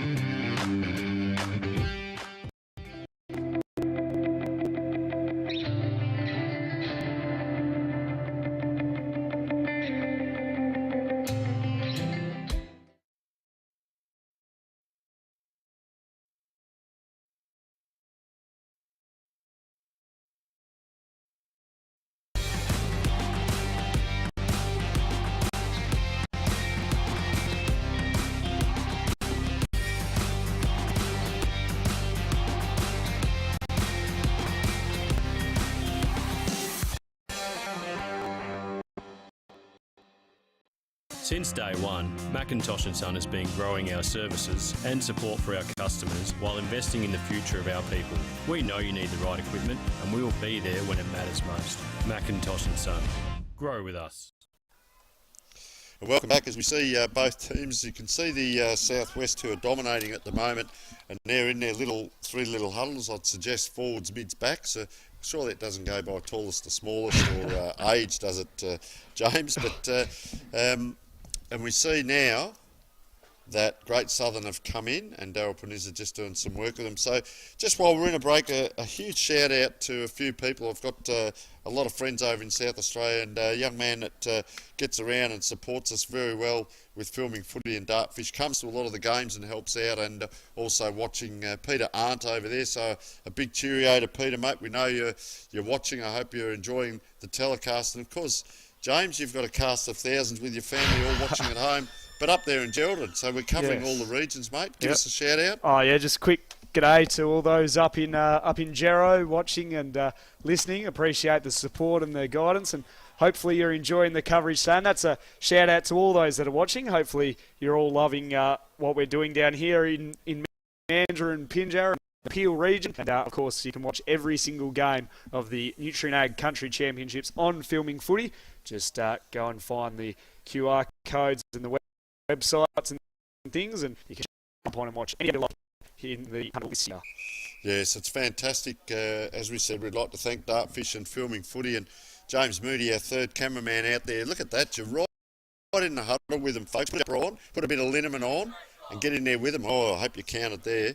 So fantastic work by James as well. We'd like to thank a couple of our sponsors, of course, Nutrien Ag Solutions, CBH Group, Rio Tinto for the women's as well. Who else have we got there, We've also James? got Belts Up, the Insurance Commission of Western Australia. I think Mental Health, Regional Men's Health, West Australian Football Commission. Of course, the goal of the game and the champions gets the McIntosh and Son Award, and the mark of the game and champions is sponsored by Bruce Rock Engineering. Our player of the match, what do they get? Oh, well, they get the Belts Up 25-year commemorative jumper as well as a beautiful dartfish beanie. All right, let's come back to the umpire here as he slowly moves in, checks all in readiness. Of course, the rules, 666, and you must stand. On the mark, you can't move, which we saw a couple of players transgress yesterday. So back for the opening bounce of the second half. About to get things back underway, second half action, and Pedley climbed high, but the Southwest are able to extract it through. Keen set upon it immediately by multiple green and gold jumpers. Pedley with the clearing kick up to half forward inside the 50. It was a booming kick, and now he says, go and get it, boys. Chitty was the first onto the scene for the Southwest. The Great Southern defenders have been working overtime the whole day today. Comes out Chitty. Flicked it wider, still to Harris. Tried to go back inboard to Chitty. Over the top was Beak for the Great Southern. He knocks it over and out. We will have a throw up in the right forward pocket in the first minute of this second half. Brian Hughes just doing some good work in there again, number 22. So he's really starting to get noticed out there. About to be thrown back in. Look at that picture. Beautiful country region down here in Pinjarra. Slapped down. Great Southern, they're able to get away through Garum, but only as far ricocheted back off to Chitty. Handed in turn to Green, ran out of room as he went over the boundary line, and we'll have another throw up only a couple metres around from where we had the last stoppage, but it's really just lived in the forward half of the Southwest in this game, and it's reflected on the scoreboard. A 29-point margin in favour of, really fair to say, the championship favourites, as the quick kick came out of the pack from Golter, but it was out of bounds on the full. And so the Great Southern will have a chance to do a bit of the attacking. It's bounced off the chest, though, of the option. He was able to recover, though, nicely on that occasion. Went short up the staples to Waters, who takes the mark, wants to wheel around and go.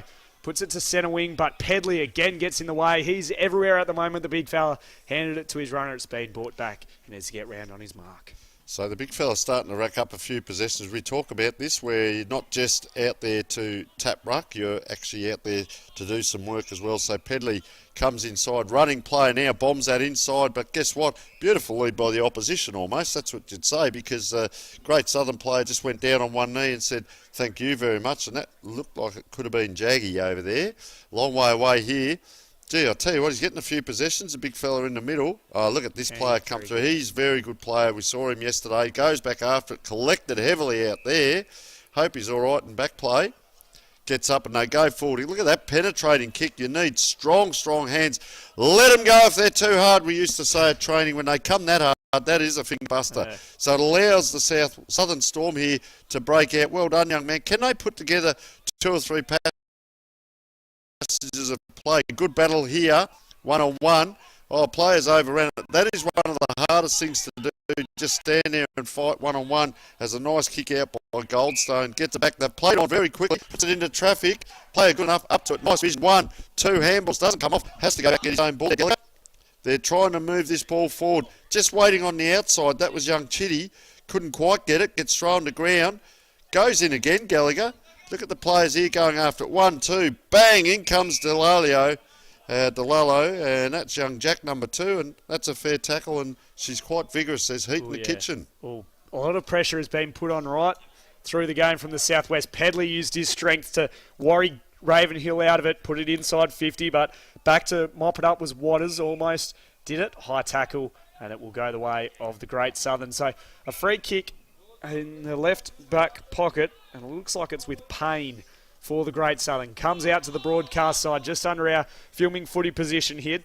Piazzi, it was knocked away from him. Pedley again, ripped down, managed to break the tackle, but the umpire beat them all to it. A good tackle laid there by Lachlan Cale, and surely Pedley is in contention for the player of the match as we see him get another kick, puts it to half forward, but getting back in the way. Reading it to perfection was Aidan Clark.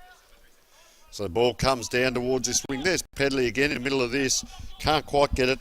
players on the ground mopping up. It comes out to an outsider. One handball, two handball, then the kick seems to be the pattern of the day. Great attack here by the young Southwest player. Support comes in the way of Cody Johnson as well. And we did mention earlier in the day, Luke Hutchinson, he's just staying outside some of these packs at times. Knows when to go in, when to stay out. Oh, manhandled there, the big fella, and gets done for one of the times in the day. There he is at the back. This is like the rugby. Pull it out the back. Next thing he'll do is put the ball on the ground and move it back with his foot. But he's done everything today. I really like William Pedley's game. Could be in contention for the beanie and the jumper. Look at that tap around to a player to advantage. Out it comes 2-on-1, unable to take it, but taken in the tackle, James Waters, and he picked up a few possessions out there as well. He has as the rain starts to fall. Good name as well, Waters. He pumps it long out the back of the contest. Where are the numbers for the Great Southern? Well, it's just a nest of Southwest players as they come away now with Depiazzi, puts it to half forward. It's on top of the pack. Waters crashed the pack late over the back. Campbell out to Keane. He went out the back door. Hurried kick forward, but this wall has been set up by the Southwest. Spinning his way out of trouble was Gallagher. Handed it to Pedley. Put it high and long, but the skipper for the Great Southern gets back in Tommy Gaunt. Good intercept grab. But again, just look like they're pumping it back to this broadcast side as it's just underneath us. Ravenhill came in late near the boundary line. Both players flirt with it. And in the end, it's taken over by Ashworth. And we can almost reach down and say good day to them. That's how close they are. And it's a great picture there down at ground level. You're right in the action when you're watching at home on Filming Footy with thanks to Dartfish and the CBH Group and Nutrien Ag Solutions. The rain's pouring down here as we speak too, so we might see this ball on the ground a fair bit. And I'll tell you what, that plays into the advantage of this young player. He's had an outstanding championship so far. Really liked his game, Kobe Keane. Look at him, gets after that ball with the helmet on. Nice tap there again by Ravenhill. Gets it down. There's Keane as we speak. Puts it right into the middle of the ground. And I'll tell you what, that wind's come up, so it's really holding that ball up. So they're up against it here, Great Southern. But that's a massive effort. Gets it down, unable to take it. Went straight through the hands of Big Lowry, who did a few important things. And that rain is absolutely coming down in sheets as we speak as the ball comes out. So to be a good footballer, you have to play in dry weather. That's one thing, but also wet weather. So let's see who comes to the fore, who floats to the surface, we might say, as that rain's coming down. But doesn't matter, it's a wet weather football game as well. So big 27's come in, Jet Woods. So that means Pedley's gone off the ground by the looks of it. Look at that long kick coming in. That'll go over the back here just about.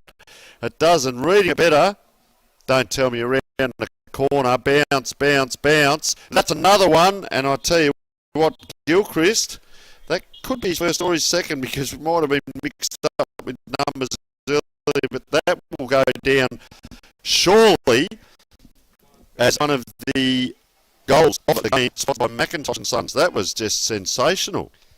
In the rain, it's falling heavily down here at Pinjarra, and as the rain continues to fall, the Southwest continue to rise, almost lift and get better. A lot of these would play in wet weather a fair bit down there. I know that most weekends are affected by the rain in the beautiful southwest region of this magnificent state of Western Australia as we are near on halfway through this second half. And it's been almost a demolition job by the Southwest footy leaguers. Ruckman overread it, comes out the back, fighting in hard to Lalo. Straight out, he's going to Lalo, tries to just paddle it in front of him, eventually tackled by Hartfield, ripped out of there by Gaunt, got it out the front door to Jally. He puts it inside 50 on the head of his forward, but a good mark's taken by Lowry as he was in front, read it well, had a couple of grabs, and then he'll go back to get the Great Southern's first score of the game. Possibly a chance maybe for the kick out from Jally or Hulme or Keane for the omnibus igniter of the game through the engine room. That kick from Lowry is across the face and it misses to the right. So the first score on the board for the Great Southern, down to a 34-point margin as the kick out sliding on his knees was Ashworth. Had to knock it away from him, goes back in again. Along on top of him was Beak. The ball bobbles around, umpire circles. Going back in again, though, was Ashworth doing well for the Southwest. Pumps it long to centre wing. Green tried to get out the back, but it is all in sundry as it goes out Centre wing on the outer side, just next to the Sportal scoreboard, which reads Southwest 5-5-35 to Great Southern, 1 behind. Almost 10 minutes gone in the last half. So outer wing, the rain has eased. The wind is still here. Inside, look at them. It's like choreography. 1, 2, 3, they run. Nice ball, but it gets down onto the ground, so this makes hard work for a lot of the players out there. Player just picks that up and kicks it back, and well done. And I do like the look of big Lucas Ravenhill. We maybe look at him as one of the igniters. He's played a mighty game out there and kicks it long back into attack here. Oh, can they just get that up? If it wasn't a fumble, they might have been away here. I'll tell you what they do well, Southwest. Look at them. They run in numbers. 1, 2, 3. He's got an out. 1, 2. There it is. Another one back. That ruckman's run on. That is mighty play for a big man to actually be involved as really an extra midfielder there. Around the corner comes the kick from, I reckon that was Campbell. Is that a mark? No, it's not. It's anyone's ball. And this is an exciting play, young Peter Woods. Can't quite get free with it. Look at that little bit of pat on the back. Yeah. It's really good sportsmanship here. As umpire comes in, a little bit fogged up in the glasses. He umpired yesterday, this gentleman did a great job as well. So we thank all the umpires for their fantastic job as he throws that up, gets it out. Watch out for this player. Bang! There he goes. Which opens up space for his teammate, and that's a great little left foot kick around, and that was Chitty, and just the vision, lowered the eyes, and guess who again? Could be lining up for his third here, Ryan Babbage, dead in front. So we're looking at our player of the match. We're looking at our play of the match, of course, sponsored by Optima Ag. As in he comes, the big fella, and that is straight over the umpy's head. And the umpire says, I caught a fish last week. That's how big it was. And they go ahead now on the scoreboard. And well done. We've got him down for 3, possibly 2, and Gilchrist for 2, possibly 3, or 1. Yeah. No, but the vision, though, welcome to our world. I want to highlight not only the vision of Chitty on that occasion for the Southwest, but also the execution. It's one thing to be able to recognise that should be a target in Babbage, but it's also then the skill and the ability in the wet to be able to just put that deft touch on the footy and put it out in front of the big fella to take a nice clunk and then go back and finish the job. So all round, great team play by the Southwest, and that is why they are in the grand final later on today. And who will join them, we'll find out soon, after when the Gnfl take on the Kimberley Spirit next, after this clash, which sees the Southwest leading by 40 points in the wet in Pinjarra. Trying to extract it out, Gaunt could be in a bit of trouble. Umpire circles and they'll ball it up almost in the dead centre of Pinjarra here in WA. Ball thrown back up, slapped away by Lowry, straight into the path of Delalo though. He went to flick over his head, going in again was Gaunt with the toe poke. Woods just dives on top of it, tries to slap it out of there. In the front though was Hulme for the Great Southern. Flicked away, Princey. Back in turn, the old 1-2 along the outer side with Delalo. They're trying to get it forward, and they do eventually. The Southwest, as they get it to right half forward, knocked away at back. Chitty will win the race. Tries to keep it in front of him. Paddling. Right out of it, though, by Kale. Fighting in hard, scrapping. There's multiple players out there extracted by Woods, though. Flicked it back over the top to his teammate, Mary McDonald, who then waltzes in and pops it over the goal umpire's head. For yet another goal for the Southwest. They've dominated from go to low, and every goal after this is just a sweet, sweet icing on a beautiful cake for the Southwest. They go to 7-5-47. Great Southern, 1 behind. It's good to get the numbers on the front of the jumper too, because that helps everyone watching at home. We hope you are enjoying the view. As we said, we did a couple of shout-outs earlier on, and Peter Arndt there in South Australia watching. Great friend of the show. I don't think he was watching at the start when I gave the shout-out, so I've had to do it again. Text me and let me know. So thank you very much to all the viewers, Australia and worldwide, enjoying this Colts Carnival. Thrown up over the top was Pedley. Tried to knock it down. He did so successfully. The rush kick out from Axel into the half-forward area. First to it was Green. Rush kick away. Smothered off the boot. First to it was Payne for the Great Southern. Flicked out by Chitty to Woods for his first of the day. A beautiful kick, a great handball, and a great finish by Woods. Party time now for the Southwest. Still 6 or so minutes remaining here in this last half. But they are leading it by 52 points. They've held the Great Southern goalless. 8-5, plays one behind. And this has been a great finish by the Southwest as they fine-tune for the grand final a little later on today. And of course, you'll be able to catch that on Filming Footy down here at Pinjarra and at Sir Ross McCartney Oval in Pinjarra. The championship final at 4 o'clock. The playoffs start from 1, and next at 12 o'clock here's the Great Northern and the Kimberley Spirit. Both would have aspirations of getting to the grand final. And later on, Tony will be presenting the best players and, of course, all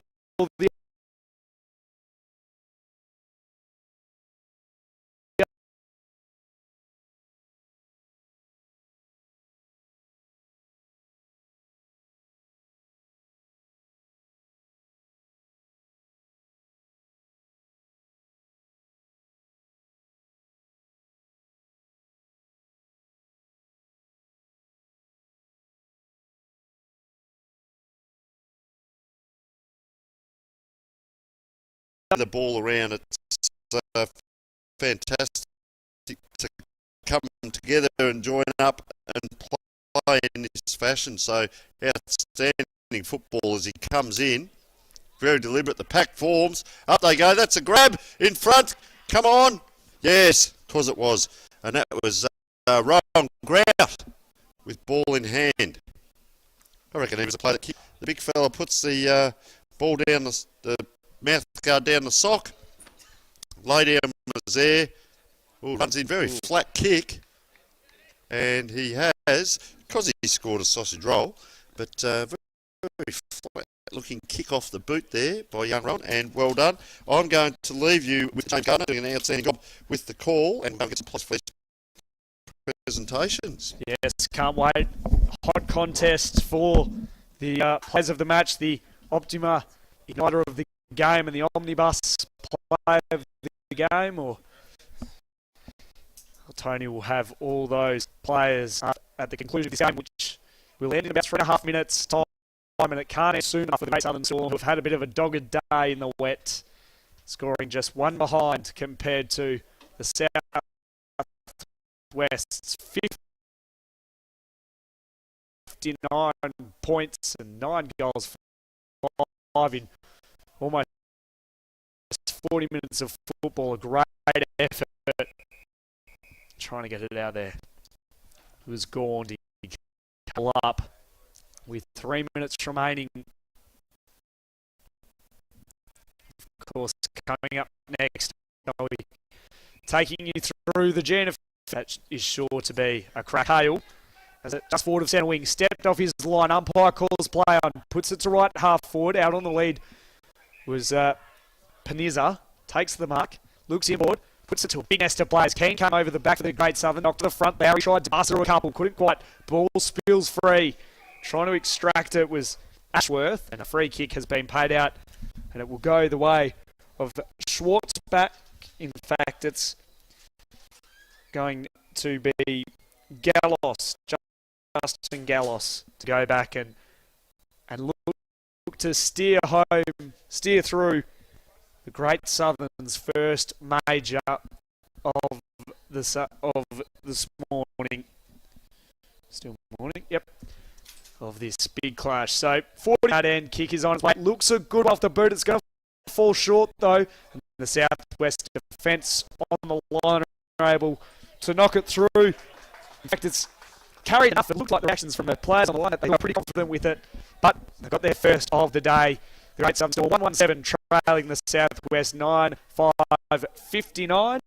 A good kick there by Dallas with a minute 30 remaining. It's been tough punt for the Great Southern, who have really fired as we probably expected them to, heading into this CBH group Colts Carnival. Ball back in the middle with just a minute left on the clock until the siren will sound for a magnificent Southwest victory. In the middle, Pedley flicked it out the back. Princey back in turn to Depiazzi. It goes to half forward. Chopped off by Waters, who's Had a couple of intercept possessions. He's played well down back. The kick wasn't great. It worked out though okay for Cale, who managed to trap it in front of him. Went to his skipper in Gaunt. Handed to the runner in Keane in the helmet. Slipped over at a crucial stage though. And the three called Peter Woods at half-forward. True's in a half-forward position. Puts out the front of the leading falling route, who will go back with 30 seconds remaining to steer home. Southwest's 10th. Looking for his second. And I reckon the siren, he'll kick this virtually right on the siren. 40 metres out. Bit of an angle, but he's a beautiful kick of the footy. Up forward, struts in. Another decent kick. Umpire shuffles and he moves a little too far. So behind to end what has been a magnificent game from the Southwest. They win at 960 to the Great Southern 117. A demolition job as they tune up for the grand final. They're undefeated in the round robin stage of the CBH group Colts Carnival. And a magnificent victory by 53 points. Well done to the Great Southern Storm, who were able to get on the board with a major. Gilchrist with 2, Grout with 1, and McDonald with 1, while Dallas kicks the only major of the Great Southern. So Tony will go searching for players to hand out the player of the match, who receives a magnificent pair of the Archie thongs and the Omnibus Igniter, as well as the player of the match who gets the Belter 25-year commemorative jumper, as well as a beautiful dartfish beanie to deal with this cold weather. So the Southwest, after a disappointing Colts Carnival last year, they'll be looking to head into the grand final later today and bring home the win after to add to their Rio Tinto Women's Championship last year and their Nutrien Ag Men's Senior Championship. And they are certainly the favourites to win it this year. So Tony out in the middle, looking for a few players. We'll be crossing down to him shortly. But it will be, you could almost raffle it as to who wins the player of the match. They had so many great contributors, particularly through the middle of the ground. Pedley started off in the ruck. Woods was also good. Really likes the work of Chitty up forward, along with Gilchrist and Babbage. Kicked a couple of really, really good goals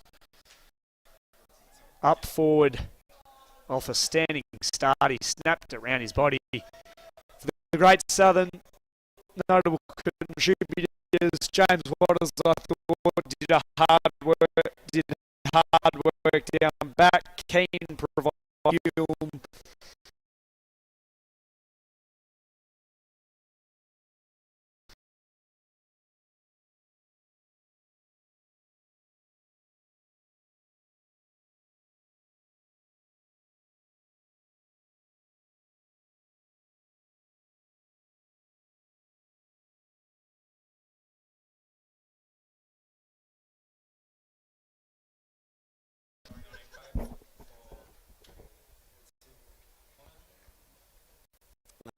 Welcome, folks. Well, what an absolute pleasure. Our beanie and jumper is a winner, is William Pedley. Welcome, William.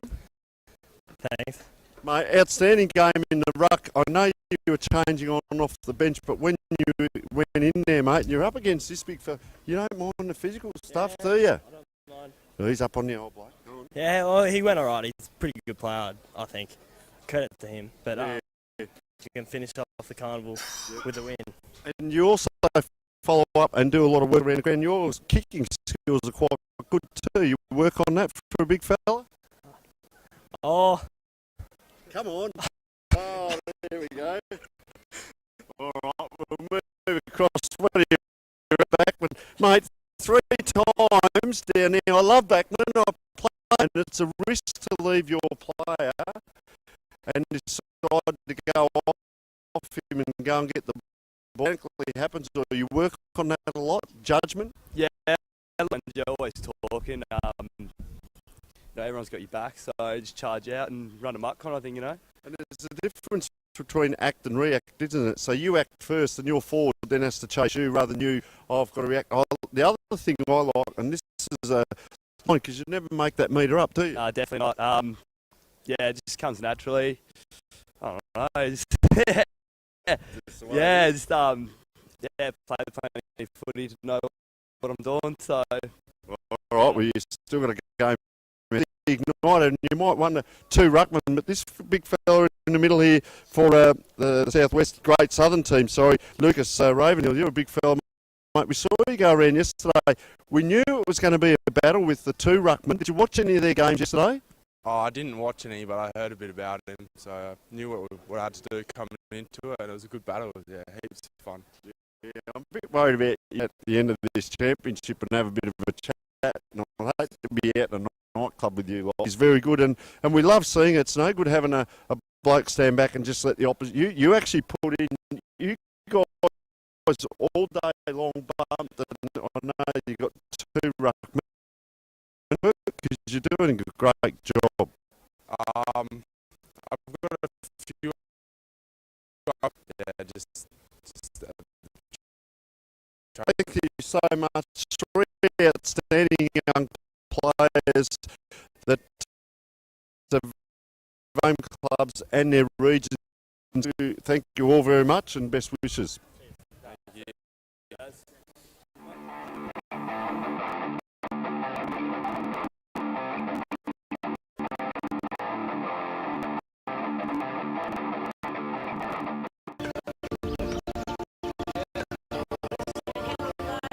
When you think of the future of your business, what is it that you hope for? Just gonna start the intermission. Ways to grow?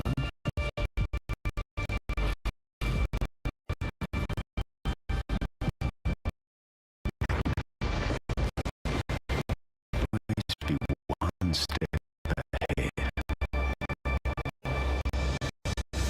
For a partner with solutions to complex business problems.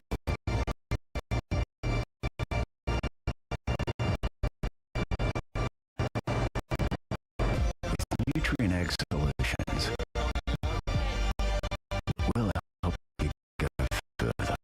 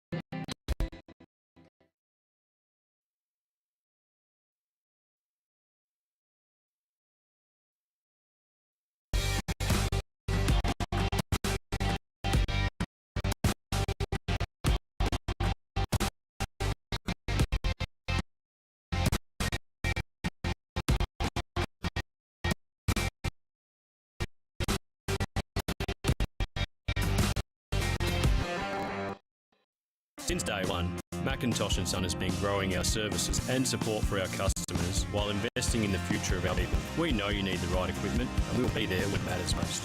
Macintosh & Son. Grow with us.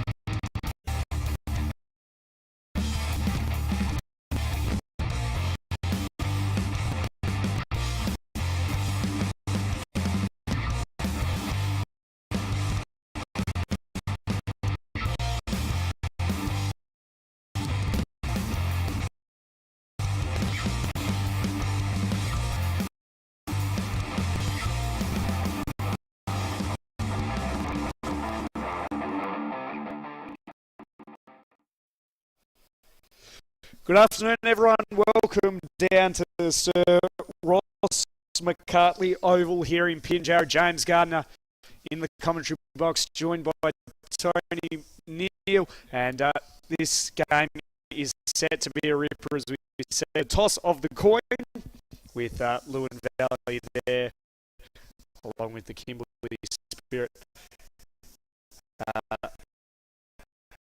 Absolute belts of the Gnfl. They sit atop of screen down towards the school, while Pilbara will be kicking towards for last game in the set in the grand final. How do you expect this game to pan out? Well, I'm super excited them and the name and it's going to be fast. If that ball's on the ground,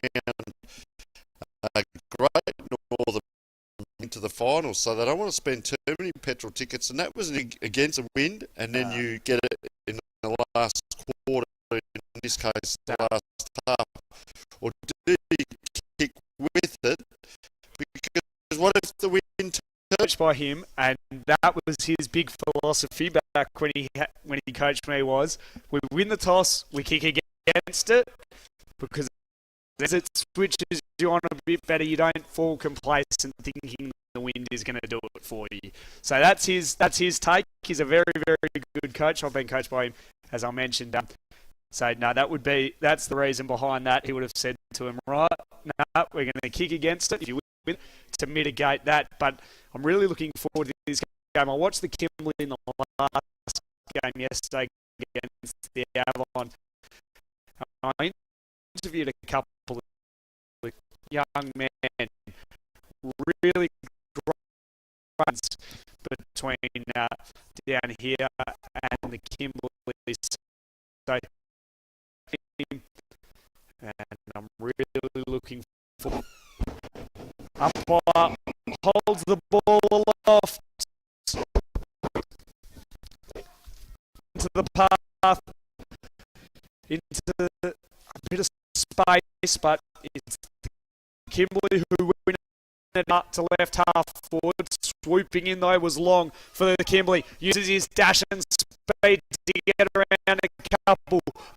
Puts it to Hoffning. Flicked out the front door. Hoffhammer wanted to go to Valley. Lots of Kimberley players around this. The pressure is intense already.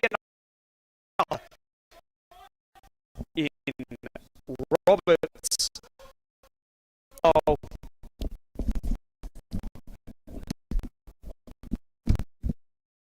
For them to put some pressure on as he lines up the shot. Not much of an angle, kicking with it in this first quarter. Roberts. It's through for the minor score. The Kimberley Spirit, but they get the first score of the day from the exit.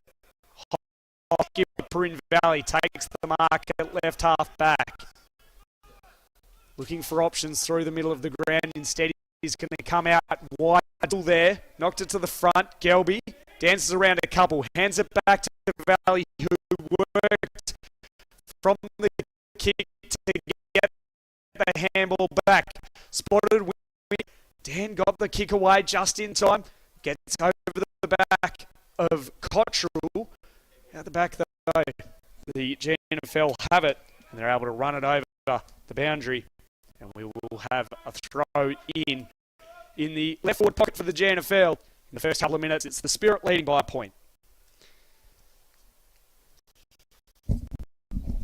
Tight contest expected in this one between the Spirit and the players to get set before he throws it back in. Horseman for the Gnfl worked his way to the front, slapped it again with Hawkins. Horseman up to the top of the square. Hawkins going now to Taylor for the Kimberley Spirit. He couldn't quite hold on to it. Wingo rose strong for the Spirit, and it could end up costly as the tackle is laid. Paletti, as we wait for our broadcast position here to spot that. Wiley kicks the goal. There'll be a celebration. You'll spin around, but they've had a score here.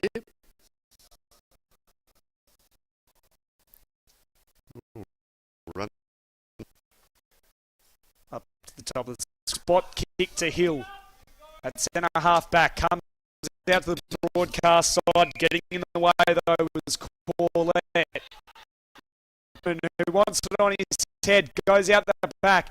Wingo is there for the Great Northern, couldn't quite hold the mark from Little across the face and through for the minor score. So scores level, reflecting the tight contest. It's one behind. Had their early opportunities and had to start taking it.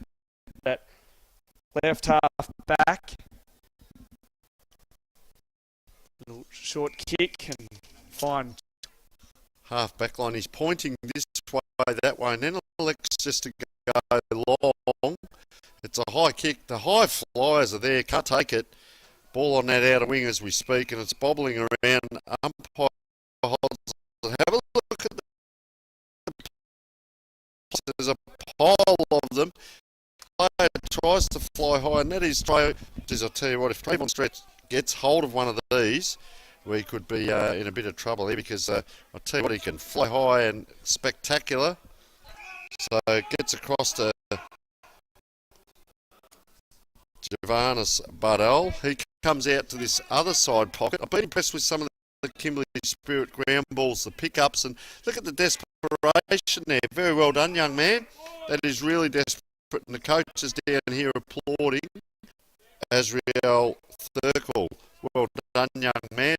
As we see number 15 here, Jay Hill, about to go up in ruck. Goes up against Durant, unopposed, slapped it down to Valley, headed it in turn off to his teammate there. Right of it though by a couple of Spirit players, including Williams Wilson, who's now by this pack, set on by a couple of Gnfl players. So we'll have a stoppage just in front of our broadcast position here for filming footy. Durant won the tap, just flicked it away to Little. He in turn to Azevedo. Gang tackled. Another ball up. So it's moved up towards the Gnfl scoring end. Both ruckmen. Taylor got their hands away. Corlett goes in for the Gnfl. And wanted to get onto his favoured left side. Got it to Balaki. Brought down by Connell, holding the ball. A real talented player in the Gnfl. Azevedo. Shop of the arms. A cast side just in front of us. And that kick chopped off. Be his mistake. So Taylor, just pointing long his stand, he actually kicks that too well, if that makes sense. It went over the back of his player there in Padoon. So relieving now is Rowe with a high kick out there. Makes it 1-on-1, 50-50. Great recovery by Kalini Dan. And that was very well done. Look at the pace on this guy, Lucas Ronan. This way, that way, around he goes. Gives the handball back. That one, because they do. Up it goes inside the clearing handball. Get it up, son. Can't quite get it up, but there's support there. Well done by Kimberley Spirit. And as you alluded to yesterday, a lot of these lads have never been to Perth. Come out here to the rural areas of Western Australia, and that's a shallow throw in. Gives a little handball. They're under a bit of pressure. Nice little mark Spots Horseman, who's out on the lead and holds on to the mark just. Big Mick Horseman from the Chapman can play forward or back. This man, very versatile player. Haven't seen a whole lot of him in this carnival. 40. He'll now line up for the first goal of the game. We've got 8 minutes without a goal. He's got a long run up on him, 30 metres out, or 35 metres out, directly in front. Kicking almost against the breeze here, Mick Horseman. On the approach, an important kick this for the Gnfl in their attempt to win this game and stay undefeated. The kick on its way, the goal umpire moves, but he doesn't move enough. It's there for Mick Horseman. His first, the game's first, the Gnfl take the lead. Great lead out, great kick as well, great delivery from Braden Wingo. It was great teamwork. That, just for young people out there watching, take your time, doesn't be a rush. There's 1,000 things go through your head when you line up for goal. You've got to clear your head and say, okay, how do I drop it onto my foot? Where does it point? What's happening with the wind? You've got the wind coming at you and everything. And that young man, that's outstanding, just to take your time and think your way through it, and it results in a goal. He didn't rush it, took his time. You see a lot of players miss it and they punch their hand or they swear and carry on. Just take your time and execute correctly. So, ball back in the middle, and they do have their first on the board, and that was electing to kick into the wind as well. So you are correct, young man. They are away here with a good start. Back in the middle now. Both ruckmen run at it, and both had a piece of it. Slapped out the back. Valley goes in for the Gnfl. Got it out wide to Giltray. He in turn to Durant. Handball was a bit too hot for him. Had to go out the back door to Giltray. Back where it all started. Goes out to the outer side. Rowe gives chase. Gang tackled by two Pilbara Spirit players. Ball came out just. Dan got it over the head of Graham. Trying to run onto it. Had to stop prop Jackson Graham. Swung around in a good tackle. High on under kick. The mark taken by Battle on the outer side. A good intercept mark, but there's not a whole lot of movement up forward, so he's going to have to dump long to centre half forward. Can it get over the back? The mark taken by Jack Connell, just almost, not quite. Death Lefson tapped it forward as the rain starts to fall. Almost a classy pick up there from Stretch. He couldn't quite. Spun out of trouble there, was Long. Got on, broke a couple of tackles. Couldn't break the tackle of Death Lefson, though, who's caught him holding the ball. And a free kick to the Gnfl. Reckon that was a drop kick back in the day. Would have got away with that 20 years ago. So they're inside now. That diagonal kick inside to Corey Clark gives them the middle of the ground. He's on the left boot now. Goes across that other side, and a nice big lead out there as a player comes across. He's on the wing, a little bit of indecision. Goes down there. Could be outnumbered here, so Kimberley Spirit are going to get this ball up. They look at each other. Then the ball, nice elusiveness. That's a high kick out, but to advantage of number 15 Hill. But he's got two players coming at him. He's caught. Umpire says play on. Look at this. This is what I like from the Kimberley Spirit. That's great work to paddle it out to your advantage and get that play around. Well done, young man. And that was Balaki as he gets the ball across to his teammate in Thurkel. And I'm about 10 seconds behind because they've played on and it's put it into a very dangerous position. Kimberley Spirit getting after that ball. Oh, look at the big jukes go up, put the tackle on, and he's been out, and he wrapped him up, and well done, young Jack Roberts. You're not getting away, flashy boots on. Well done, young man. That is an absolutely sensational tackle, and I do like watching the Pilbara and the Kimberley Spirit players get around Derek Junior Padoon. So well done, Derek Junior. But they don't give up. No. The Kimberley and the Pilbara is the way that they just keep fighting for each other. They hunt in packs, and it results in a shot on goal here for Padoon. So Rain, good kicking action by the looks of it. Hump off to the side there. Players there. But look at that Rain once again. It's got the red here at Pinjarra. Right, look at the players streaming. I like to see this. What's happening with the kick in? They all stream out that target. Hits the Kimberley Spirit player. Ball up and down. Dangerous position. Players all let that go. Now the kick comes around. That's a high kick and just wide of Stretch there. We've seen Stretch with almost marks and almost moments really yet to clunk a big one or kick a big goal like we saw yesterday as Westbrook. Designated kick out. Wanted Clark, got over the back of him. Padoon, or Roberts rather, got it out to Pindon. Slapped away by Paletti. Toe poke off the deck was good though from the Kimberley. Westbrook overran it. Now put under a bit of pressure from a couple of Pilbara players. Steps around one, steps around two. On that occasion was the player there for the Kimberley. High up and under kick, top of the goal square. Trying to extract it out. His Clark gets it onto his left boot. Still inside the defensive 50. Leading the race was Pindon. Right out of it, right on top of the boundary line, coming into play. Hill runs around, snaps on goal, and it's a throw for the Kimberley. And they pumped up out of the Spirit. Great defensive forward pressure. And it results in the goal to Hill. They take the lead by a point. The Kimberley Spirit 1-8 to the Gnfl, 1-17. 6 minutes to go here in the first. And that personifies the way that the Spirit play. Well, I've got to tingle up the spine watching him get it closer up. And he knew what he was doing when he got that ball. And that's what we want to see. These young adults can absolutely play football. That's why they're selected in these teams. And he got that ball and he said, well, I know how to kick it. Kicked it around the corner. What got me was, did they get around him? You know, these are guys that they probably know each other, but not that well. Some of them may play for different clubs, maybe go to the same school, different schools, but get around them. There's a player free here at the back. Does end up towards that player, but he's quite quickly converged on by Corey Clark. One way, this way.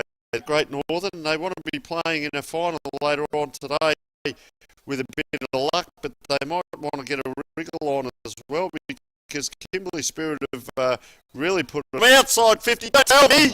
Oh, tell you what a fantastic effort, and that's the kind of stuff you come to see. That is absolutely fantastic football, and that was Padoon there, and he's given us a bit today, hasn't he? He is, yeah. He's wow. An excitement machine, possibly a contender for the Optibus igniter of the match. Westbrook wants to get it out the back, but Buck is up for the challenge in the long sleeves. Screws it inboard, big stretch. He's promised a couple of times today to take the grabs. We've seen him leap up high, but to be able to run out and take that, this ball, just so people at home know, slippery ball, wet, slippery ball, and to take a mark like that, and he was up quite high. He's probably up waist high. His boots were on the opponent when he took that mark. Fantastic. As a defender, when they're up like that, a man of his calibre and class, they need to match up with him, the Gnfl, because quite frankly, Connor Westbrook just doesn't have the athleticism to match it with him. The kick looks good. It's straight there. It's almost as good as the mark. Back-to-back goals for the Spirit. They skip clear by 8 points. 2-3-15 to the Gnfl, 1-1-7. And for Jason Graham, well, he wouldn't be pushing the panic button just yet, but I think there'll be a few magnets move for the Gnfl with 4 minutes remaining. Down by 8 in a wet game, a low-scoring game, a high-pressured game.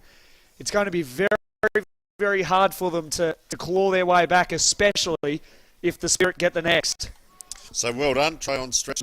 Nice goal as well. So I'll tell you what, 2 players free out the back. It's an interesting matchup here. Now you see Great Northern going defensive, and they've got to try and get around and get on the Kimberley Spirit. So that's an exciting thing to see. The Kimberley Spirit players are now the ones being targeted by the opposition and putting Great Northern under pressure. As out he comes again there, that young man, and Padoon, he's battling hard out there. You can see him we talk about the flashy boots. Here he is again. He'll get this ball taken high, is he? And the umpire says, no, it's not. We'll ball it up. So from here, visually, a long way away. It did look high, but well wrapped up tackle around the arm. So Great Northern, a little bit of pressure on them at the minute, James. They're under pressure. Right half forward for the Spirit. Knocked over the back. Graham put it out the back door to Clark. Little too hot for him. Slipped out of his hands. Straight into the path of Pindon again. Screws it around to the body. And the mark is taken in defence by Paletti, who took front position, takes it on his chest, now looks forward.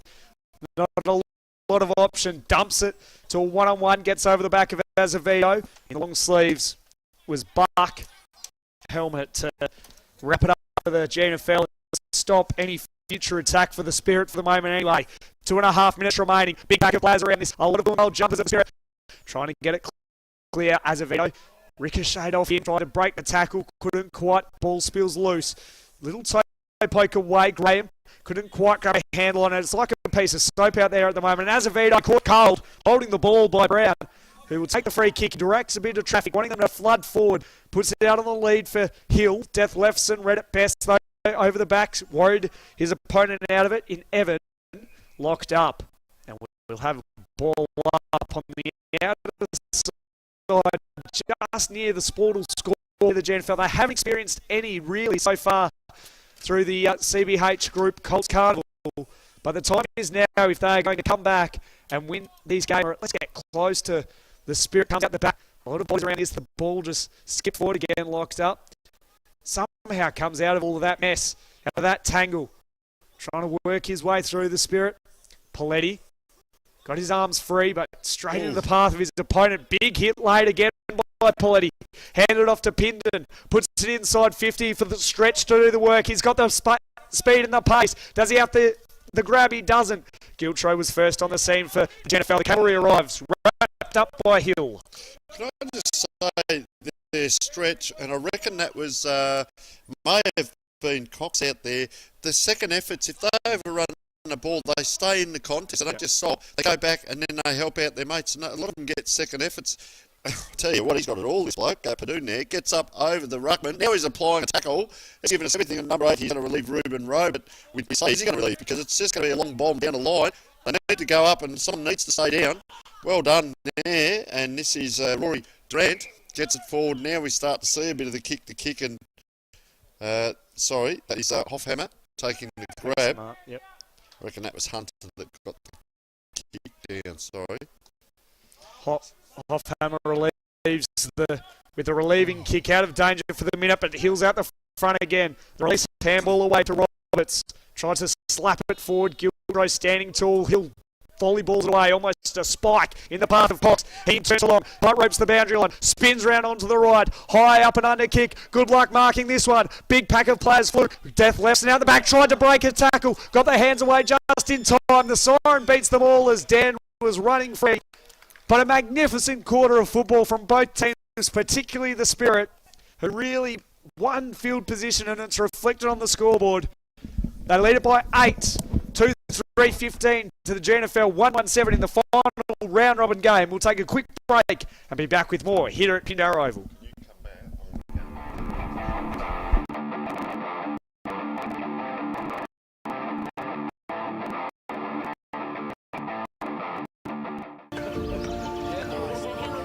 When you think of the future of your business, what is it you hope for? I'm just gonna start the interview. Ways to grow? Ways to be more self-reliant?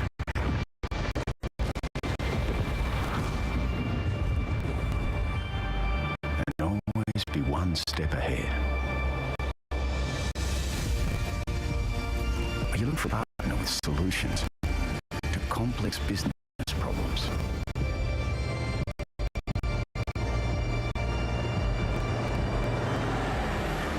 Well, no matter your goal, with Nutrien solutions, we'll help you go further.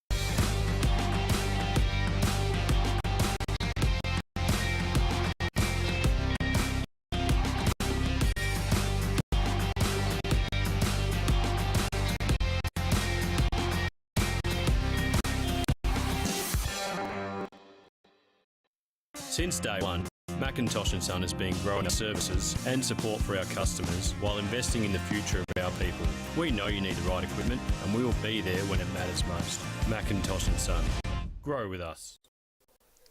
Welcome back to Sir Ross McCartney Oval here in Pinjarra, where the Kimberley Spirit are taking on the Great Northern Footy League. And at half-time, it is the Spirit leading by 8 points, 15-7 on the Sportal scoreboard. A very good performance by the Spirit in that opening half of footy.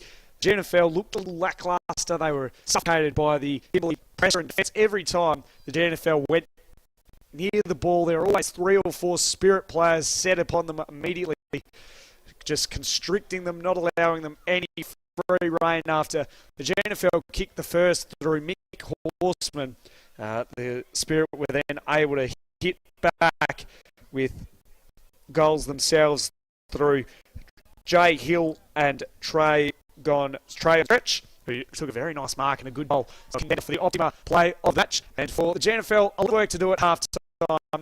They need to start narrowing in on their midfield, especially to try and get some centre clearances out of there and get some delivery up forward, because they have some good targets, the Gnfl, no doubt about that. We saw that in the first couple of plays, but they need to get it down there.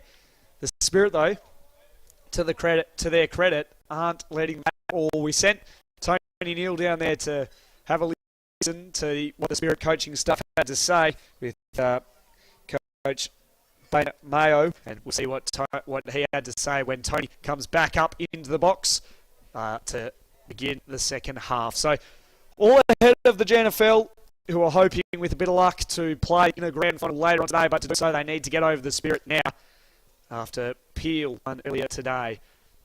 So we're just about all set and ready, just waiting for the final people to move off the oval. A great country atmosphere down here at Pinjarra with eucalyptus and gum trees lining the oval and cars surrounding us.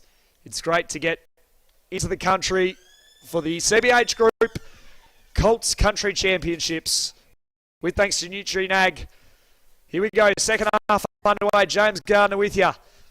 Mick Horseman won the tap down, went to follow up his own work, ripped away by the Spirit through Taylor. He got the ball moving forward to half forward, and they're locked up, and we'll have another stop. So, Tony, you went down and had a listen at half-time to the Kimberley coaching staff. What were some of the key message and directives from them? Mate, I'm not sure if I can talk. It takes a lot for me to tear up, but to see those kids just clapping, all talking, they have their input as well.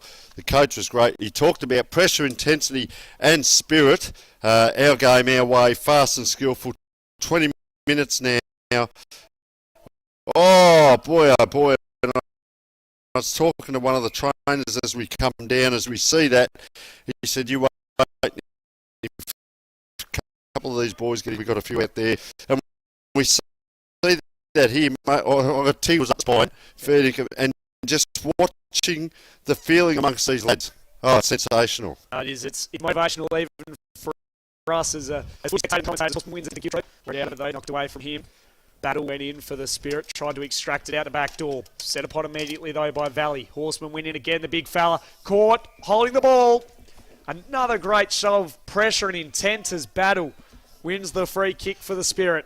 Sends them into attack, up to centre wing on the outer side. And the good mark taken over the top. Looks like it was Hill again, who we saw kick a beautiful goal a little earlier on in that first half. Has it on the outer side, on the wing. Goes short. Knocked away by Corlett. Durant then comes in support. Knocked away, holding the ball. So the Gnfl have started well in this second half, matching the Spirit's pressure, and he was able to chop it off. Gave it too much air when he was looking for Graham. Sends it to half forward. Taylor. Good mark, almost taken out the front, knocked away down to the front of the contest. Where did the Gnfl go from here? It's in the hands of Rowe, flicked it out to the side with Hoffhammer. Back in turns, they're mucking around with it too much here, the Gnfl. The pressure is too hot from the Spirit to be mucking around with the handballs as Balaki is caught holding. Like Giltro held on for just too long, and the umpire coming over to Giltro about the proper way to pass the ball back, and to tackle properly. So Balaki, the recipient of the free kick, on centre wing, neutral territory on the broadcast side, in front of the club rooms, which are pretty well packed out for this big clash today. Knocked away from Hoffhammer. Out the front was Long. Got the wide sweeping handball out. Paletti had it, lost it, got it back again, was stripped of it. Trying to paddle it forward was Taylor, brought down by Connell. Hoffhammer there and holding the man again. So the Gnfl, although their intent is good, they're just holding on for too long as Taylor has it at right half forward for the Spirit, pumps it into the pocket. Stretch came at it, knocked away by Westwood. It comes out the back and then free kick paid, and it will go the way of Paletti, or Westbrook in fact, out the back, and he will get the free kick, a chance for the Gnfl to attack. So coming out of that back line, it's not a long kick though, almost gives it back. That's a great set of hands there by Jackson Graham. So number 10 Graham with ball. Valley, Valley, is it? Number Sorry. 18. You know the players better than I do, so well done there. Comes around now, that's a high kick down the wing. That's going to be over the back, 2 on 1. Well done, young man. And that is Little. Jerome Little kicks it in. Wow, look at that lead. That's a sliding grab there. Their spirit, if you like, it's actually lifted the way that they're going about it. I think it's called confidence as a thing amongst each other. They've got belief. So can he get the steady? I love this player yesterday. He's a really fantastic build for football. Just wanders in, very athletic, big lad. Little bit, it does drift a little bit left to right, but not quite enough because that wind is a little bit tricky. I mentioned this, it looks like it's dropped a touch. So that gives the opposition. I just see a player limping here for Kimberley Spirit, Doug Evans. Just testing out the ankle on the sidelines here. But don't worry about that. Let's see where the kicking goes because it's going to have to be a bomb. He's run out a long way, which you're allowed to do. Kimberley Spirit does end up being that bomb, but it's a lot of players around it, and taking an easy chest mark was Mick Horseman. Horseman has it. Wasn't brought around on his mark, and Graham found a bit of separation, got the mark, out on the lead. And it was a good set of hands by young Jackson Graham. We're right behind this kick here. He's on a bit of an angle, probably 40 important kick for the Kimberley Spirit. They probably don't deserve to be honest. So the scoreboard goes. So Graham with the massive kick here for the gives the fist bump. Just on back and manufacture something in the championships down at the games that you play in big games, in representative games, not your just general stuff. You can be a good player there away. Who's the igniter? Who's going to lift that team now? Gnfl, as we see players, they're not really standing. If you look at the two players left of this, they're 2 or 3 metres off, so they're not standing each other. That's called time and space in the middle. That allows the ball to come out by Kimberley Spirit, a high kick. The player charging out, Stretch, and he had the awareness to let his teammate go for that. Stretch could have easily flown for that and probably taken it. However, it looks like a 21 from here, which is Hunter Even, and that was a nice mark. It just plopped into the hands. And sorry, Tony, but this problem for the Gnfl is that they get the response after they get the goal, but the Kimberley could be able to hit straight back to class to kick this. So it just wanders in. A little bit of a stutter at the start of it on the left boot. That's an accurate much victory. That's enjoyment of the game right there. That's not, oh, we're going to win, or look at the scoreboard. That's, wow, championships. Let's get around it. Yeah. And that's, I spoke to a couple of guys, I mentioned this a few times, right? They don't worry about the result. They worry about the fun and watch when the Spirit are up and about like they are now.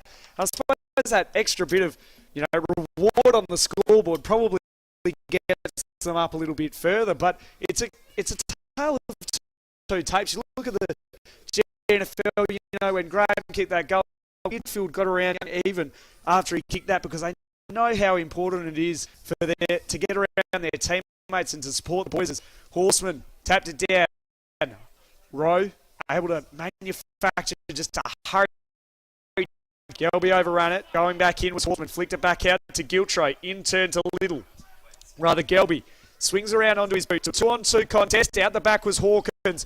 At the front, though, really well done there by Rostrong, who was able to get the clearing kick and relieve it for the Kimberley Spirit, rather. Hoffhammer tried to keep it in front of him, but Lackey got away, swings it around onto his boot. Valley skip of the Great Northern, just a little bit of kick-to-kick at the moment. No real presence of mind. Almost from Wilson was able to just paddle in front, but socket forward. Death Lefson rebounding off the half-back line. Not a great kick. It's straight to Barley. There was no way that was going to get to Giltray there from Death Lefson. Needed a better presence of mind to go a bit longer, especially in these wet conditions. He makes up for it, though. The good intercept grab, and that is his bread and butter there. Death Lefson is his intercept marking game. Not a good kick, though. It works out, though, okay for Valley to Horseman. Had to dance around a couple. Nowhere to go. Flicked it over his head, holding the ball. Ran out of space. Good pressure from the Kimberley Spirit. They are up and about, and it's infectious for us up here. Doug Evans, isn't it? We're seeing, and with all we're seeing football played in a different way. That free-flowing spirit and great sportsmanship. But just look at, run and chase. There is some physical tackling in there, but it's just so exciting. There's a second player taken down. They know how to get after that ball. And that is fantastic play there. I'm just going to try and pick that number up as he has to go. Is that a 3, I reckon? That is Bostrom, is it? Looked like a 9 from here, but it's hard to tell. All right, let's have a look as he comes back on the monitor with the glasses. We've got binoculars up. 9. That is a 9. Well done. And that is, I'll tell you what, he's played a great game, Bryce, along just certain moments of game that he's had that have been influential. So let's have a look at what young Bryson can do a little bit. The score, Kimberley Spirit, so they go further ahead on the scoreboard, and I tell you what, Great Northern up against it. They might want to get a right on the 50, right up for the Kimberley Spirit, who are playing with plenty of it at the moment.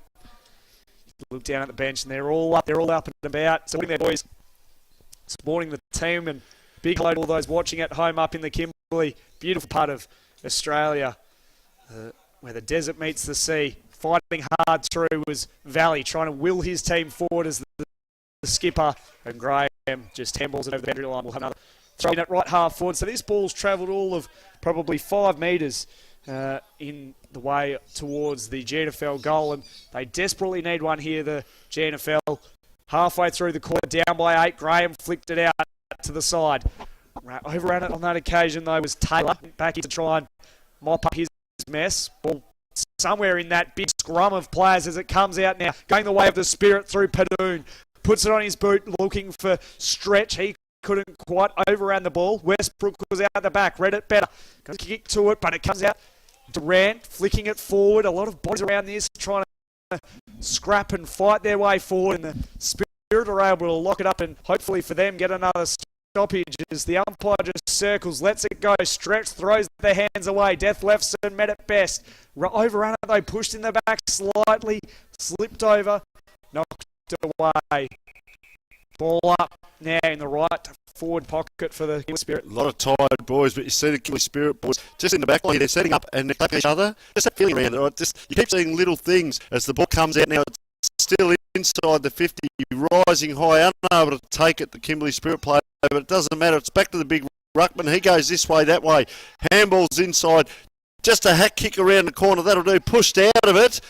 Umpire has said mark to the opposition, so Great Northern are going to come out, and they're going to come out the other side. It's a bit of a circle work here, so out the other side, player not able to pick it up, so his opponent picks it up for Kimberley and says, this is how you do it. Great vision, and I reckon that's Jay Hill is it out there, who's had a fair bit of it as well. So he's going to set up just on the 50. The lead comes, stretch that was. Couldn't take that one. He's had a fair few goes at it today. It comes out there, and guess what? Straight back to Kimberley's Spirit. They're going to load again here, James. They're set up as a lead at the moment, the structure in the system, and they're going to get almost just a free kick left all alone. How do you give a player that much time and space when they're on their own? It's stretch again. He will straight around, shoots towards goal. Death lefts it on the line to knock it through. There's been a free kick, though. A costly error at the top of the goal square, and don't the Kimberley Spirit love it? Look at them. You've got Stretch being congratulated by Hill, the two that set it up. Lackluster defence cost them with that kick to Stretch, and now the chance for Evan to get another second if he gets it. To get his second, he's at the top of the goal square. You would think this is just really a formality after he received the free kick for a bit of holding and a bit of pushing off the ball and to bury the Gnfl and extend the lead out to 14 points. He does so. His second. Spirit got 4. 4-4-28 to the Gnfl. 2-2-14 on the Sportal scoreboard. And Tony, the Kimberley have been elite. Well, this pop it over the top and just walked around. I thought they do. He's a fantastic young man, and some of them get excited, some don't. Our players throughout the... I'll tell you what we've got to look at, and that is our better players of the day and some of our igniters and all those little different things that we do. We've got of course, play of the match wins the beanie and jumper. We've got Cahorns going off. We've got the Optima Ag player of the match igniter. You could raffle that around the Spirit, and a couple of Gnfl boys hold their heads high, including Valley, who's tried to will his team forward. He's at the bottom of every contest. He managed to push in the back, possibly. He was, and so in fact, it was third. Last forward of centre here for the Kimberley Spirit. Inside the centre square, Ruckman nominate. Time is ticking away here for the Gnfl. If they're going to have any sort of comeback here, they're down by 14 points. Does not look like happening though. Comes at the back. Connell trying to wheel it forward. A lot of bodies around it again. Lots of pressure. It's hot in the kitchen at the moment. Balaki tried hard, held without it. And so going the way of the Gnfl. And so the Kimberley running at the free kick, Hill out of the ball, knocked away from him, fell to the front of the contest. Was trying to get it forward, but on the last line of defence, Gnfl can mop it up with Hoffhammer on the right. A hurried kick was dealt with after it. Connell took the mark though, shows a bit of composure, slows it down, wants the short in Graham, but getting in the way and just reading that beautifully was that player there in Long, who's had a fair bit to... Rather, it was Barley who's done a bit today. Puts it to the top of the goal square. Players fly over the top hill. Surely the mark's paid. No, it's not. Just dropped at a crucial stage when the ball hit the ground. Thought he had it. To me, I would have paid it, but we're up here. We want to give him the match. It's unfortunately not to be for him. Ball thrown up, stoppage. Durant worked his way to the front, tapped it down. Lives on top of it, knocks it away. Roberts trying hard, along with Barley. Even better pressure for Jack to bring that one down and get the free kick. He blasts it long though. This is the problem all day for the Gnfl. This exit kick comes through the hands of Graham into Barley's midst. Death left, so not even he can take the mark. One better mark in his competition, puts his head down and he's wrapped up on the ball up. So all this stoppage work is great for the Spirit as the time ticks away, just over 3 minutes remaining. They lead it by 14 points, 28 plays 14. Thrown back up inside the forward 50. Climbing high was Padoon, got it over the top. Connell tried hard, knocked away. In there somewhere, not just a toe poke out from Long. Flicks right back to Hoffhammer. On the right, goes out wide to Wingo, who takes the mark. Rather, Cottrell, who takes the mark right on the boundary in front of the Gnfl bench. Dance around one. Well done by Xavier Cottrell. Puts it just in front of our broadcast position. Wingo will give chase along with him for company. His buckets along the boundary line. Manages to keep it in, and then Graham waltzes it over the line, and we'll have a throw in. Left half forward here for the Gnfl, who haven't been able to make any headway on the scoreboard since that opening of the second half by Graham to draw them within a point. Since then, it's been all the Spirit. Kicked clear. Connell gave chase. Couldn't quite grab it cleanly, though. Lightning tried hard. Went through without it, though. Death Lefson broke a couple of tackles, then threw the handball away to no one in particular. Knocked away. Taylor. Brought down by Hammer. Kicked away. Rush kick by Pindon. High up and under. But and then finds stretch. No. Through his hands out the bell. Free kick inside defensive 50. A true centre half back position here with McCock. Goes out to Thurston. Plays on immediately. Goes to a 2-on-2. Kiltree well halved the contest. Out back was Wingo. Handed it back to Kiltree. Getting in the way of the ball. Doing down. Who's tried hard all day. Gets the free kick for his reward for effort. Still a minute and a half remaining. This ball just needs to go in, and it needs to go in quickly. All high up and under one. Sitting under it was the player there in Hawkins, who went back to the mark. He's going to rush his way through this because they're down by 14 points, the Gnfl. A minute remaining to breathe some sort of hope. They've got a slim chance, but there is a chance now after the goal from Hawkins. They've got a minute, and they're down by 8 points. You would think it'd be just enough for the Spirit, though. A good kick, a good mark, though, by Hawkins. A good finish, and a late consolation prize, you would think, for the Gnfl off the back of hard work through the middle, particularly by Valley, who laid a crunching tackle and just pumped it straight back in. The clock's going to beat the Gnfl on this occasion. The Kimberley Spirit have been elite from go to woe for the full 40-odd minutes. 30 seconds away from a victory in the final game of the round-robin competition here at the CBH Group Colts Championships. Knocked away, Valley, toe poke off the deck, high up and under. Wingo flew from behind, but standing his ground beautifully was Badoon, possibly a marker of the day with thanks to Bruce Rock Engineering, and he'll now take his time. Siren about to sound. The Spirit do it by 8 points. A magnificent display of skill, talent and class from the Spirit. They get around each other, they can hold their heads high after really being the much better team over the Gnfl. They went 4-4-28 to the Gnfl, 3-2-20. Tony will go around and present out some awards. But really, Kimberley, the far better side, and we'll have a look at the implications to the ladder in Pool 2 after that result once they go in. So, depending on percentage, they can get their way into second. Now, the Kimberley Spirit, they do have a far superior percentage. So, they finish in second for Pool B. Coming up next is the Flay.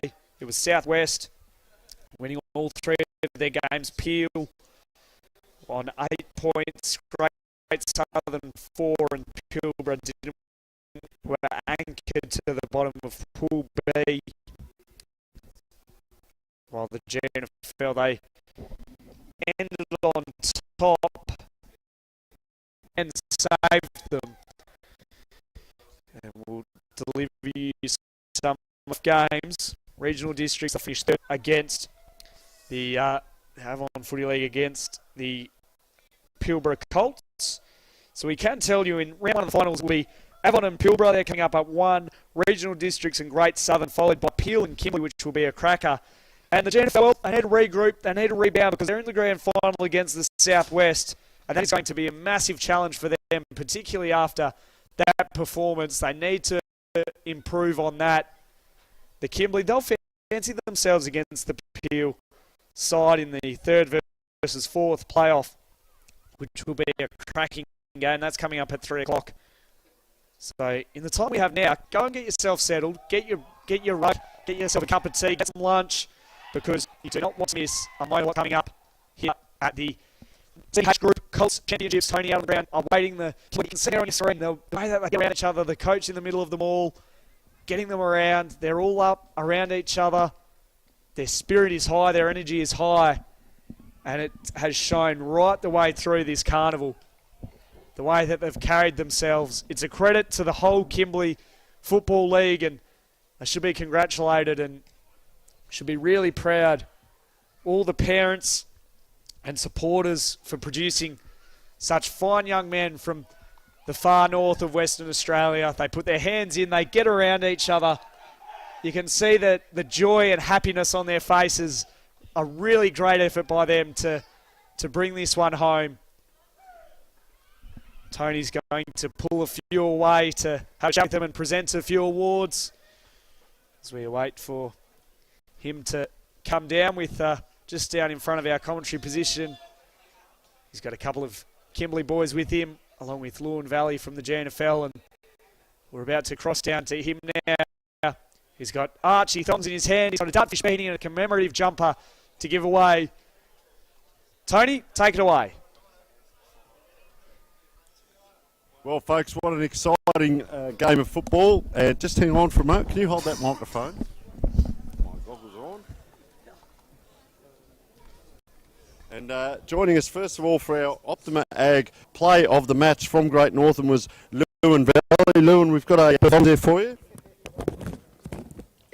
And how did you find out there? Tough game? Yeah, they surprised us. We thought we probably had it easy, and they come out, they play way better than us, so they got what they deserved, I guess. Yep. All right, thank you for that. So Derek Junior Padoon, mate, the brightest boots in the championship. You're an absolute superstar out there, mate. I know the boys got behind you. I'll try not to tear. I'll try not to tear up here because I came out at half time to have a listen to your coach. Just take those beautiful Archie songs, but not the beanie though, just the thongs. But the way that you play the game, and one thing we noticed is that you're playing the first foot. And big trip. How did you guys come down? You played drive. What do you reckon your phone's going to be? It's going to be exciting, to get back home, and yeah. Mate, you're outstanding. Do you want to just a quick shout out to any family and friends back home? You can look up there at the camera and say good day to everyone.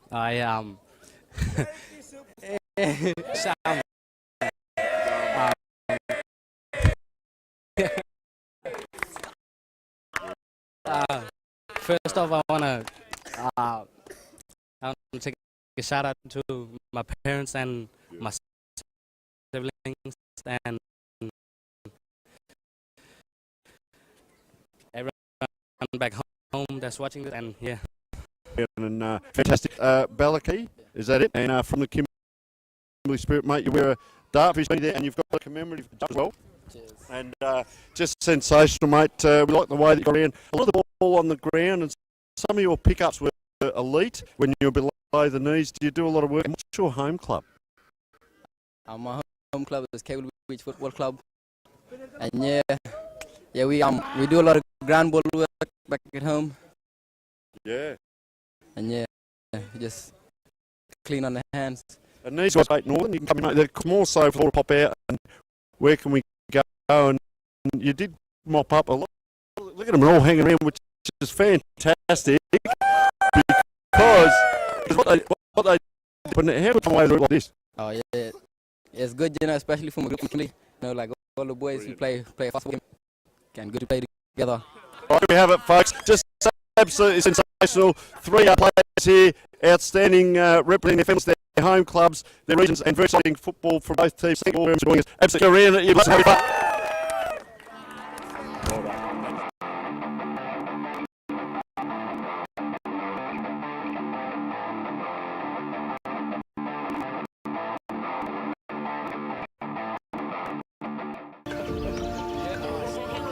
When you think of the future of your business, what is it that you hope for? I'm just gonna start the irrigator.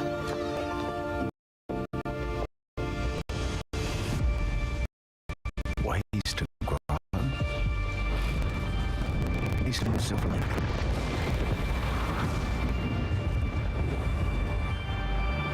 always be one step ahead. Are you looking for a partner with solutions to complex business problems?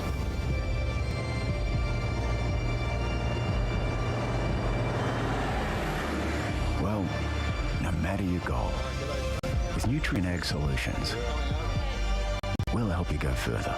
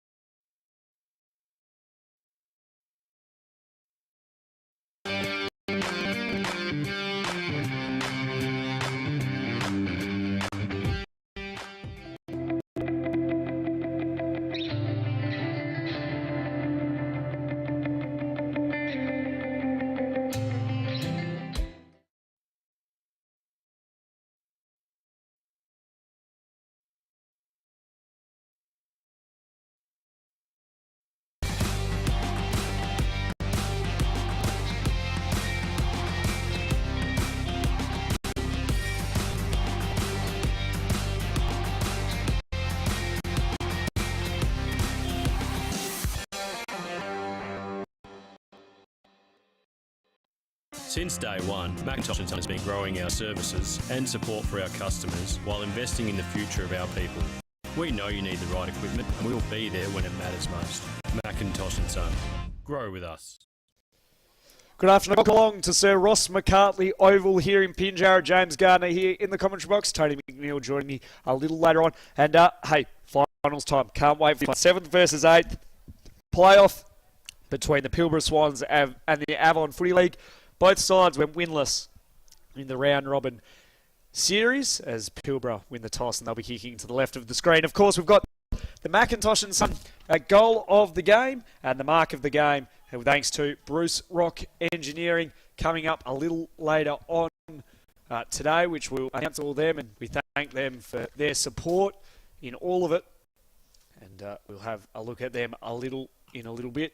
But as we prepare for this game, as I mentioned, both sides winless in the round robin part of the competition, the CBH Group competition.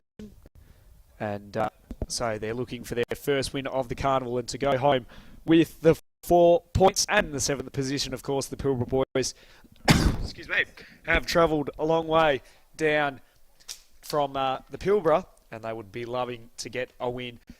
Avon, they've been pretty disappointing, I have to say. I think they even expected more of themselves. I think we expected more of them. They just haven't been able to pull it together just yet. Hopefully for them and Cam Snook and all those involved, they can get the win and head home back to the wheat belt with 4 points and with 7th position rather than 8th. So, as I mentioned, James Garner in the commentary box, Tony Neal going to join me in a little bit. But as we prepare both sides in their huddles, just a moment ago, we saw the Kimberley Spirit get over the top of the Gnfl by 8 points in what was a fantastic game of football. And now we look forward to the finals part of the championship as the rain begins to fall and continues to here in Pinjarra. Sheets of rain pouring down, and for the Pilbara boys, I'd say they wouldn't be too used to playing in wet weather footy, although their skills are good enough to play in any sort of conditions. Just as we saw the Kimberley boys, some of their skills were exceptional. Even wet or dry, it does not matter. Of course, these guys are the top level Colts in WA, and these are the future of not only West Australian football, but also football right around the country. It's Been a great breeding ground for champions, the CBH group, Colts Carnival, as well as the broader Nutrien Solutions Country Championships, all being held down here in Perth and Pinjarra and Mandurah, as we look forward to this clash to kick off the finals part of the championships. Tony coming in now. Umpire holds the ball aloft. We're underway in the finals. The playoff for 7th place. Both players had a piece of it in the ruck. Fell the way of Ferguson, tried to get it cleared, comes out to the outer side. Newland fought in hard for the Pilbara, came loose. Handball out the back to Whitby. He lost a handle on it, and he's wrapped up, and the umpire circles, and we'll have a ball up. So, Tony, both these sides winless heading into this clash, but both would love to get the win to go home with something to hold their heads high about. Yeah, correct, isn't it? It's but as we've mentioned, it's great that they put this on, that you can see teams that can play off in finals that haven't won games or haven't been doing so well. But it's not about that. It's about, we talk about participation and getting... Look, there's 40-odd young blokes out here running around having a game of footy whilst it's pouring rain. That doesn't matter. Look at the fun they're having, the camaraderie. You make lifelong friends. Foes become friends in these games. Your teammates from these games that were opponents back home. So we've got that side of it. There are so many positives. We've got mental health forum going on today, of course, down at Thunder's ground for the whole rest of Australia coach football. And you talk about that inclusiveness. Gentlemen spoke about last night about the early days. We all have a time, if you like, and groups and families and so on. This is what it's about, and imagine a trip home. Yes. Goodness gracious. Well, love to be on one of those buses. You'd love to be a fly on the wall in one of them. High up and under kick came. Falls short in the driving lane. It's very hard to see any real sort of play coming out of this. It's going to be a very scrappy, contested contest. Ball somewhere at the bottom of that pack, and the umpire still circles, says play on, play on. It's not going to come out of there. Neither side able to extract it. They eventually do. It's very, very congested. Look at all the players just converging on top of this football. In there was Whitby on top of the pack. Finally had a ball up inside the forward 50. Well, wet weather football, yellow football, that will be like a cake of soap. So let's see the skill that comes out. As I've said before, you need to be a player that can play in the dry and the wet. As we see, there's a lot of players here that have to converge on that ball. A couple have stayed back, but there's probably 10 players after that ball. And when we talk about hunting the ball, that's what it's about. You can see the players get down low when it's their turn to go in a pack, hunting the ball, running after the ball, etc. Time and space, if you can get it out freely, which we can see number 13, 17 just standing off each other. You see 17 there just coming in. So, coming a bit closer as well. Cars, there's headlights on. There's been horn. The lights. Don't you worry about that. The lights are on at Ross, almost playing a night game. As the ball on the outer side, like we saw the last one, and it's through the hands of Whitby. It's the boundary lines. We'll have another round. Things will be the story. The stoppages will be the norm. It will be whoever can get loose and get it into the space around will get a win. Coach of Avon, of course, is Cam Snook, so he'll be doing his darndest to get a win, or at least, get some winning moments throughout games. Yeah. If you get enough of them, you do win the game. And of course, Pilbara, coached by Trevor Fawcett, and what a great job both coaches are doing. You're not only teaching players how to play footy, but the bigger extension of this is life skills, how to conduct yourself, how to be around strangers, how to be maybe interviewed, which is very nerve-wracking, not only for the interviewer, but for the players. And they've all been outstandingly upheld for their families and their areas and the region. So they're learning life skills for the parents and carers out there. Thank you so much for sending your sons down or allowing them to come down and be a part of this. The Western Australian Country Football Championships doesn't get any bigger. The exposure you get as a Colts, and as I said, there'll be recruiters and Waffle and AFL recruiters all watching games. They don't worry about the scoreboard. I can tell you from experience, you don't worry about the scoreboard. You isolate a player and you watch what that player does. And if he's tall over 6 foot, okay, what can he do below his knees? If he's under 6 foot, okay, try not to get too many fumbles. You know, they got clean hands. Look at Paul Hazelby, the year he got drafted, that sort of stuff. You know, and fantastic to watch these players. 2 or 3 years. Who knows where we'll be seeing them? Rollison slapped it forward for Avon. Quick kick came from Leeson. Again, down the boundary line, over and out in front of a couple of the cars and spectators getting out of their cars while we have a bit of a break in the wet weather. It's out of bounds on the full. Long lead coming too. Look at this. Lots of players moving ahead of the footy. It's a high up and under kick down near the scoreboard. Just watched it trickle over the boundary line, and we'll have a throw in. So in the first 5 minutes, no scores to report on the scoreboard. Both sides a 0-0 draw at the minute, and I think, Aaron, it'll be hard for any scores to really result out of this game as Smith goes in hard for Avon, flicked out the front door. Over to George Pilbara, he got in the way, tackled on immediately. Look at the players just converge on this footy from both sides, look at the numbers around it.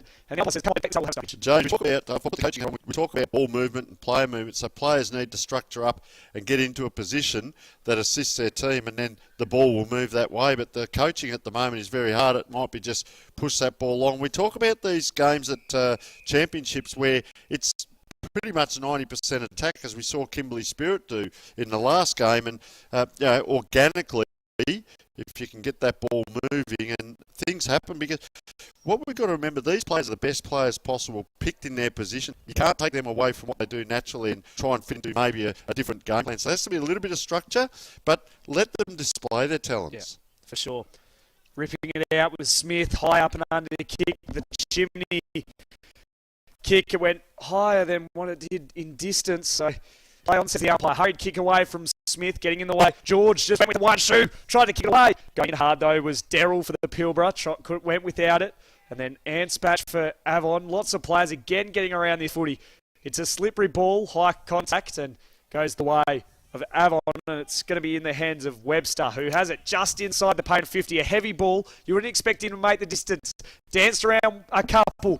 Puts it high and long to a nest of players. It's the 3-on-1 against the Avon Footy League. Falls to the front. Smith tried to work his way through and was collected high. And so he got the free kick. So good attack on the footy from both sides, particularly Avon in that last period of play. They had multiple free kicks for high contact, and it's now coming back to Jad White. So a couple of opportunities, haven't they, to get that ball forward, and if you do it enough, this is what you end up with.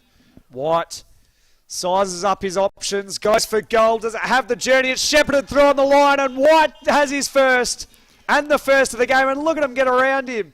Just about every player gets around young Jad White from Calabaran, Calataman rather.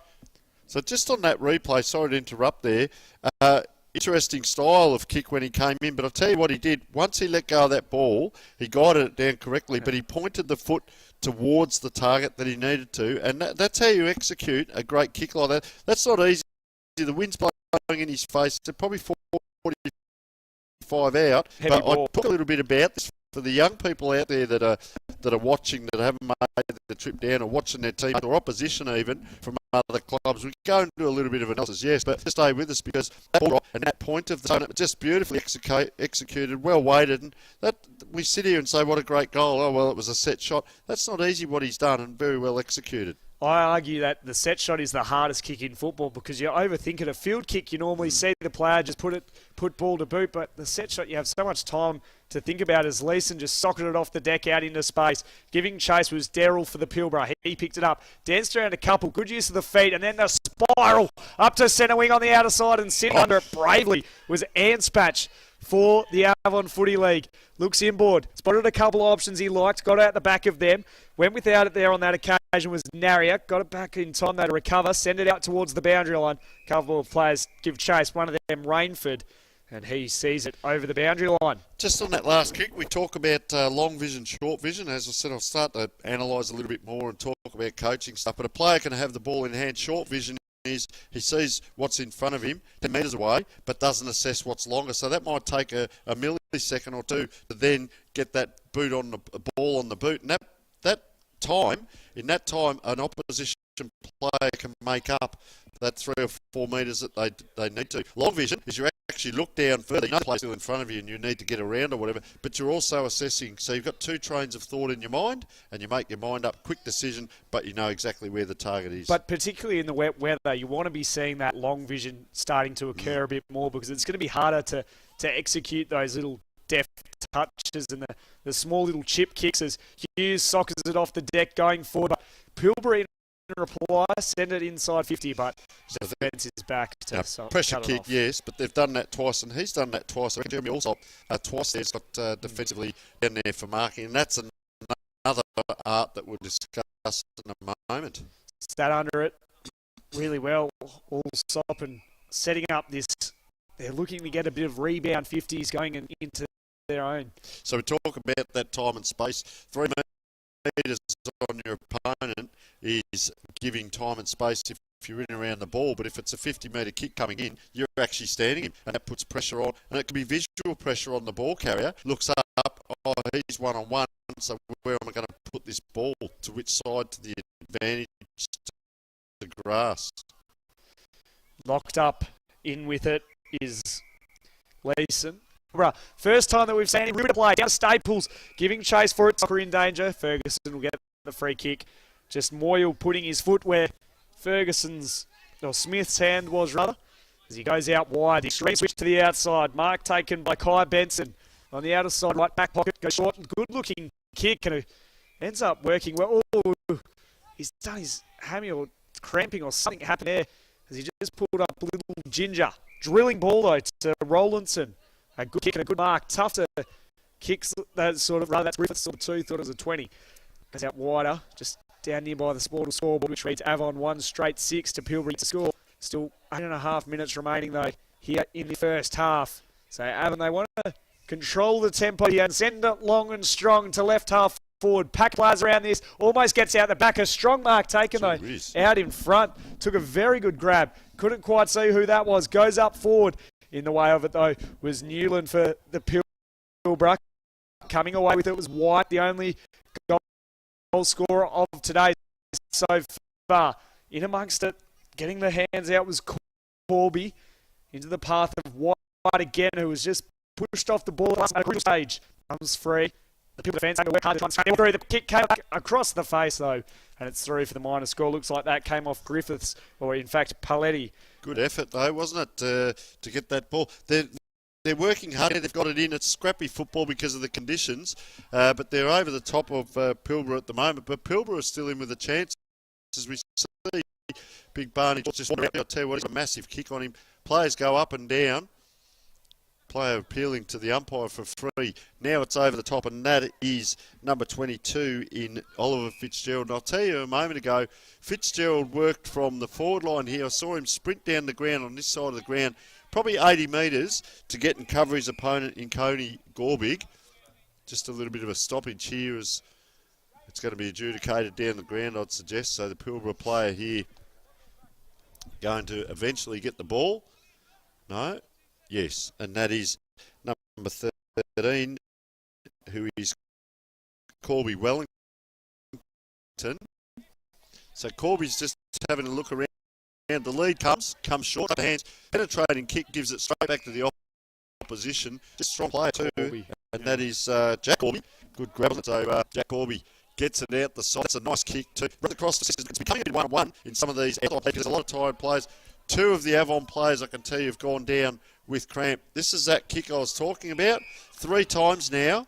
Allsop. Jeremy Allsop, been impressed with him. Been very good. Switches it wide to Rawlings down the broadcast side of the ground. Switches it inboard up to a true 7.5 forward position. Bowled over 3 or 4 players. Handball out to Griffiths. Popped it over the top looking for wider. In fact, running onto it now is Webster. They could raffle the goal and Avon get their second.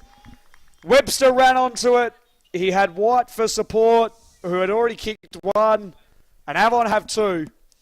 You can see on the replay there his ability to collect, put it onto his boot, put it through for the goal. 2-1-13 to Pilbara, no score. So the numbers were down there. They pushed that ball forward and good support. White was in support as well. He's just coming off for a rest now. He's done a pretty good job down there in the forward line. Been quite impressed with some of his his work. We see the players in the middle. They are standing allowed to, interesting over here, you're allowed to get the drink bottles out. I can tell you in South Australia, since COVID, we haven't been able to run water during games. So you can either run over to the sideline and get it, maybe put a water bottle down by the goals, but not allowed it on during the game, which is 25-minute halves or quarters.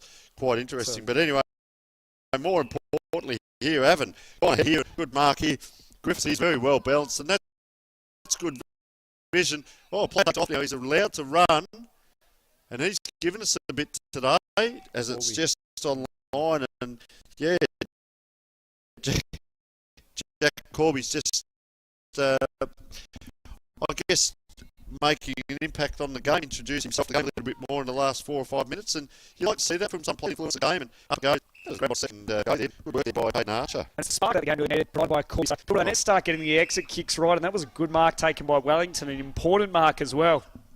Nothing really ahead of the ball as he waits for the cavalry to run back, and he puts it to a one-on-one, knocked away from Rainford. On the deck, just wheeling it forward, and he goes in again. Wellington met solidly though. Great tackle, great attack by both players. Tackled down by Kieran Allsop, who laid a bone-crunching tackle in the middle of the ground. So just forward of centre for the Pilbara. Can they get a score before half-time? They've got 4 minutes to do so. Out the back door, Allsop again. Spiralling ball, just trying to get it forward. Onto centre wing, broadcast side. Just paddling it in front of him was Fitzgerald. Got onto his favoured left side. Put it in front of his teammate there in Armstrong. Got out the back though, and again cramping up is Smith after he kicked that. Handed it in time though to Hughes to get it to right half forward. Over the back. Giving chase was Nichols. Along with him is Rowlandson. Spills to the back, trying to get a toe onto it with Smith, but it's away and across the face, and it's a minor score. So Avon take a 15-point advantage into the final 3.5 minutes of the first half. So the ground's just drying out. Sun trying to poke through the clouds here, so it's interesting. Lights are on, and the sun is out. And big Barney George, he's done that a couple of times now. Kicked really long there. One of our award winners yesterday, Big Barney, and player just hacks that ball on the boundary. Good battle, comes in and over. A little bit of sportsmanship there, and Rowan Whitby liked him. He's an exciting young player, that man. We'll have a look behind the two ruckmen. This is what I like to look at. What goes on behind, what goes on in front. There's one player each from each team, but they're standing about 10 metres apart in front of the ball here as well. So it goes up. Guess what? It drops to the ground. There's the free player I was talking about. Guess what? He's not free anymore. He's manhandled and dragged to the ground, and they're on top of that. This is the Whitby I was talking about. This player is exciting. That's an 80-metre kick. It's 40 up, 40 down. Bang goes the fist. Players charge at it. Pilbara on top here. Look at the numbers around the ball, and here comes little Rowan Whitby again. I tell you what, he gets in around that. That's why you're selected in the team. You've got to do something. Yep. You can't stand and watch. And I tell you what, he influences the game. Look at him on his own there, just waiting. Surveys what's around him. But I tell you what, he gets in and gets his own ball as well. There he is again as we talk. Look at that. Just absorbed the tackle. Can't get it out. That's fair enough. We'll get a second ball up. I'm going to stay with it, James. Just bear with me, mate. I don't need to breathe and commentate. Commentate first, worry about oxygen later, mate, because I'm excited by young Whitby. Look at him. Up it goes. Players all converge on it. Doesn't matter because Avon now get it out and it's hacked down in the middle. Corby got clearing kick away, but it comes straight back as it falls to the back with Derrill. He had to paddle it in front of him, waits for the teammates to arrive, and they do. There's 3-on-1 there in favour of the Pilbara, so you'd expect them to win this one out, but the Avon defenders working hard. Sliding in hard was Ferguson to slap it forward, and then he recovers well to get it inside. It's a 2-on-1 though. Nichols with all the work to do along the boundary line, and it beats all of them. And we'll have a throw in. So quicker transition by Avon there. You see that down that far side. We see Pilbara took a couple of marks. Big Barney kicks that ball out as a mark, a free kick and a hack and fall. You see the transition from Avon, and they're showing passages of play throughout these championships. As I said, you don't have to necessarily win a half or win a game, but you can win moments, and that's what they're doing. Shallow throw in. Umpire's just going to say throw it in by the young lady, so that can happen. Handling that ball and just a shallow throw, she'll have another go at it. Fantastic work by all the umpires. We'd like to take this opportunity to thank. Where are we? We're not in Pilbara. Pinjarra. Pinjarra, see? So thank the wonderful people down here at Pinjarra for their efforts in getting the ground ready and the catering. As through come Avon, ball up and down here. Now it comes out, one handball, two handball, player just misses it. Big Barney comes through, bang, and that is a sling tackle. That's a little bit dangerous there by Big Barney. So we'll just keep an eye on that player. Hope he's going to be all right. Anspatch, it looked like. Anspatch, yeah, young Sam, and that was a pretty hefty tackle there. Probably just had the oxygen sucked out of him. But he'll take the free kick, and Barney George, big heavy tackle. So we get the shot at goal here, which could put him ahead again. Anspatch. An important case. So it's pretty much 35 out. I'd say almost dead in front there. Gets onto it and just drifted across the almost went over then. So a little bit of chat between the players. Good to see though. Barney's, I will say this, Barney's gone over and given him a tap and probably a little bit of an apology there. A couple of players talked to him. And you do think sometimes in the heat of the moment you get a rush of blood and sort themselves out there. So Avon have gone 2-3-15 to no score by Pilbara. We will take a short break and be back for the big second half.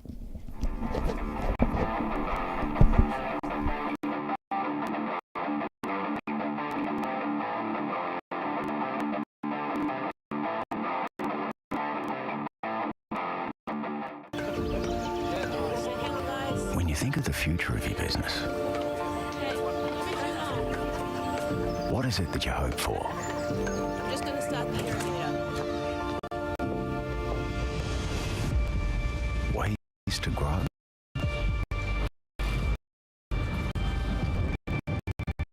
Ways to be more self-reliant? And always one step ahead. You're looking for partner solutions to complex business problems.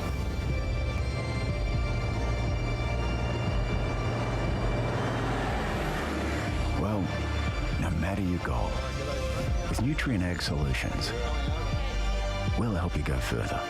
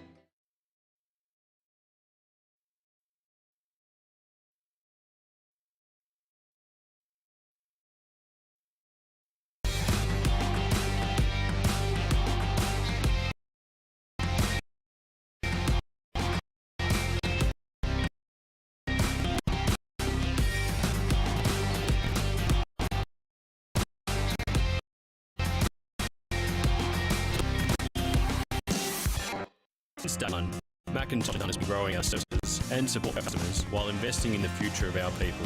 We know you need the right equipment and we will be there when it matters most. Macintosh & Son. Grow with us. Welcome back to the viewers all around regional Western Australia, Australia and the world, as we see Pilbara just getting in around each other there at half time and encouraging each other. And the Avon team have already broken from their huddle as well. So the rain has come down, we can tell you. There's a little bit of sunshine, but also rain. 7th versus 8th in this game, and as we speak, Avon are leading. So welcome to all our viewers, and just extending our thank you to all the volunteers that do help out in the rural and regional areas, as well as metropolitan if you're watching, because we'd be nowhere without, first of all, our magnificent volunteers. Of course, sponsorship is a huge thing to keep the teams running, so we'd like to thank all the sponsors as well. Speaking of Nutrien Solution, 49-year sponsor of the Western Australian Country Football Championships, and of course CBH Group, fantastic effort by them covering the Colts. We'd also like to thank Macintosh and Son. We've got an interview with them, very interesting with Macintosh and Son, what they're doing around the place. Come and try driving a big farm implement if you're happy. In the next couple of weeks they're going to advertise. Ball goes up. Thrown up to get the second half underway. And there's a free kick picked out in the middle of the ground. Goes the way of Paletti for the Avon. So he goes out the outer side looking for the option. In front was Zalesko. Managed to recover well, send it inboard. Knocked over the back. So it's now the runners. Who gets there first? It's the Avon player in Dalla who gets there, but it's touched on the line. They're going to have a chat about things. The goal umpire's called it touched, and so the all clear given. Yeah, one interesting behind that, only. wasn't it? Yeah. Just thinking he might have socked that, but the effort to actually get down and grab that. Wow, good effort there by the players there, just to touch it over the line. That results in a throw-in rather than a grab. So players now pushing down the ground. There's one or two free here for Pilbara back behind the ball if they get it out, but you might want to wander down inside the 50 a little bit. That's not a dog barking. That's a runner or an assistant there yelling out because they're right below us here. And they do run free there, Pilbara. Nice kick. That'll get over the top. Have they got a runner? This player here has really impressed us, Allsop, as he kicks that high ball down. Instead of push out, they're allowed to get away with it and charge up. Look at him go, little Jackson. The opposition comes here, Avon. Oh, is this a check side around the corner? Well, the attempt was. That might be a set play. Will the player have that? Set play, just put it in the pocket and let our players run onto it. Get stoppage. Going for it, James. We won't say anything. And of course, we've got to select our award winners for later on during this game, and that is the player of the match, the Optima Ag play of the match, and the Igniter. With thanks to Omnibus. Quick kick away out of the pack came from Ferguson. It floats across the face for the minus score. Just didn't quite get enough curl on it. They've had a couple of opportunities through this game, and they've peppered it a few times, haven't they? Just a little bit high, wide, and hand. Good attempt, though. That yellow ball just around a big bunny. I mean, by the looks of it, well, it could be, because I did this yesterday, this could also be Jacob Armstrong. We'll wait till he turns around. All this way, that way. That's a big. The kid hasn't stopped growing. He's got 3 years. If he can kick that ball 6 metres, how far is he going to get when he's 21 years old? Well, so out come Pilbara. This is a hard decision to make. He's had to really turn his body to get that ball down. That's a strong grab. Cody Gorbig, it looks like out there. Good defensively. I've been impressed with Avon's defence in the wet weather. Just allows their team to go forward. Ferguson forward to Zalesko, and in turn, Pilbara now. Their turn to do a bit of the attack through Bonnie. They got a half back to swing in almost new territory. They get Whitty going in hard, handling in turns of Bradford. They went back to go forward with Hogan. They try to move the ball forward, but in the way was Hughes of the Avon, so he goes right back to Allsop, who then loads up out on the outer side, but it's turned over, and Pilbara are able to mop up the mess again, handed it to Whitby. He was immediately put under pressure, smothered away. Ferguson tried hard, got it into the middle of the ground, gave it to Paletti. He in turn got it over the top to Corby, who's been impressive off half-back. That wasn't his finest moment, though. Newland with the 360, and then brought down, gone! Great return there from the Avon player in Smith to put the pressure on. Didn't let the tricks of Newland throw him off, and on that occasion then Corby spilt the mark that he would have taken 9 times out of 10, and we now have a stoppage. I'll tell you what happened then. Cade Smith and Coppin ran back and just patted each other on the back as if to say, good try, mate, and I got you. And that sportsmanship, don't worry about the game. Worry about the sportsmanship, and the conduct of these young players is fantastic. They've got two very strong players down back, and this is one of them in Gorbig. He's played a great game, but does get it out. And here's the second one, and this is Jeremy Alsop, who has applied a tackle. He's just trying to help that young player there, Alsop. So that's good to see, good sportsmanship, and they go forward. That's a nice leap up by the Pilbara. Look at that pick up there, and around he comes. He runs about 20 metres the wrong way, and we talk about skillful athleticism, and Dylan Rowlandson there sliding in, big solid lad. So you've got to do the stand. So the players had to stand and wait. There's no advantage. This is going to be a rush kick, or they are inside 50 here. Player gets onto that. Not happy about the kick. So what happens there, James, is the player could have just had a set kick and maybe kicked to a lead. Unselfishly gave it off to no better advantage. Then the players end up rushed with their disposal as we wait for that ball to come back. So that's what happens there. And you talk about decision making. They got inside 50, got 10 metres closer, and then spray it because you are under pressure. And when we're doing drafting, we look at the 90-10 factor, and the players that get through are that 10% that know what to do when they're under pressure. There's George with another big booming kick up to the pack. Down the front of the contest is Whitby, who pounces on it. Was thrown off the ball, though. Webster throws it on his boot into the pocket to a one-on-one situation. Dalla was out back. He'll gather, but the boundary line just beats him as he made his approach to the goal face. And so Avon, they've blown their opportunities a little bit. 9 scoring shots to nothing. And yet they're only leading by 19 in a rain-affected game. It's pretty good in the scheme of things, but 2-7, it could be a lot worse for the Pilbara. It got out the back of both Ruckman. Ferguson was a little rushed going back. Kim was the let go. Dan's couple headed back Ferguson. Then Dalla lost a handle on it, and then Big Barney George just sends it high and long. Smith dropped the mark. Couldn't quite hold on to the slippery ball. Spots the target that he likes. A nice kick. A great execution as well. And Ferguson will pull back.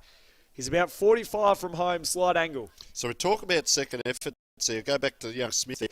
Drops an easy mark, but he went back and got his own ball, and then lowered the eyes and hit a target, didn't just bomb. So very clever by that young man. That's playing under pressure. The execution was great as well.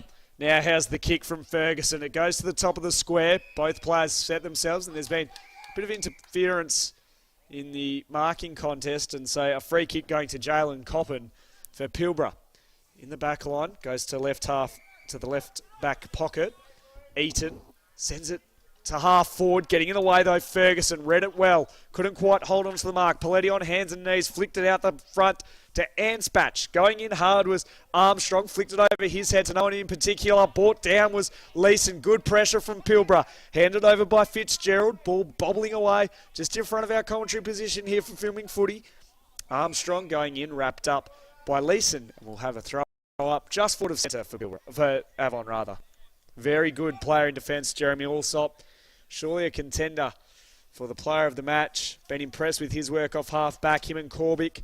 Possibly a chance for the igniter of the game. And here he is right on cue. Alsop brought down in a tackle. Play on, says the umpire. Leeson also been good in this second half, getting things happening through the middle. Sent it out wide to Butt, and then in turn to Corby. He's able to run and play on to the paint of 50. Puts it up to full forward. George out the back.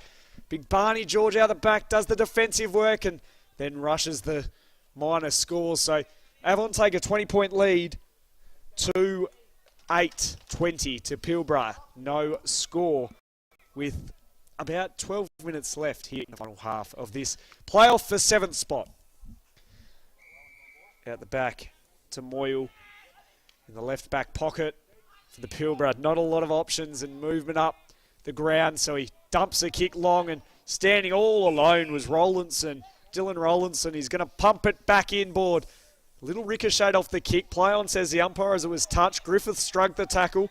Out the back to Leeson. Off a standing start to the top of the square. George is back there for the Pilbara. Knocks it over the back. Nichols gives chase. Along with him is Leeson. Spins around on the left, on the right rather. Great goal there from Avon. That was Webster by the looks of things. The way that he was able to spin around. He got the handball.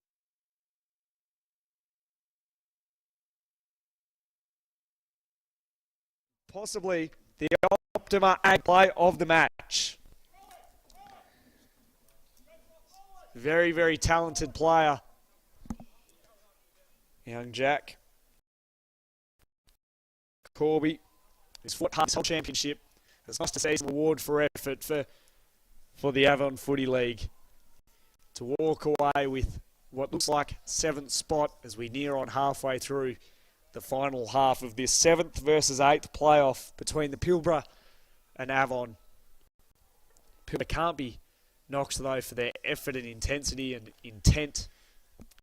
They've fought hard right to the end, and right on cue is Corby, caught, tackled, got the handball out just in time though. Jerry goes in and then does the tackling on Griffiths. Well done, good pressure on from both sides to lock it up, and we'll have a ball up at almost centre half forward for Avon. So I've liked Jalen Coppin from Pilbara there. He's playing on the wing in the white boots, but I tell you what, he gets down deep and helps out in defence, and he also knows when to run forward. Very smart player. He has not stopped moving all day long, and he could be a huge contender for our Omnibus Igniter as he's going to come into play here.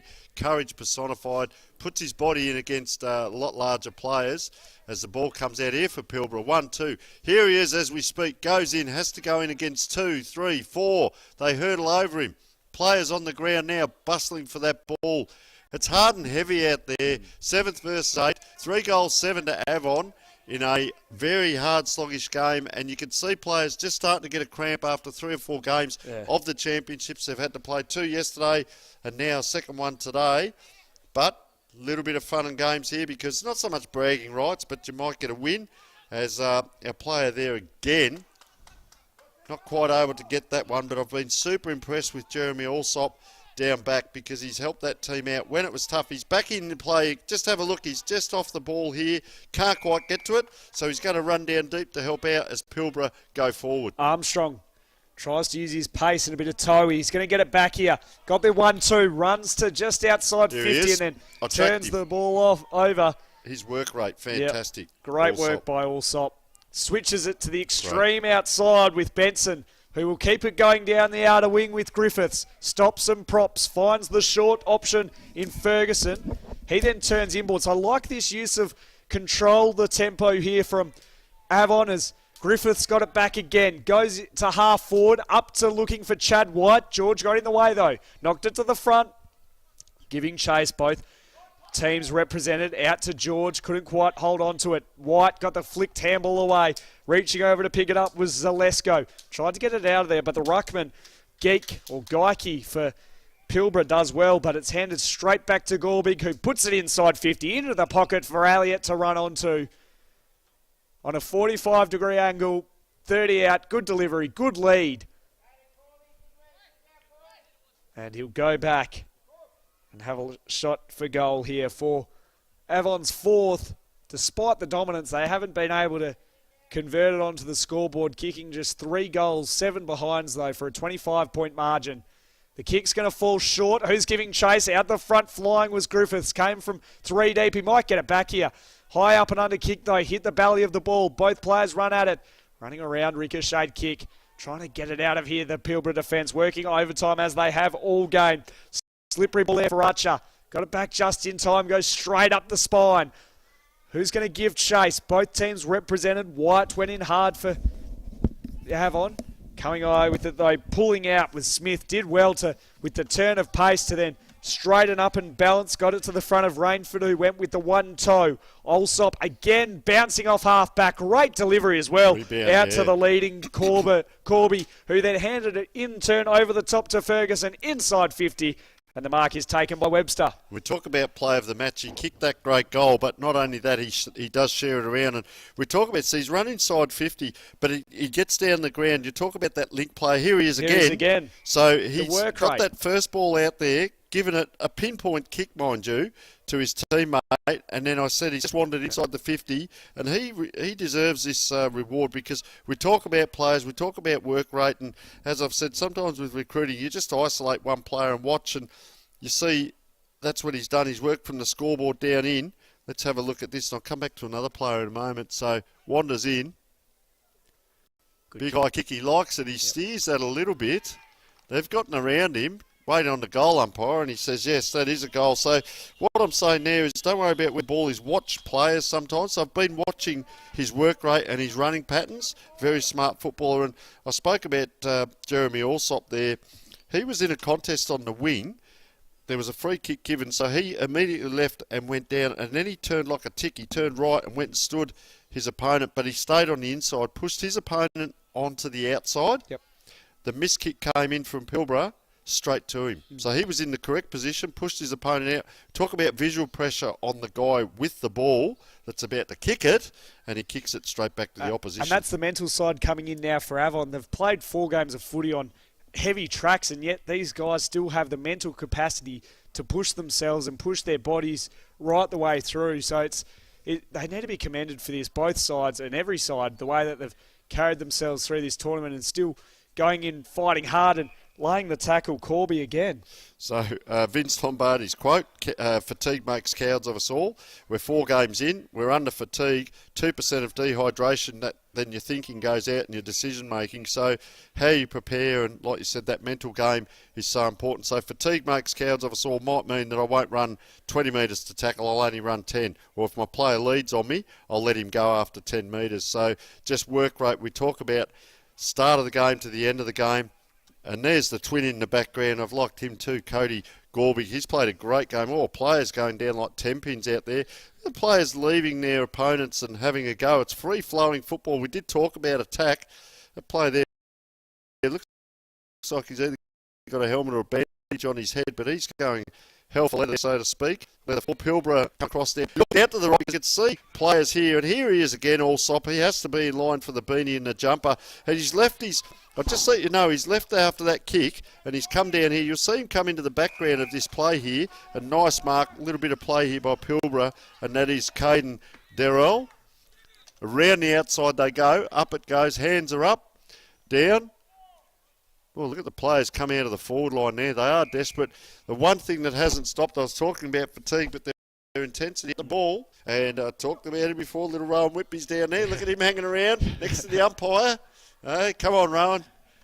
Waiting to shark on a hit out from Geikie, and it was hit in his direction, but the Avon defenders are up to the challenge with Leeson with the exit kick over the back though, and Moyle is able to send it back inboard, but the mark taken in defence by Naria, who then goes to the outside, goes right across the goal face, puts it out in front of Allsop to run onto, or rather Corby. Corby, I reckon, yeah. Takes the ball and just kicks it in hope at the front of White. 1 or 2. Couldn't do the job. Ferguson wrapped up, and with 3 minutes to go, Avon leading by 31 points, and it's good reward for effort for them. Yeah, as we said, the first half was very scrappy, but it's opened up a bit in this second half, and Avon we're going to take the chocolates all play a bounce to the ground there, but Pilbara can hold their head up high. Don't worry about the scoreboard, worry about the way and the spirit that you play the game. And look at this, sharing the ball around, helping each other. They are under pressure, both teams here, so great effort, as we say, 4 games in, and they're still playing good football. So I'd take my hat off to both teams here. I'm going to head down and sort out some awards, and I'll leave you to do the rest here, James. Good luck. Let you do that, Tony. 2 minutes remaining here until Avon will be officially taking 7th place, and in the way was Naria for the Pilbara to take the intercept mark. And at both ends there's been intercept marking, and it's been right on show as Clark played on immediately, probably to his detriment in the end. After a very good mark, he turned the ball back over and sends it back into the forward half of Avon. Lots of bodies around this footy just underneath the Sportal scoreboard, flicked out the back door, and a dumping kick came from Wellington, but into the waiting arms of the Avon defence. Gorbic bumped as he kicked it. Smith went up, flew, was dealt with after, went in again with the bandage on his head. Joel Selwood-like there from Smith, and high tackle called, and it goes the way of Pilbara. And it's with Jerry, who will take the kick through the middle of the ground. Goes to the one-on-one and reading it best. Will Hughes comes to the broadcast side, getting in the way almost. The mark, yep, paid to the Pilbara defender there in Fitzgerald. Directs a bit of traffic, asked them to come with him. Armstrong obliged, couldn't hold on to the mark, came out with it eventually. Did a big U-turn and then went to right half forward and found the option in Armstrong. He looks inside 50. Bit of movement there, which is good for Pilbara. Time ticking away inside the final minute. Can they get a goal on the board? Great mark taken by young Ryan Whitby. The Colt hero. We love this man. He's a talent. He's got a great footy brain on him. He's got all the bag of tricks in the world. And that mark, possibly shown later in the highlights package. Thanks for Bruce Rock engineering the mark of the game. He read it well, and then he just can't finish it off. It clangs into the woodwork, and that's a disappointing finish. But the first score for Pilbara, 31, plays one behind, as Gorbick will run it out of defence and tries to screw it inboard to Smith. Kick a little too hot for him, had to go back and get it. Fell to Fitzgerald, or Smith rather, who pumps it inboard, and a great mark taken by Allsop again, who's just marked everything. He's almost bought his own footy today. Outside Corby, couldn't hold on to the mark. Get back. Siren about to sound. Or should have sounded by now. And there it is. Avon win. They take 7th spot. Their first win of the carnival. They do it 47-31 to the Pilbara. One behind. A very good performance. A 5-goal win to take 7th position. And Tony's braving the rain. Look at him. What a trooper. Out in the rain and in the wet, the Avon Footy League have taken home their first win of the day. They win it by 5 goals over Pilbara, who shouldn't be disheartened. They had some great passages of footy throughout the carnival, and I'm sure all the boys had a great time down here at the CBH Group Colts Carnival.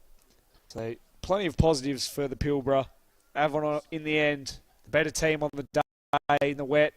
The second half particularly, when they were able to break the game open and to get a bit of free-flowing ball and footy, and their defenders were fantastic today. The likes of Corby, Allsop, and with them really impressed with the way that they worked together to rebound any sign of a Pilbara attack.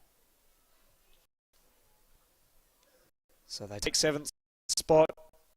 We roll now to the battle for 5th spot, which is coming up very, very shortly. It's going to be a cracker as well as we wait for the fixtures to load. Here we are. So it will be between Avon and Pilbara just played, so the fixtures have decided not to load for me, but either way, we'll be keeping you company through that game. I imagine that it will be between Great Southern Regional Districts, so that will be coming up next. Tony's out in the middle, compiling a few notes, getting some players together, and it's good to see the Pilbara boys all together in a huddle, celebrating the end of their championships, but plenty of positive signs as they look to move forward as a competition. They've come a long way down from up north, and they should be proud of their efforts, the Pilbara Swans. Despite the result, as Tony said, it's not about the end result, it's about the way that they play. And they play some very good footy through the course of the future. Particularly, young Ryan Whitby really liked the work that he did. Barney George. The Armstrong boys were good. Geike in the middle. He battled hard all day. Fitzgerald was pretty good off half back as well, I thought. Rainford did some good things. As the umbrellas are out due to the bit of wet weather around here in Pinjarra rather.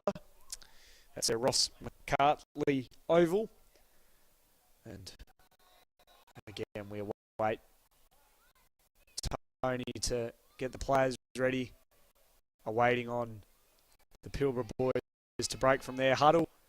And it won't be long, and we'll be crossing out to him on ground level on a very, very soft and wet deck here at Pinjarra. You can see it's quite choppy through certain patches, particularly along this broadcast wing and up at half forward for both ends.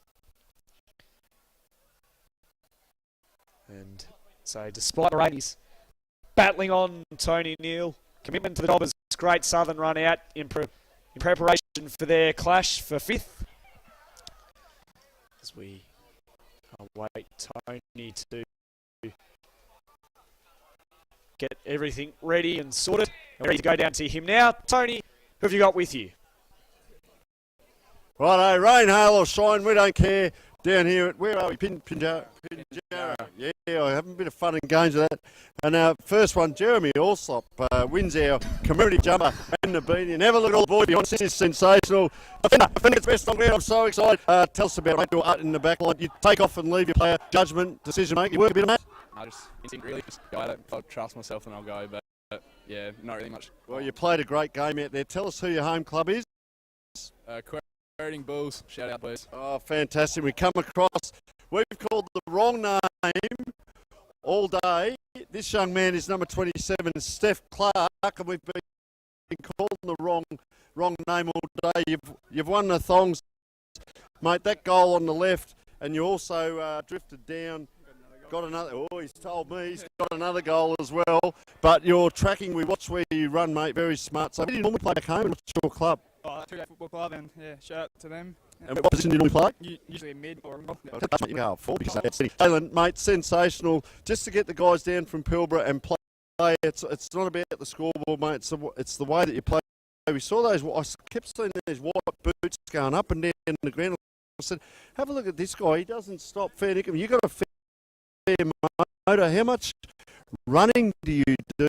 This is Joe Coppin, by the way, from Pilbara, our igniter. How much running do you do back home? You know, sometimes on the Sundays when we got ice bar session, like to do a quick 2K before we get into the ice bars. But the main thing that's gone through my head is just fighting. Outstanding. What's your team back home? South Adelaide Swans. Okay, and you're coming through the ranks. Are you playing?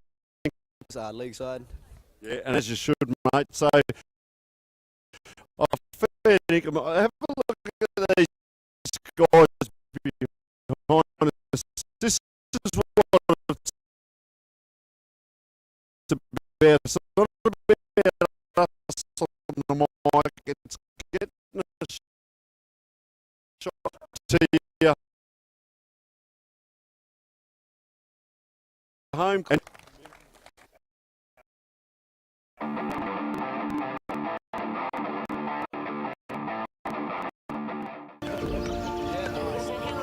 when you think of the future of your business,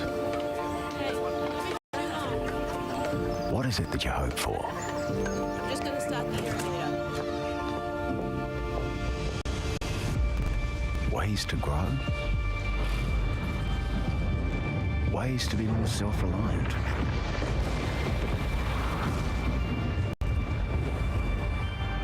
And always be one step ahead. Are you looking for a partner with solutions to complex business problems?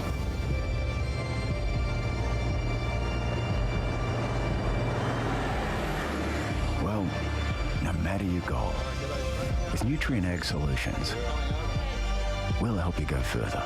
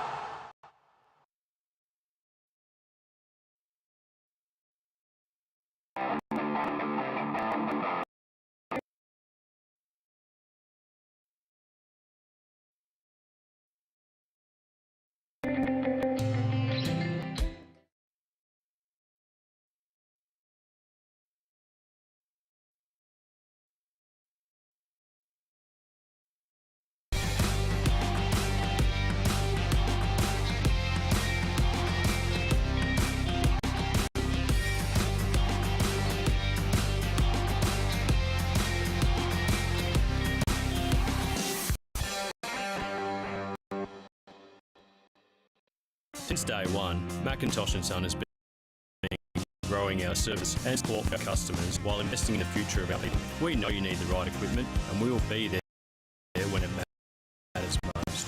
Macintosh and Son. Grow with us.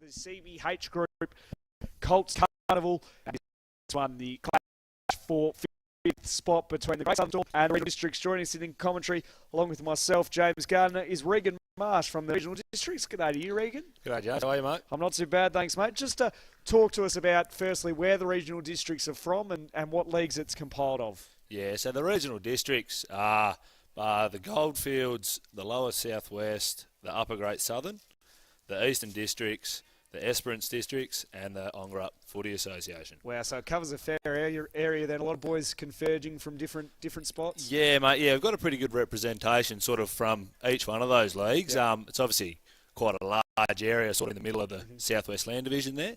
So yeah, it's been really good. So yeah, a lot of boys come from Kalgoorlie, and that's a massive effort to get down here, sort of all the way from there, and Esperance as well. So no, it's been great. It's been really good few days. And so how was the challenge of getting these guys in from different leagues? I mean, it's hard enough getting guys in from different clubs within one league, let alone different towns and leagues within themselves. How was that challenge, and how did the boys go at gelling together to become a team? Yeah, so the first, essentially the boys sort of get to sort of see each other at the Lake Grace Carnival, the Great Southern Colts Carnival down there in Lake Grace this year, and they sort of get a rough idea of who each other are there. Right. And then, essentially they just meet up for the first time on the Wednesday, have a training session, and then, the first 20 minutes of the first game. So it is a massive effort then to even make it this far and to be playing off for fifth. And, when they hardly know each other, and the ability, I've watched a few of the games, and they've played some really, really good footy. I'm sure you're very proud of them. Yeah, very, very proud of, basically after that first 20 minutes, all of a sudden, it's like they sort of know the game really well, these boys, and they just work out where to go and where each other sort of likes to go. And, it's really good to watch them adapt so quickly. So who are some of those regional districts we should be keeping an eye on after this carnival? So blokes like Charlie Kelsall, blokes like Cuba Garlett, and then the full forward there, Jackson Callipy. He's really stand out, and he's really good. Big Cuba on the wing, you'll see, very good skills, manages to hold his width really good.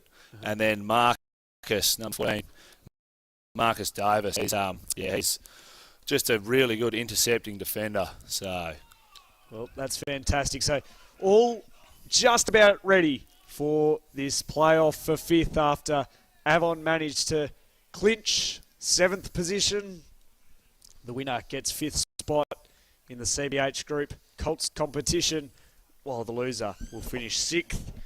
Of course, though, it will be a tight contest with both teams littered with future prospects and star players to keep an eye on into the future. A massive effort for the regional districts to come down here, as well as the Great Southern,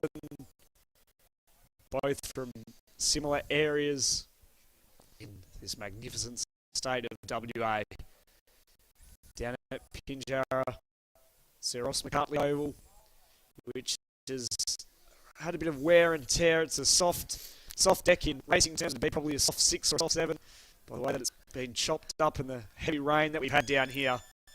Nonetheless, though, we're all set and ready for the second final. The playoff for fifth, and we're underway. Tucker tried to get out middle for Great Southern. Big ruck in there on that occasion, though. Gets it away in Ravenhill. They get it going forward here, the Great Southern. Close into Schwartzbeck. Knocked away, though, by Watkins. Well, good defensive effort out to the skipper in Moiri. He couldn't get it away cleanly, though. So they're under a lot of pressure here, the Regional District's defences. The snap comes away from Jaggy. Over across the face and missing to the near side as they scramble on the line with Lowry there in the 30. So one behind only. First score of the day goes to Great Southern within the first opening minute. And here's Garlett that we spoke about in the pre-game, running the wing beautifully. Good option as well. Good shoe inside to Davis. Directs a bit of traffic. Continues out the broadcast side. Keen over the back though, read it best. Handed it in term to Cole. And a bit of kick-to-kick happening at the moment as the mark is taken by Clark. Not a whole lot of movement up the ball, up forward. Garlett takes the mark just down from us and goes back to where it came from in Clark. He in turn goes shorter still to Virgin. And so they're stuck on centre wing here, Regional Districts. Not a whole lot of movement up forward, so he just pumps it long. Good mark, though, taken out the front by Kelsel. Another man that we were told to look out for. He goes up forward. Two players get in the way of each other. Surely the mark taken. It's a push in the back anyway. So good forward presence from both of those players for Regional Districts. We wait for him to spin around. And it is Regan Mott, who was pushed in the back, interfered with, took front position, and now we're just about behind this kick. Do you back him in from here? Yeah, I do, mate. He's got a very nice kick, and he's only, 25 out? Should go straight through. On a 45-degree angle, it's close to the near side, and he misses to the near side. So the commentator's curse, good to see you've slotted in beautifully to the roll. So scores level within the first 3 minutes, 1 point apiece. But good signs for both teams. I really like the way that Regional Districts were able to methodically massage the ball along this broadcast side. Yeah, that's that's pretty much been what we've been telling them every game. Been trying to sort of use the short options coming out of defensive 50, and then once we get sort of between 50 and 70 from goal, we want to try and get a little bit deeper. It seems like you've got some big targets up there that can clunk a ball, so I'm sure that's going to be the target of the Regional Districts. Bit of an interference, and the free kick going the way of Regional Districts with Duncan out on the outer side. Left half forward here in the helmet. Pumps it long into the pocket, out the front. The mark taken by Ray Anthony's. Takes the mark. He'll go back and look for the first goal of the match after the forward half turnover. Good delivery forward. Good positioning as well. He's about 35 out, 45-degree angle. Very good approach. The kick on its way is across the face, and it's through for the minor score. So 2 set shots, 2 misses for the Regional Districts. Sure you're not happy with that? No, probably gettable as well. I actually thought Ray Anthony's there was probably a little bit too far out to probably have a go, especially with a wet ball. But no, the pressure's been good early, and we've been managing to keep it in repeat entries. So getting it on immediately. The Great Southern defence trying to get it to the outer side. Again, more interference. They're holding in the marking contest. This time, though, it goes the way of Ravenhill. The big ruckman with the headband. Switches it inboard to Kale. Holds it up momentary. Plays on. And it straight back over the Beard, who was just couldn't believe his luck. And then he goes short to Mott. Still down the outer side. Coming inboard now. So they're just methodically working their way through this Great Southern defence as Garlett takes it and takes off immediately and then delivers a searing pass forward. Out on the lead, Ackroyd. Couldn't believe his luck. Wouldn't you love that delivery every day? Coming out, and he's going to kick right on 50. Too far out to score, you would think. Puts it to the top of the square. Lots of great numbers around that. And out the front was Hartfield, who positioned himself well and goes into the pocket. Looking for the option there in Ravenhill. Or Gaunt, rather. The skipper who takes the mark, goes short. Gets to Jaggy on the half volley. He missed it. Comes back inboard to Ackroyd to try and make up for the mistake earlier. Tackled, play on, says the umpire. Just blasted long, looking for Schwartzbeck. Couldn't quite, gets out the back of a couple. Schwartzbeck goes in again, flicks it wide. Clark able to control himself. I really like the composure that they've shown so far, the regional districts. Moiri, or rather Mott, able to compose himself, but that delivery not great. And again, the intercept mark taken by Hartfield, who's already taken a couple of them early. Almost bought his own footy so far as Duncan has it on the outer wing, trying to keep it in front of him, possibly held without it, and the boundary line wins out. So delivery inside 50, not the best. We've seen Hartfield take a couple of early intercept marks for something. Be looking to avoid him at all costs. I think, it's like I said, like I was saying before, we like to try and go deeper with that 50 to 70 sort of kick, but just get no representation, and like you say, they're just pretty much marking unopposed. This time with a bit of opposition, but of Colope, sorry mate, but again the mark, that's 3 in a row now. Just about every inside 50 in the last couple of minutes he's been able to chop off, almost kicking to him. Blasted out wide to the pack on the outer side, blasted long by Waters, up to centre wing, just under the scoreboard, knocked away. Down the front was Watkins, couldn't get clear traffic though. Finding a bit of space, though, was Mott through the pack, handed it in turn to Davis, and then right out to White. He blasted it long. This time again to Hartfield there to spoil it away towards the boundary line. His defensive effort so far has been fantastic. It's been actually unbelievable. That's an unbelievable start for Hartfield. If you were giving away the Archie Thongs and the player of the match with the belt up 25-year commemorative jumper and the beanie, you'd be giving it to him right now, as there's been interference off the ball. And it's going the way of Great Southern with Kale. So a costly error inside 50, you would think, from regional districts. The kick, just enough on it to get to Jally. He looks and surveys his options. Puts up to centre wing. Out the back, though. Good mark taken by Watkins. So both sides turning the ball over in their forward half due to good intercept marking as Keane will fly over the back. Always the mark taken. It's paid to White. A good mark, had a couple of bites of it, but that was much better delivery from the regional districts. Yeah, and just a bit of representation at that contest. Look at the result now. I'm not sure if he's got this in him. He'd have to give it a fair roost, I reckon. He'll be kicking from 45. He arcs around for the extra distance, leans back on it and falls short. And on the line, not able to shepherd it through, and looks like Steitler's able to chop it off, and he goes straight up the staples. A dangerous kick, but Keane is up to the challenge of pulling in the mark. Hands it on immediately, wanting to get it going. Gaunt through the middle to Kale. They want to go the short option home. Decides to go out towards the scoreboard. He has runners in support there. Bounces it in front of Matt Steliz, then delivers it inside 50. Lowry presented. Good defensive effort though from Quartermain to knock it away from him. Then recovered well to deliver it outside 50 off the half volley. And Duncan sees it over the line. So on the Sportal scoreboard, it reflects the tight nature of this game with the regional districts leading by point. Yeah, that was probably great. Best bit of transition then. They had a good opportunity there. Keane roved it beautifully off the palm of Ravenhill. Blasted it inside 50, out the back, almost trapping it was Watkins. Blasts it long and it puts it long, and Davis is there to mark it. Options out on the broadcast side. Mark taken. They go further afield, just under our commentary box position now for filming footy. And it was in the hands of Moiri. He went short looking for Brown. It was knocked away from Sandy, who then tried to chisel the ball in. Keane was up to the challenge. Gang tackled. Good pressure from both players from regional districts. Holding the ball, a tough decision there. Didn't have a whole lot of opportunity there, Keane, to get rid of it.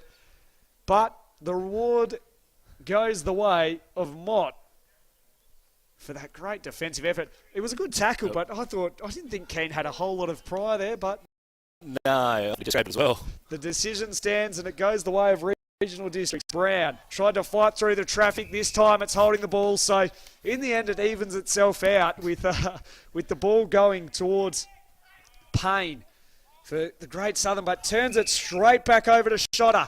Has options inside, puts it out into the path of White, letting him run onto it. Kale was the first on the scene though for the Storm. Little deft touch out wide. That was nice. I liked that kick there to Garham.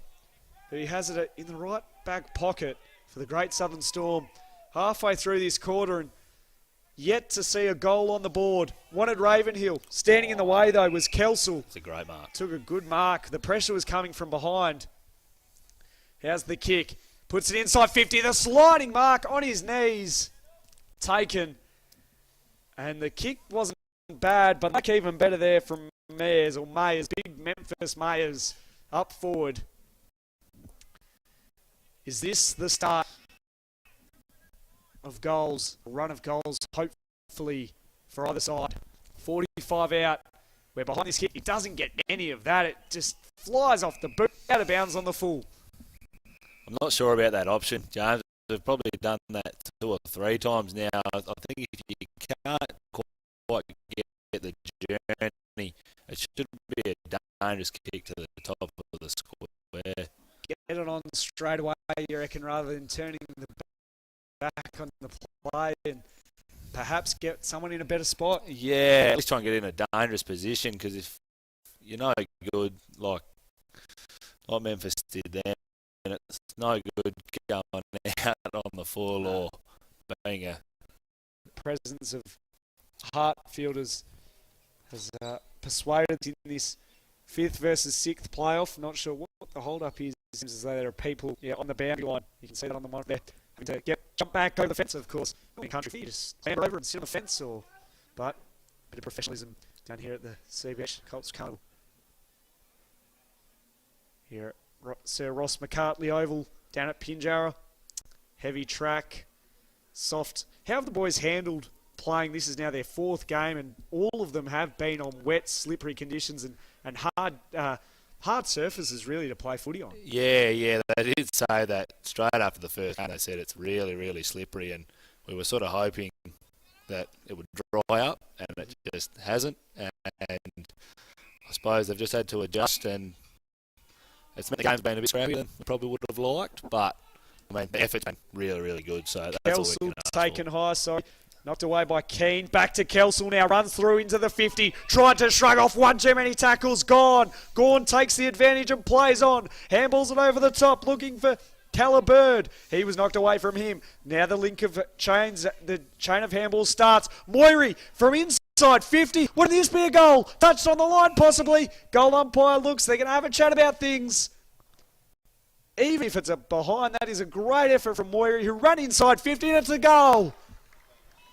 Arced around onto the right. He puts it through for the first of the day. Regional District strike, 1-8 to Great Southern, 1 behind. Almost 7 minutes to go here in the first. A little bit of reward there, finally, James. It's been, good to see. Obviously, the regional districts have had most of the play, and, to finally get a goal on the board is, just a little bit of reward for effort. A contender for the goal of the game, thanks to Macintosh and Son, and the Optima play of the match, and so that is a chance there for Moiri. Back in the middle now, thrown up. Both ruckman had a piece of it, tapped it down in, still inside the circle, and we'll have a ball up just metres from where it all began. Thrown back up. Ravenhill got it down. Garlett out on the wing, handed it in turn to Kelsall. So this is nice from the regional districts. They're winning the clearances, winning the ball out there. Down the front though, knocked out the back. They're able to run onto it with Leahy, who puts it through. Back-to-back goals for the regional districts. Read it well off the back of the pack. And after 13 or so minutes of no goals, we've had 2 in a minute. That's just finally getting a bit of reward for probably a fair bit of dominance of play, isn't it? Really, probably the scoreline sort of starting to reflect probably the flow of the game. I would say. Definitely the way that they were probably won majority of the clearances, had majority of the time inside 50 regional districts, but starting to get some reward on the scoreboard. Yeah, and you need that too, because if you just keep going down and sort of not scoring or kicking behinds or just mucking up your efforts, you sort of start to drop your head a little bit. They've kept their composure well, though, the regional districts, not going away from what they know best. Back in the middle, Ravenhill, the clear winner of that, but they're able to win it out all momentarily. Kale swooped on their loose hands, puts it inside 50, almost the mark taken. Flying was Davis. almost pulled it down. But we'll have a stoppage inside 50 for the Great Southern Storm. One of their first opportunities since early in the match to get a score on the board. Just slapped forward. Schwartzbeck tries to get onto it. Handball out the back door. Trying hard here, Regional Districts, to just weather the storm a little bit. Hunter goes in, held without it. And it will go the way of Hunter here. In the right back pocket. Wants to switch it right across the goal face. Davis backing back. I like the way that he's come into the game now along with Kelsall. Puts it wide and long, and it's trickled over the boundary line just in front of us. Yeah, that was smart by the Regional District, sort of trying to bring it to the open side there. That's exactly what we've told them to do as well. We're trying not to go back down the line. Switching the ball. Ravenhill took front position, tapped it down, just thrown out of there really by Synod, it looked like, and then goes back in to try and get the footy back. Shotter tried to shrew the pack, but he stood tall in the tackle that Payne applied. 4 minutes left here in the first half. It's been a tight contest. Keane wrapped up immediately. We'll have another stoppage. 13 points the margin. 14 plays 1. Thrown back up. Just a rush kick away from Shotter. Slapped away by Ravenhill into the path. Into green grass or muddy grass, really, into the mud patch. Back in through. Pianiza tried hard, tried to keep it in front of him, almost to his detriment. Slapped it forward to Gallos, and there's been a kicking in danger coming back to Paniza, who has it almost in the middle, forward of centre here at Pinjarra. As the time ticks away as we near on half-time. Puts it high and long looking for Keane. Double fist came from Garlett, who knocked over the boundary line. And we'll have a throw up about 40 metres around from the Great Southern goals. This has been better from Great Southern, just sort of getting repeat entries. Putting the Regional Districts' defence under pressure that they haven't experienced since early in the half. Ravenhill over the back, trying to paddle it in front of him. Keane tried to burst through, wrapped up though by Gleeson. We'll have another stoppage.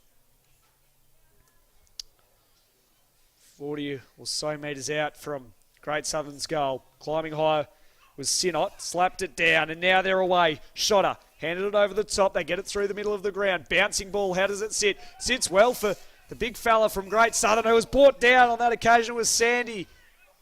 And so we'll have to just lick his wounds there as Shotter, who started to come into the game a little bit. His kick, not a great one. The commentators curse again. Payne handed it over the top to Jaggy. Puts it inside 50. Bouncing ball. How does it sit? Sits well for the defensive Regional Districts. Sending it wide just in front of our commentary position now in the hands of Beard. Looking, surveying his options. Has to send it down the line. It's a good kick as well. And a good lead. Great presenting kick. Hard was a Brown. Looks inboard. Sending it to half forward, knocked away. Shotter again, the work ethic is good. Puts it onto his boot, right in the right forward pocket. Kelsall came out to meet it. Shrugged that tackle. Mayers, but it's across the face and through for one behind only. Couple of really nice kicks down the wing here by the Regional Districts and get over the back of the big clump of players.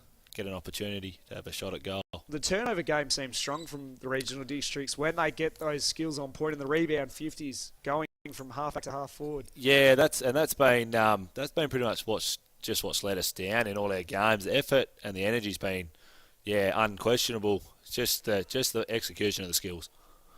From the kick in, runs the required journey, Cale, and sends it right over the pack, almost a fly from Gleeson. It looked good from where we were. Over a big pack of players, just couldn't quite hold on to it. And so we'll have a throw up with a minute left, less than a minute to go. It will be Lowry doing the ruck work against Synot for the Regional Districts. Lowry got to the front, double palmed it down, trying to work his way through Gleeson.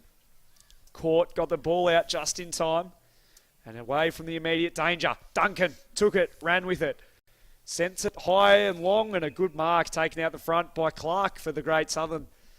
So less than a minute, half a minute remaining now. Hands it, plays on, goes back, and out of bounds on the full. 20 seconds left from the kick in. Up to half forward, but the mark almost completed by Gaunt, just dropped it at the crucial part of it and tapped it down. He's then on his hands and knees trying to scrap his way through. Keane keeps his feet and almost got the reward for it. They dive on top of each other. And the siren sounds to signal the end of the first half in the 5th v 6th playoff. And at half-time, it's the regional districts 2-3-15, leading the Great Southern 1 behind. We'll take a quick break and be back with more. James Gardner and Regan Marsh in the commentary box. It's the regional districts by 14 points.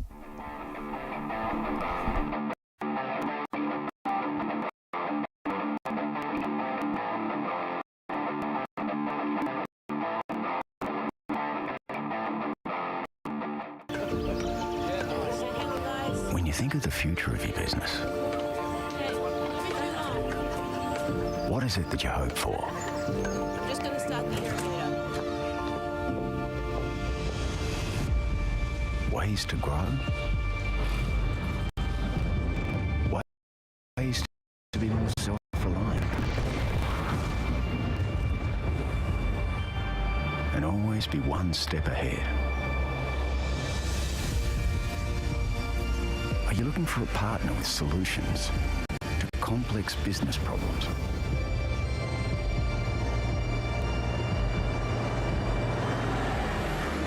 Well, no matter your goal, with Nutrien Ag Solutions, we'll help you go further.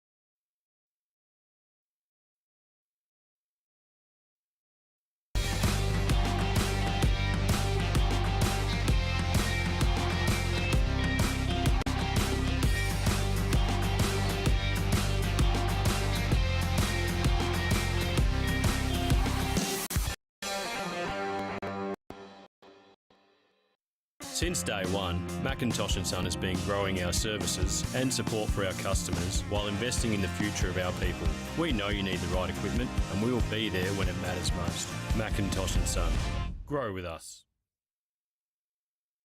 Ross McGiltree Oval here in Pinjarra. It's wet, it's wild, it's windy, it's a true winter's day down here in Pinjarra, and we can tell you at halftime it's the regional districts leading 15-1 in the battle for 5th spot. And I'm joined in commentary by Regan Marsh from the regional districts. Regan, you'd be pretty happy with how the regional districts boys have gone. Yeah, James, it's been good. Obviously, a bit of a scrappy affair, like you said, because it's wet and windy, but the effort's been really good, and we've managed to sort of, once we get the ball inside 50, we've managed to lock it in there, which has been, the most pleasing aspect.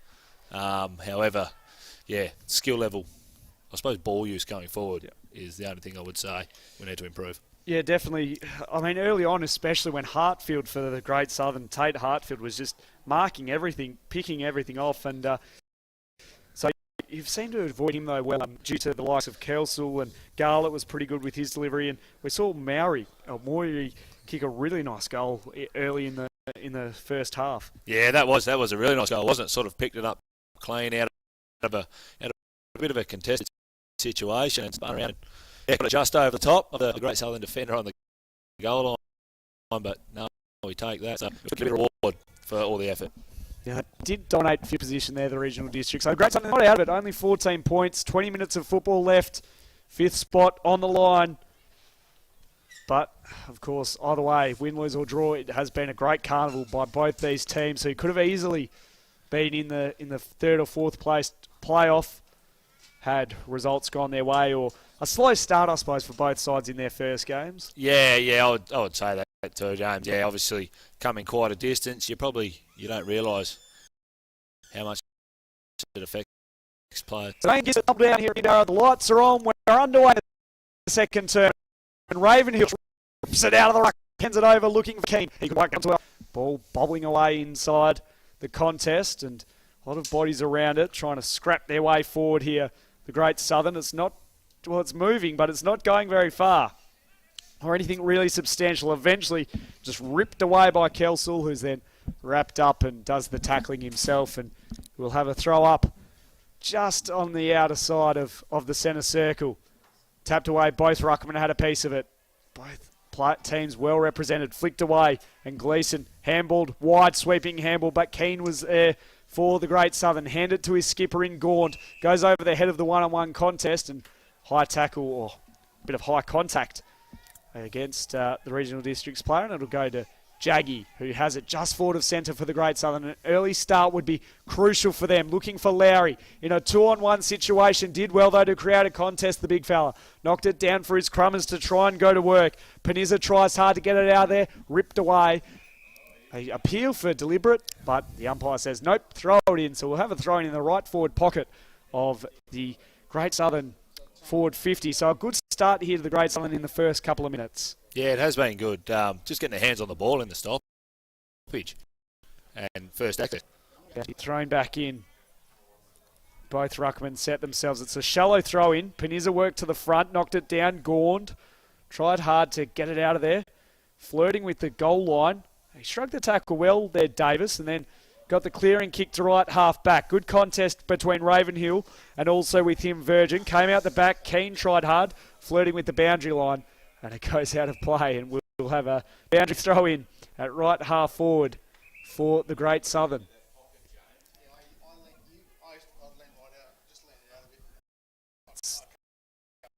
With a switch kick, we'll wheel around and play on immediately. Looks for Lowry. It goes over the back of his head, falls out the back, handball away. Quartermain tried hard, back out to Watkins, who just scrubs a kick forward to Clark, the skipper in the long white sleeves. Cruises down the outer side, puts it in a wing. Good mark taken on the outer side by the Regional Districts attacker. Puts it inboard, looking for Brown. Slipped through his hands. Diving on top of the ball. Extracted though. Clark, good tackle on Payne. Knocked away. Ball bobbles away. Comes out eventually. A hurried kick away though came from Steitler, but it falls in the lap of Clark, who takes the mark, looks immediately inboard, looks for Kelsall. Two bulls going at it between him and Keane. Fair bit of talent in that stoppage. Knocked away. Morrison Carter will be the first to it. Brought down though by Gleeson. Good pressure applied inside 50. Knocked away. Garlett will almost pick it up. Just worried out of it a little bit at the last stage. Keane went in hard. Garlett likewise. Gallos extracted it, gave it to Panizza off a standing start, dealt with afterwards. And you'd imagine that there'll be a free kick going the way of Panizza. There is, so the ball will be brought back and he'll have a set shot to get the Great Southern Storm on the board with their first goal. Great attack by both players though. Yeah, Great Southern Storm have been much better, haven't they? This is really good effort, really good energy in this first 4 minutes of this second half. But the best thing about it was that contest between Kelsall and Keane, two of the better players in both teams going at it, and it's exciting to see the future is really bright for WA in terms of country football, and that will feed into the waffle, and then hopefully the AFL as Panizza on the approach, dead in front, 40 out, arcs around slightly. The kick looks good, it's straight, it's there. And the Great Southern have their first day. They get back to 8 points. 1-1-7. They trail Regional Districts 2-3-15 on the Sportal scoreboard. A good kick there by Panizza. Reward for it.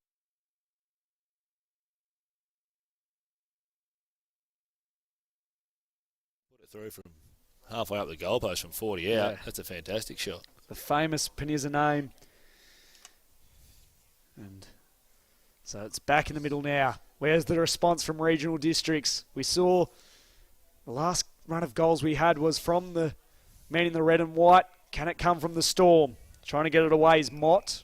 Brought down immediately, though, by Kale. We'll have a secondary stoppage just metres away from where we began it all. Knocked away. Keane tried hard in the helmet. Kale likewise brings down Virgin. We'll have another stoppage. So a couple of stoppages in a row here. Few bodies around this. Plenty of representation from both sides. Knocked away. Ricocheted off. Kale went in hard, tried to get it away from Garlett, caught, almost holding the ball, got the handball away just in time. Out in front was Brown, couldn't hold on to the mark. Garlett came flying through, handed over the top to Mowry. We've already seen him kick one from here today. Up the other end, couldn't quite, decided to pull the kick. Out the front though was Mayers, who had time to stop, pop, spin around and kick the goal. And get his first of today rather. Good forward craft from Memphis Mayers. He's been in everything early, and he gets reward on the scoreboard. Yeah, he's been really dangerous down there, hasn't he, James? That was just, opportunity.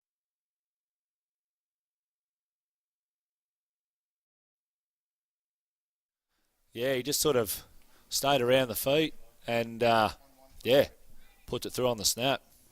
Very good finish, classy finish from Big Mayers. Down there, up forward. 14 points now, the margin.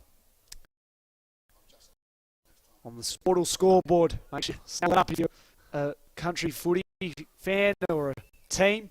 Kale tried to bustle his way through and collected Kelsall high in the process, who's probably been one of the better players so far from both sides. And presenting the lead was White, and it was a good mark taken, then wheeled around quickly, puts it inside 50, and a flying mark taken out by Mayers. Took the grab, read it to perfection, and a good leap on him as well. Yeah, he's really athletic, isn't he? Quick and can jump, and just really smart too. And as a defender, there's not a whole lot more you could have done there, as Mayers slots his second and gets a bit more breathing room for the regional districts. Out to a 20-point margin, 4-3-27 to the Great Southern, 1-1-7 on the Sportal scoreboard. Starting to get a little...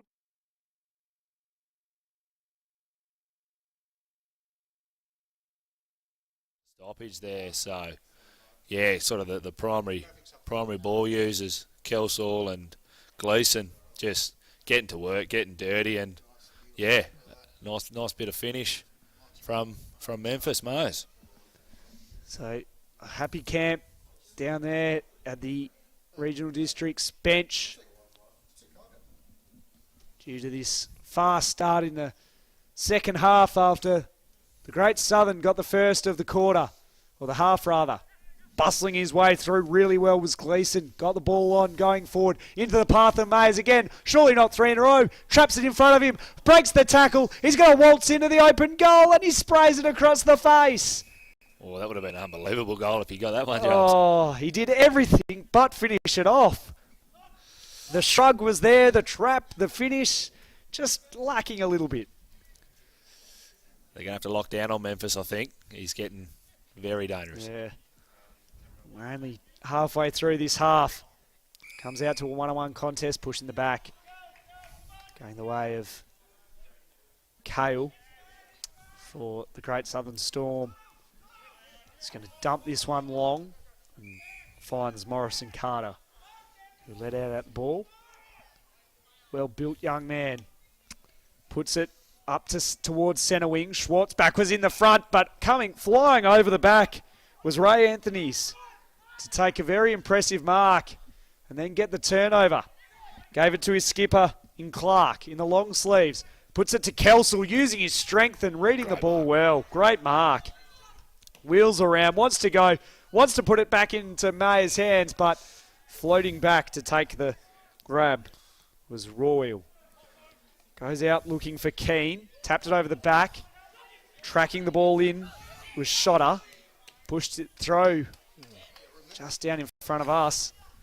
And so Keane will get the free kick, who has been really good for the Great Southern Storm right the way through this carnival. getting things started. Gaunt, just casual, handed it to Jay Lee. Wanted the run in Jaggy. He couldn't quite trap it effectively. Stripped of it. Ball bubbles around, knocked forward. They're able to release it now through Duncan, the regional districts, down the outer side. Beck tracks it, got the hands away. Back into the path of Garum, who was then caught holding the ball. Great tackle from Maori again, who's put a couple of great efforts in. Goes short. Almost the mark taken by Shotter. Got it back though and just put it high. A big skyscraping kick. Two Great Southern defenders there. And Waters fought over it and took the mark. And he's rewarded for, well, should have been rewarded, but instead a ball up is resulting after it was possibly touched in the contest. Thrown up, tapped over the back. Falls to the back of the contest and Keane tried to extract it out. Instead, the quick snap came from Maori, but it goes across the face and misses to the near side. So the regional districts forwards are looking really dangerous at the moment. Yeah, they are. James, they sort of just had to weather that little 5-minute storm from Great Southern, pardon the pun at the start, and yeah, now they've got the ascendancy back. So a bit of breathing room now as we enter the final 6 minutes. And they look like a pretty good team, regional districts. Just unfortunate we won't be seeing them much more.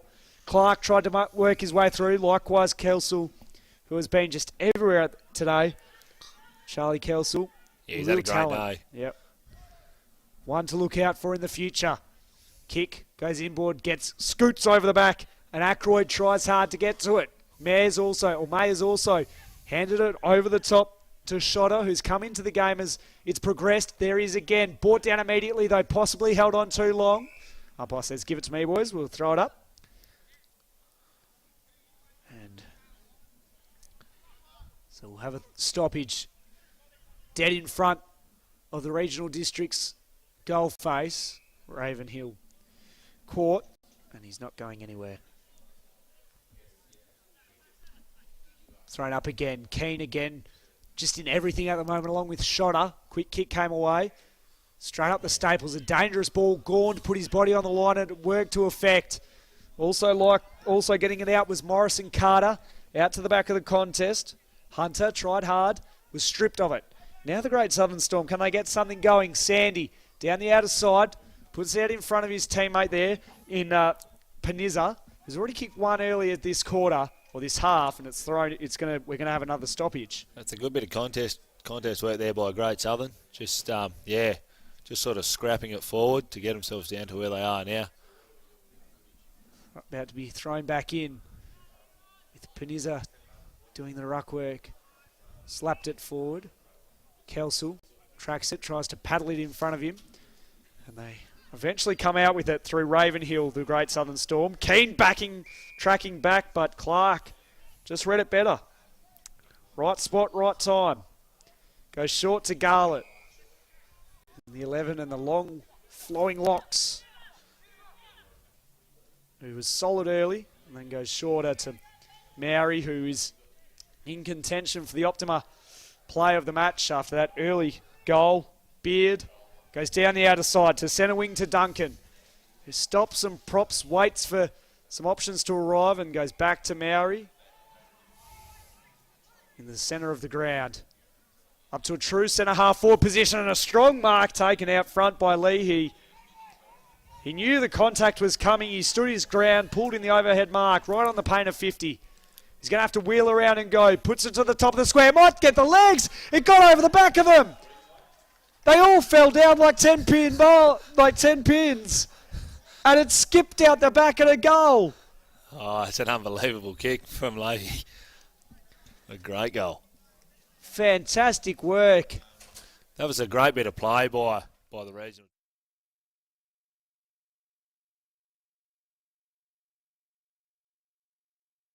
Got a little bit lucky with that one over the back, but it's a great bit of play all the way from sort of defensive 50. So back in the middle now. Party time for the regional districts. About to be thrown back up in the middle.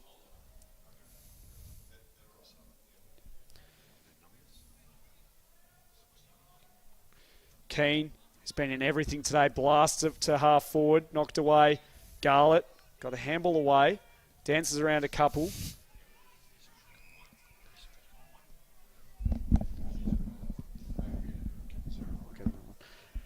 So tracking back the regional districts, trying to find the right option.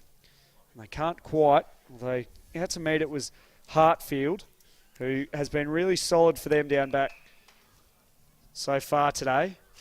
They go short, the regional districts as our monitor. And Spec goes around the corner with a minute to go, just wrapped up.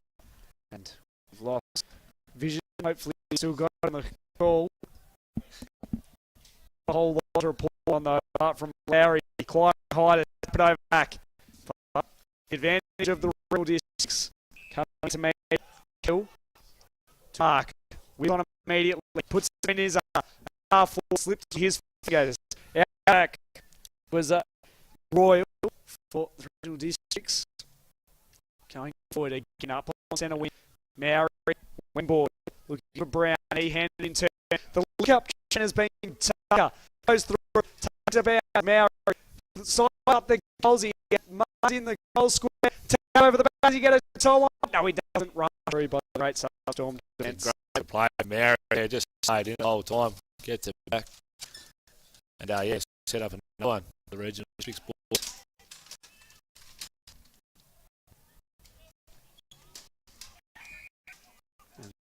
Mark 10. Return by Shaw. Going to dump it in along to the square. Must do the work. Come up the back.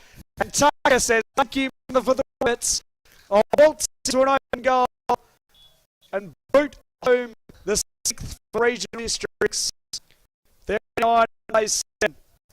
A really, really positive performance by the regional districts. Yeah, it's been a really full game performance. Apart from the first 4 minutes of this half, pretty much the whole game they've pretty well dominated. And that was a great bit of crumbing work there from Tucker. I mean, Great Southern had two flyers in that contest, and Tucker stays down. And you're not probably going to take too many marks like that on a day like this. So, yeah, really clever play from him, and hopefully, the boys have had a really good finish to what's been a great carnival.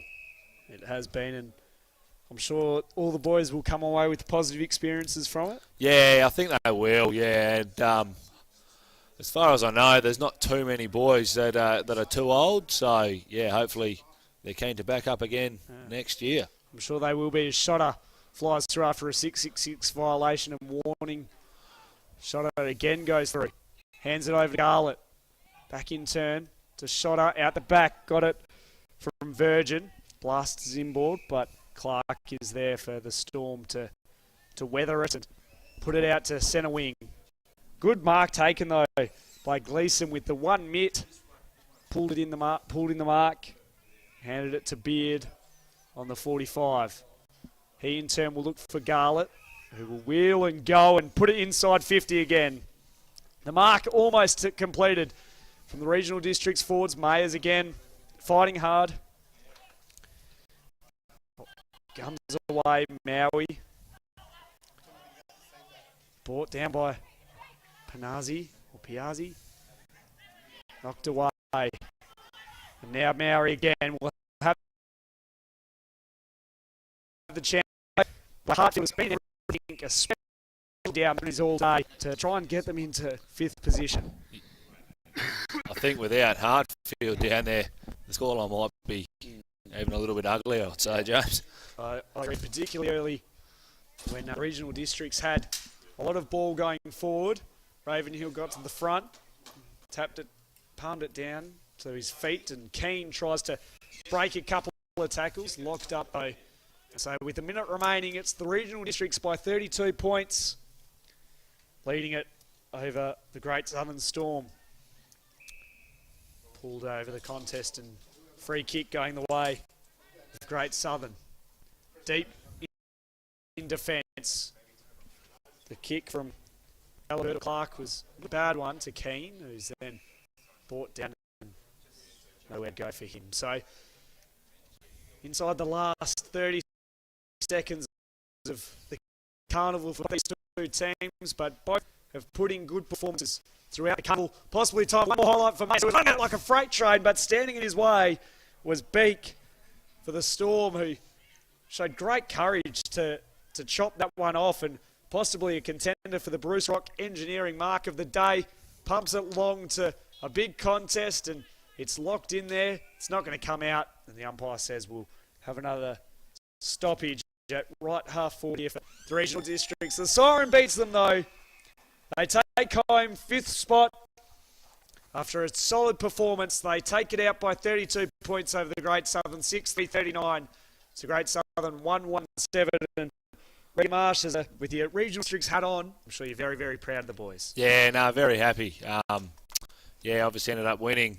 Yeah, to win, to get 5th, but I think that doesn't truly reflect how good we were, because in our group we were, it's obviously on the same amount of wins as the other two top teams above us in Kimberley Spirit and Great Northern, and to come away with essentially 3 wins, it's a great effort from these boys, as they pretty well only met each other properly on Wednesday night. Yeah. So for any team, it is an extraordinary effort to even get this part, but especially for the regional districts when you've combined multiple leagues and competitions, as we spoke about before the game. But you must be, I'm sure you guys as a league and a competition are really proud of the way that the boys have conducted themselves this week. Yeah, no, it's been fantastic, James. Like footy teams sort of take a lot of time to try and gel and learn how to work together, and to come away with wins against like a Great Southern, which has probably played together as a team for quite a while, is just the coaching staff at the districts, just to try and create a really good team first feel, and credit to the boys also to get around each other and really make it great.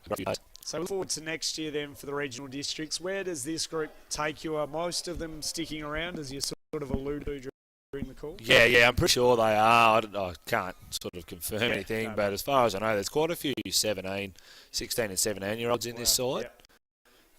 So which sort of gives them another couple of years at least, which would be fantastic. I think if we can get a bit of continuation from these boys, it'll only hold us in good stead in the future to have more successful carnivals. Certainly. I suppose there's so many positives though, and aside from a poor starting first game, since then regional districts have probably been one of the better teams of the competition, and you could say deserve this win, deserve all the accolades that they get as Tony begins to get into position. He'll be giving out a couple of awards that we picked out during the call. I'm sure that the regional districts will have a feature pretty heavily in this one due to the strong performance. Yeah, I thought Charlie was probably my best on ground as well. Yeah. But it was such a good even performance. You could have put a blanket over most of the regional districts players as we begin to assemble. We've got Tony in position. He just wants the boys to get around him. He loves the attention, doesn't he? Loves to be the centre of attention. Anyway, we get down to him now. Tony, who have you got down there with you?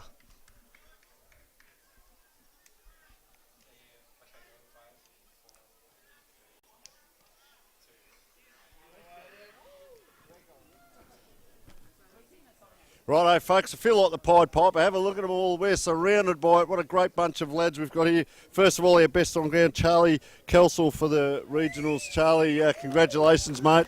Oh, thank you. And cast of thousands here, mate. But you get remembered for playing well in big games, mate, and you've done yourself a credit and a team as well. What's your local club? Come on, pump them up.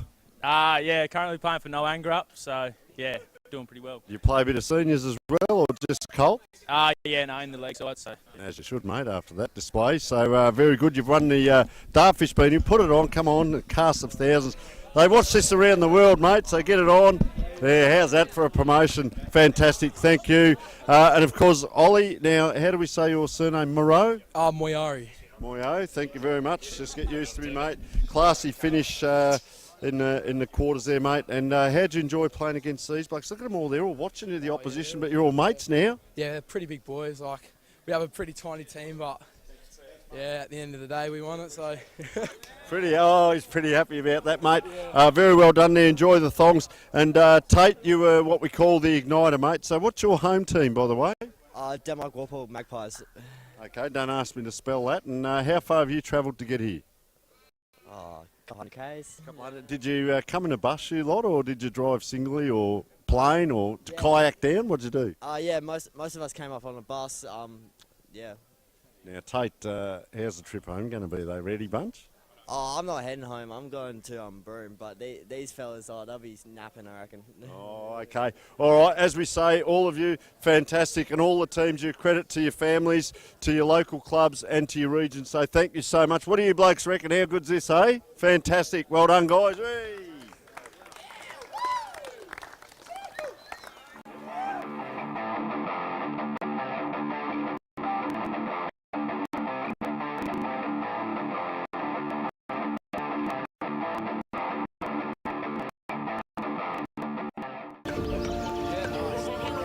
When you think of the future of your business, what is it that you hope for? I'm just going to start the irrigator. Ways to grow? Ways to be more self-reliant?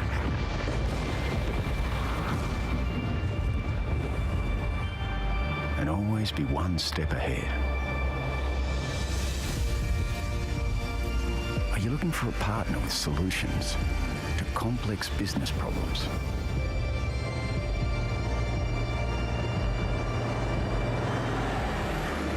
Well, no matter your goal, with Nutrien Ag Solutions, we'll help you go further.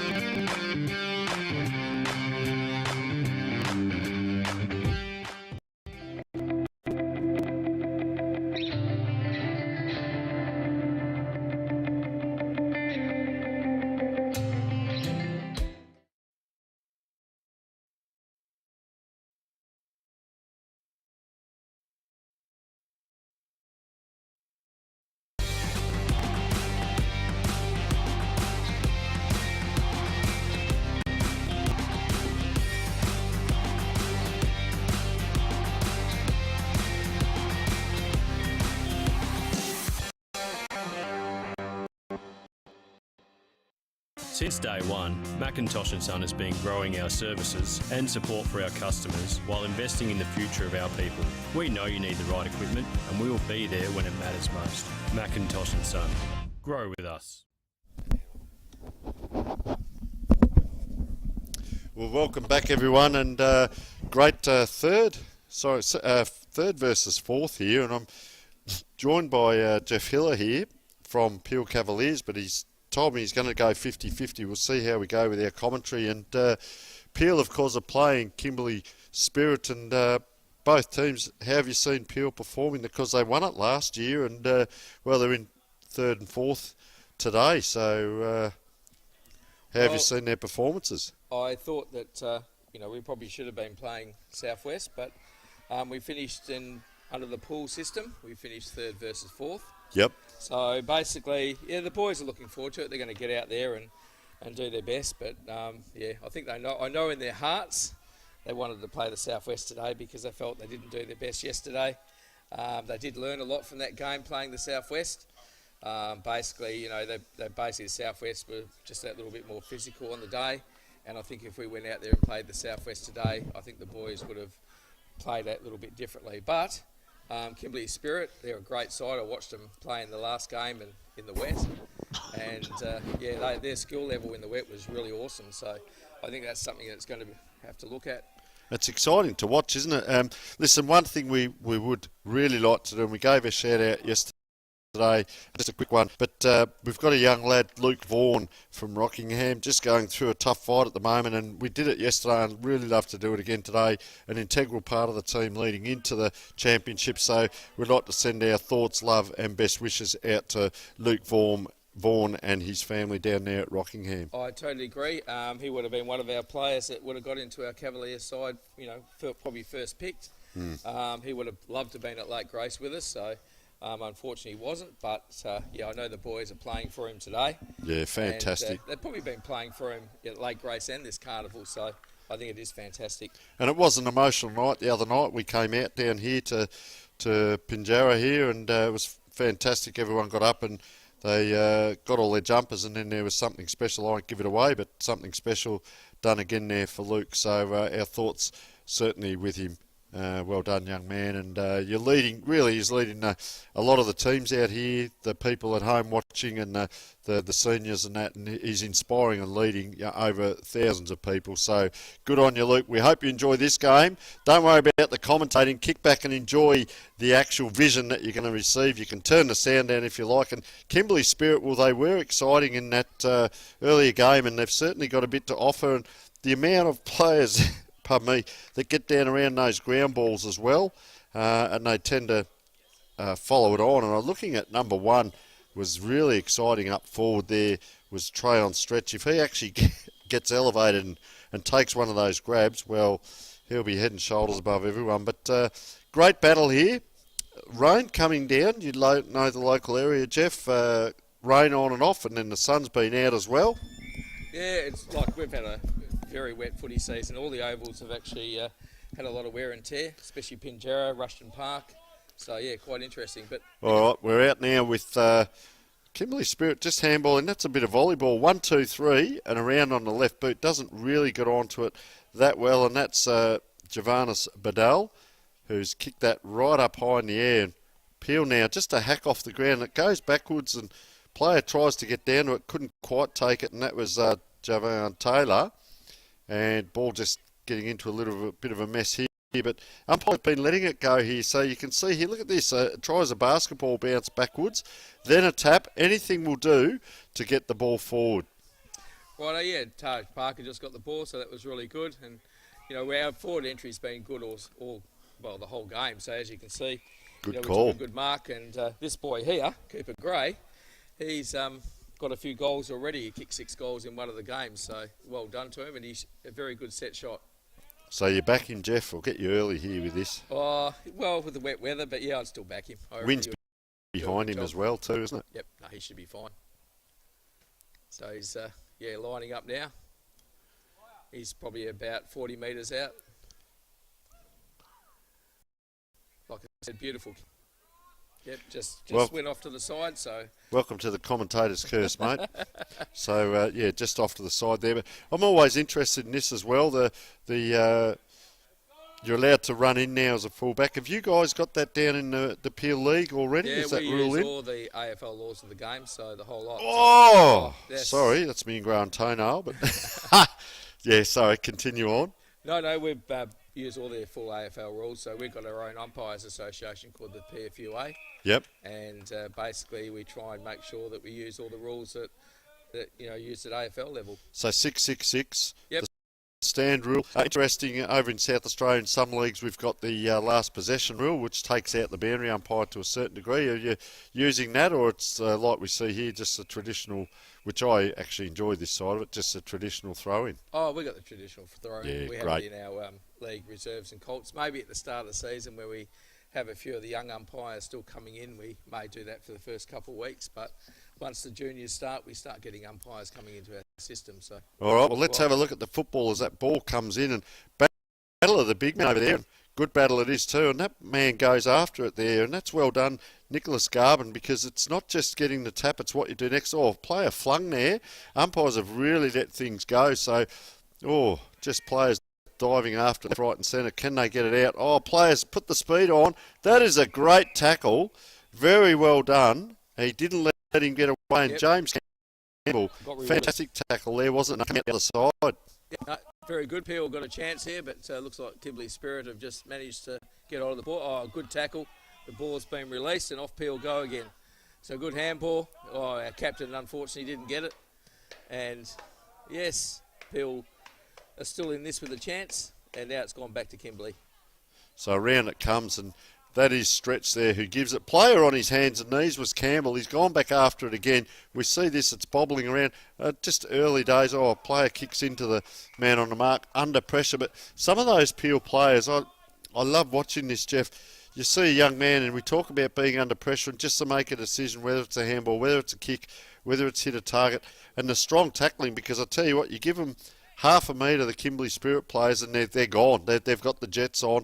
They're super fast, and we interviewed them earlier. They love the fast football and running, but ball now in the hands of... So they're going backwards here to the boundary side, coming forward now. Peel, and that's a good take there. He's not going to get he's not going to get away though. And So Hayes is involved, so Hayes is still going. So Griffiths now just gets it out. Players run on there. It's just bouncing, and a good punch over the line. No, very well done. No, it was good to see. Number 22 up in the back line. He's, James Campbell. He does a really good job up there, and he works really hard. So, and he was, he's been good through the whole carnival. So that's really good for him. We're actually just waiting for a throw in now, just behind Neil the point post, and the boundary umpire's there now. Just a bit of a reset. So hopefully they can win the tap here, and our captain's got it. He's just been tackled to the ground. Well done to Patrick. Right, the umpire's actually going to do a throw up now, just probably about 25 metres out. Just settling everyone too, isn't he? And just saying, well, this is where I'm going to throw it up. Who is going up? And they share the ball around here. And yeah, your captain again, he was one of our award winners the other day, Patrick Fitzy, and a good little player he is too. You can see why he is the captain. So this is some of the play that Kimberley Spirit do. Jai Lightning there, just scoop that ball up like a vacuum cleaner. Just puts it down and get numbers around the ball. See, they get out again. It's just a hack kick, but it's enough. Ooh, unfortunately, it turns Zach. over, though, and that is Zach Gavin. Yep, Zach's taken a very good mark, so, yep.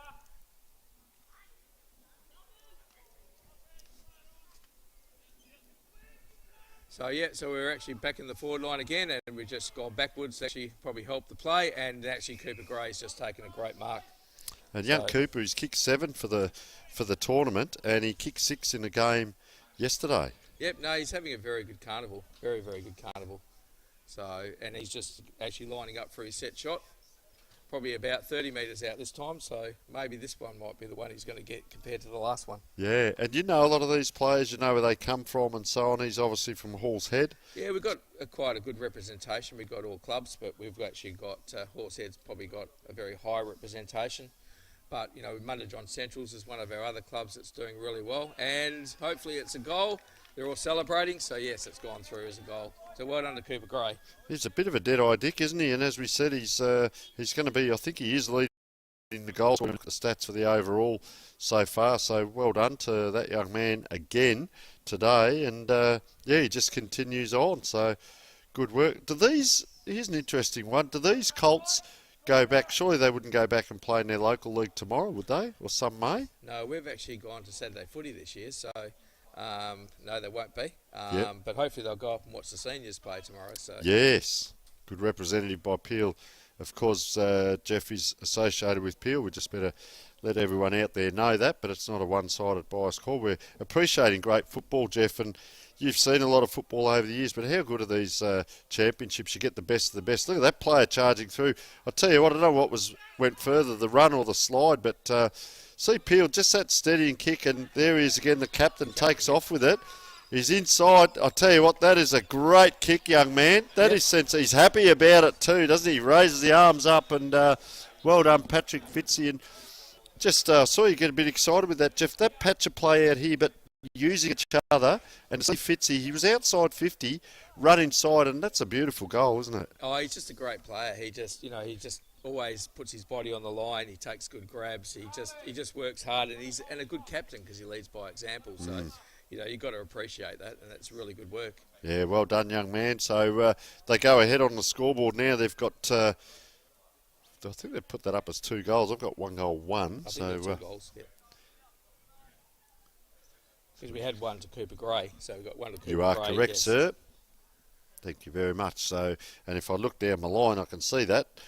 So Patrick Fitzy, that's a big punch forward by Peel, and they stream out of the middle. This is going to be quite quick movement. Couldn't quite get his foot to the ball was Emmett Templeton. So the ball comes out the other side, and that's clever play by young Aaron Cox Jr. Yep, no, it's, like I said, they just turned it over, so Peel's got the ball back again. Apologies, that's Aaron Jr. Cox, I should say. Wow, kicks with Kimberly. Bailey's got the ball now, so it's a good, nice, strong kick into the foot. And, we've just got to work hard now and try and contain it in that Guess area. Who? So, Guess who? Guess who? Yep, he's always going to be in it. Cooper Gray. He's having an unbelievable championships. Probably the same place he just kicked the last ball. Yep. So hopefully, based on the last kick, he should put this one through too. Wow. So just hope I don't put the blockers on him. It happens, mate. Yep. It happens. All right, we'll let you call him through. Yep, so he's just lining up now, and he's just coming in nice and slowly. And he's probably 40 metres out now when he releases the ball. Beautiful, it's just gone to the right. Okay, so this one, let's have a look at the long way back for the kick. It was no time on, but you touched on it. Let's talk about the Peel region. I know you're doing a wonderful job with the football and the netball league.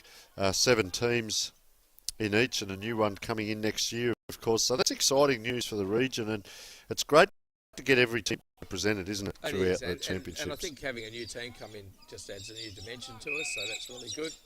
So Kimberly just taking a mark just in their back line at the moment. So you could hear the big ruckman there calling, couldn't you? I'm up and up. The outriders stay out, and the ball just bobbles around. See, 1 or 2 get through. Doesn't take much. That's just a hack kick forward by Javier Taylor, but it's a long kick. Look at him run here. Oh, can't quite get it up. I reckon that was Bryson Long there. He played a very good game the last game as well. Just getting a kick there was Gilbert Barley. Didn't really get to team advantage. Oh, player flung out of it afterwards. Pardon me. And the umpire...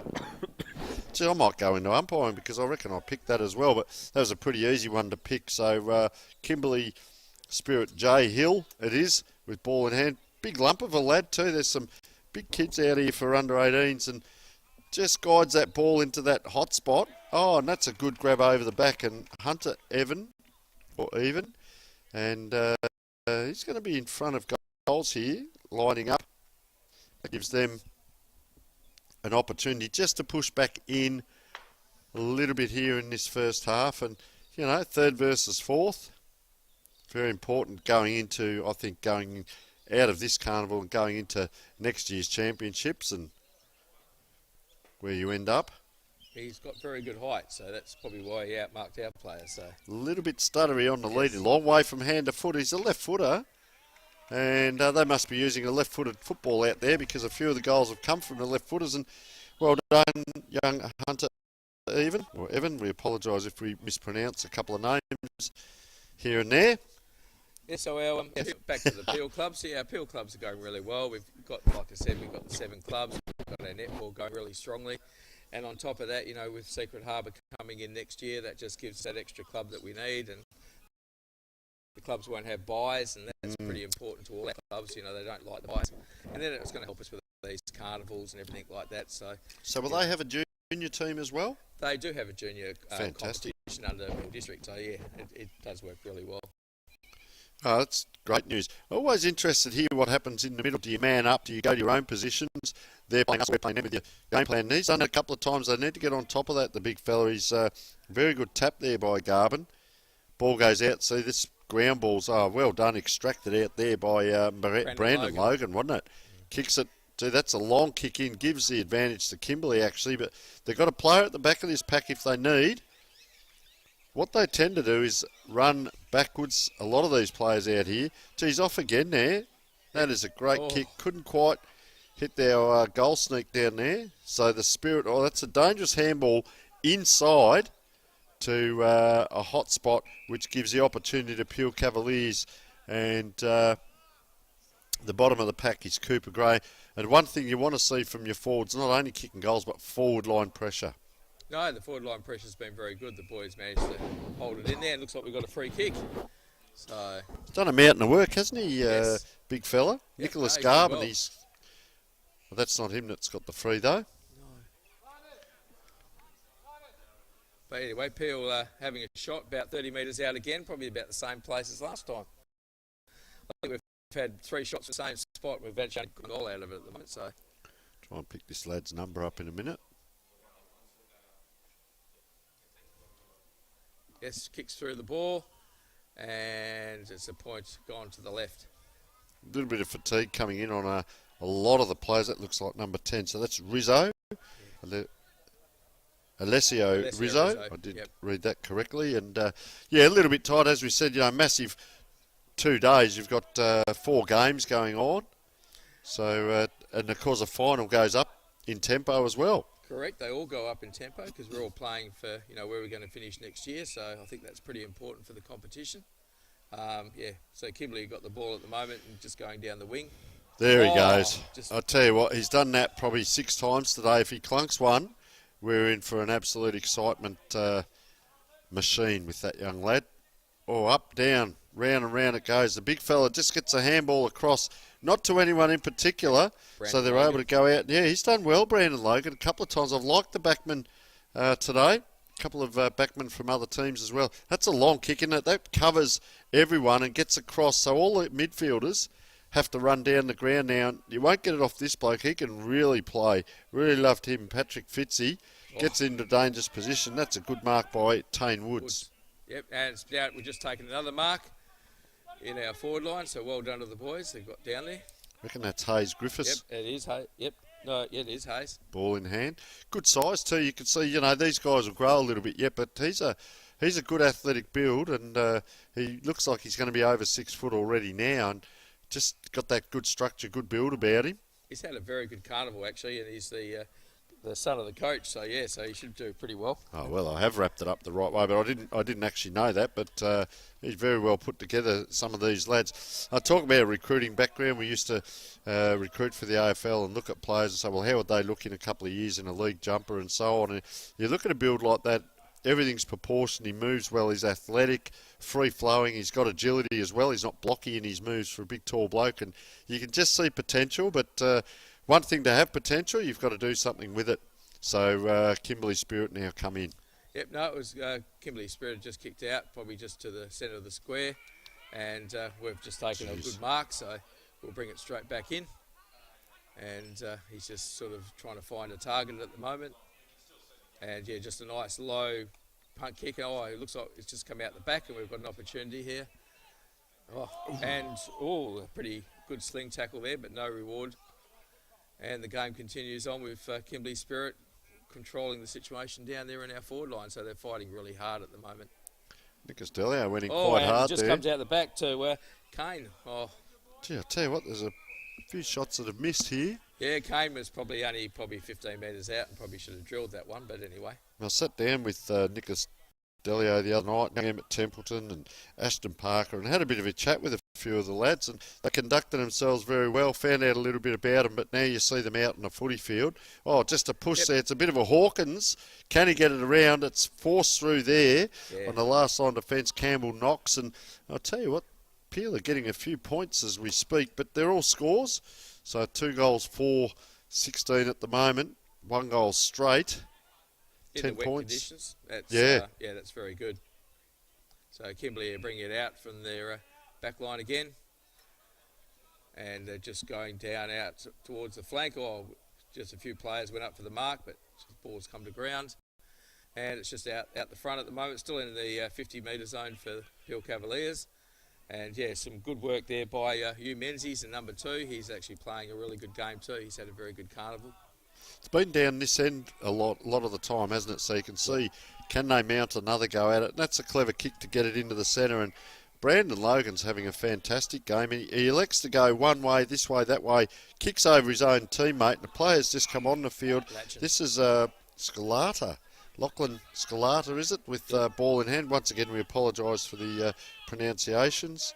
So he's kicked that in as a great kick in as well. Yes. And, yeah, Jack O'Neill looks like a bit of a surfer, doesn't he? He's got players peeling off to try and get a handball, but he says, no, I think I might have a look at these, Jeff. He's going to kick to the hot spot now. Yep. That is great work. How do you let a player like this, Cooper Gray, go free? But the trouble is you come to these not knowing what the opposition are about. We've seen him get around it, but do you go back and fill a hole as Kimberley Spirit? Do you stand a player? Awareness of opposition, you probably go back and study it in your local leagues, but you haven't got the time to here, and players like this sneak around, and he knows he's got a great forward line presence, hasn't he? Oh, he has. He's a very, very good player. He's actually, like I said, he's going to have a very good carnival. I think Jack O'Neill's kick to him was really good. I think it was nice and low, and it just allowed him to take the mark. Yep. But another good goal. So Cooper Gray. Well done to Cooper Gray. That's a nice goal. That's the third to Peel. We talk about that. We talk about recruiters come and watch, and whether it's AFL or Waffle, and without getting ahead of ourselves, and your local area down here at Peel. But some of these players, I'm not sure whether they're already in the systems or not, and sometimes you just see a player pop up, and his forward line presence as a small forward, and a specialist. You talk about Hayden Ballantyne that played a lot up forward, but it's a specialist role that you can play. And, work with a lot of footballs. If the full forward's not leading, or the centre forward, or it's congested, second or third in line is the best option. Get it to a player like Cooper Gray. He will finish for you. Fantastic. And it's a team effort, that kick coming in, Jeff. Yep. Sam, our talent manager's here at the moment, so he's actually having a look at Cooper Gray, which is really good. But Peel just got the ball out to the wing and just driving it down into the forward 50 zone, just right on the edge. Unfortunately, the mark was spilt, but our captain's back in there, so Fitz is really doing really well. Gives a nice kick off, and just shy of the post there. Yeah, just goes out of bounds. So this is one of the teams in your league down here, Pinjarra. Which one, Pinjarra? Pinjarra. Oh yeah, Pinjarra is one of our long-serving teams of Peel Football Netball League. Been around for a long time.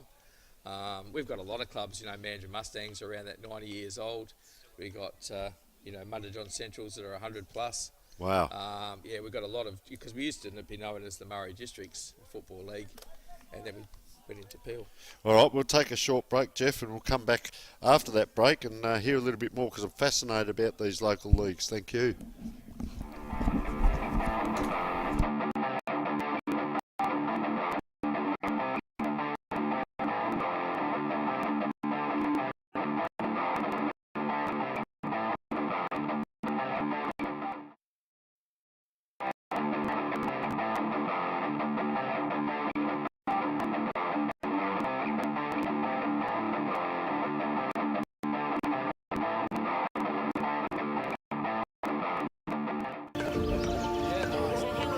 When you think of the future of your business, what is it that you hope for? I'm just going to start the irrigator. Ways to grow? Ways to be more self-reliant?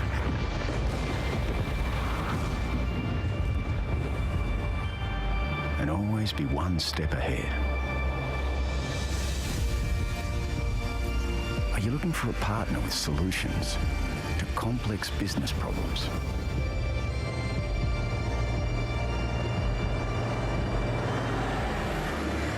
Well, no matter your goal, with Nutrien Ag Solutions, we'll help you go further.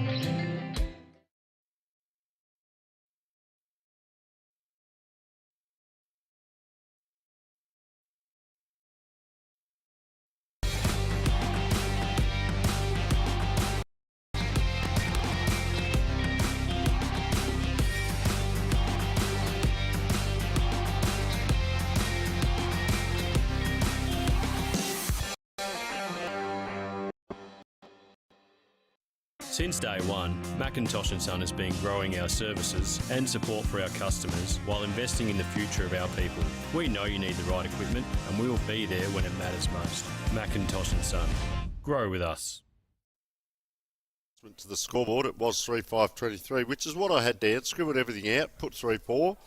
The umpires have adjudicated is 3-5-23. So a 17-point win to Peel, and it would be a good way to finish off for Peel to have a win.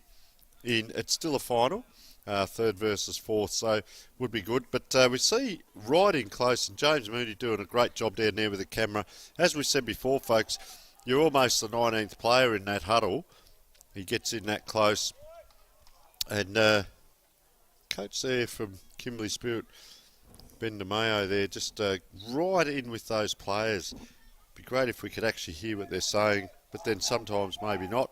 A little bit of a, I like that. They've got a bit of a theme. They do a bit of a yell and a roar in there, and then off they go. And look at them all around each other, patting each other on the back, and that. There is, I know it's called Kimberley Spirit. There is a bit about that team, and in that last game when they started to get ahead on the scoreboard, it's like the whole team lifted. You can't measure it and you can't see it, but you can just see the lift in endeavour and the work rate and that. They come in now. I found last year, and I see it this year, Peel are very professional in their approach, their preparation. Obviously, they've had an opportunity to get together as a carnival, train together, but you look at these players, and a lot of them look like they could be playing league football or junior football at league clubs, and that. They're just very professional in their approach and structure. So there's a real difference in how the teams perform, and as I said, with due respect to Kimberley Spirits, it's good fun. It's kick the ball forward, run, and just put them out there and let them go, Jeff. You know, that's the other side of it, isn't it?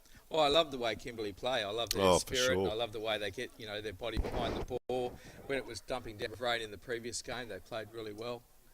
So, it was just cool. Looking, they're one player shy down in the goal square. Now that player comes on. It's funny that we all wander off. It's all happened in football before. We often talk about the team that's laid out of the change rooms, and you'd say, well, what do you do if the umpire throws up? You get it down there. What happens if you kick a point? Then you got no one to kick it in. You could have kicked 5 goals. You kick a point. So that situation, the umpire had to signal you're one shy and outran that player. So ball up in the middle now. Big fella in the middle there, number 28. So...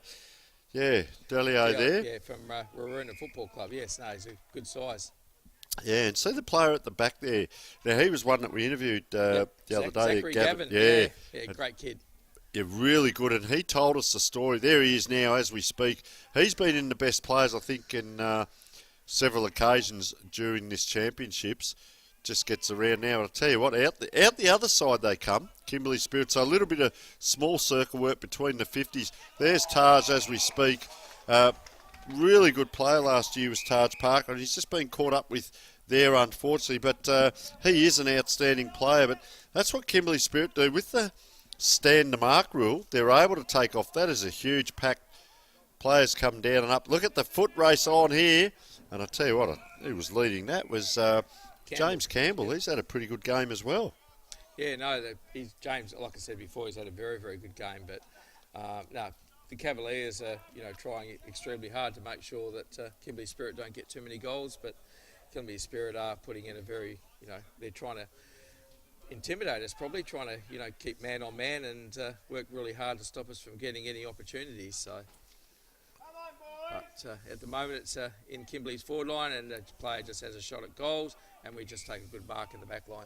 Well done by the Peel player, wasn't it? There's, there's awesome an art work. to that, staying back. And no, look at him run for him here. I like that work. That work rate there by number 3 there, Emmett Templeton, sensational. Work for your teammates. Give your team an advantage. Just come into a little bit of trouble here. The chip across, they go inside and then go outside again. They've probably gone 10 metres forward in 3 possessions. That's a better kick, but it needs to hit. Oh, good work, big fella. And he puts the jukes up and takes that, and they're off. Yep, it's back into our forward line, but unfortunately we just miskicked that. And, Kimberley Spirit have actually got hold of the ball, and just a nice kick out just on the 50-metre line at the moment, and they're just bringing it back into the centre. So they're using the corridor, which is really good to see. And hopefully we can actually then turn the ball over somehow. But look, another good kick and another good mark by Kimberley Spirit. So well done, boys. We haven't seen much. Sorry. yeah, haven't seen much of this where you get an end-to-end, and that's very good work there. Kimberley Spirit now come around with that ball into the forward line. Oh, player slips over in the back line, punches the ground. Not much you could do about that. That was a beautiful kick in, and this is Bryson Long lining up for his first. He's had a couple of good patches throughout these games. Really good player. Was able to run onto that quite easily. Casually walks in, kicks it, and they do like to celebrate the Kimberley Spirit players. Look at them. This is what I like. There's about 8 players just run around to get to him and give a high, because that goal probably travels. How far would it be up to Kimberley from here, Jeff? Just I used to live up there, so it's about 3,500. No, it's about somewhere between 3 and 3.2. So 3 and 3. So that kick has travelled 3,000 kilometres, let's say, back up to the Kimberley to in spirit to share with the local community up there. So for that young man, you know, we talk about representing your family and your local club, and he's done well there, kicked the goal. Why wouldn't you celebrate it?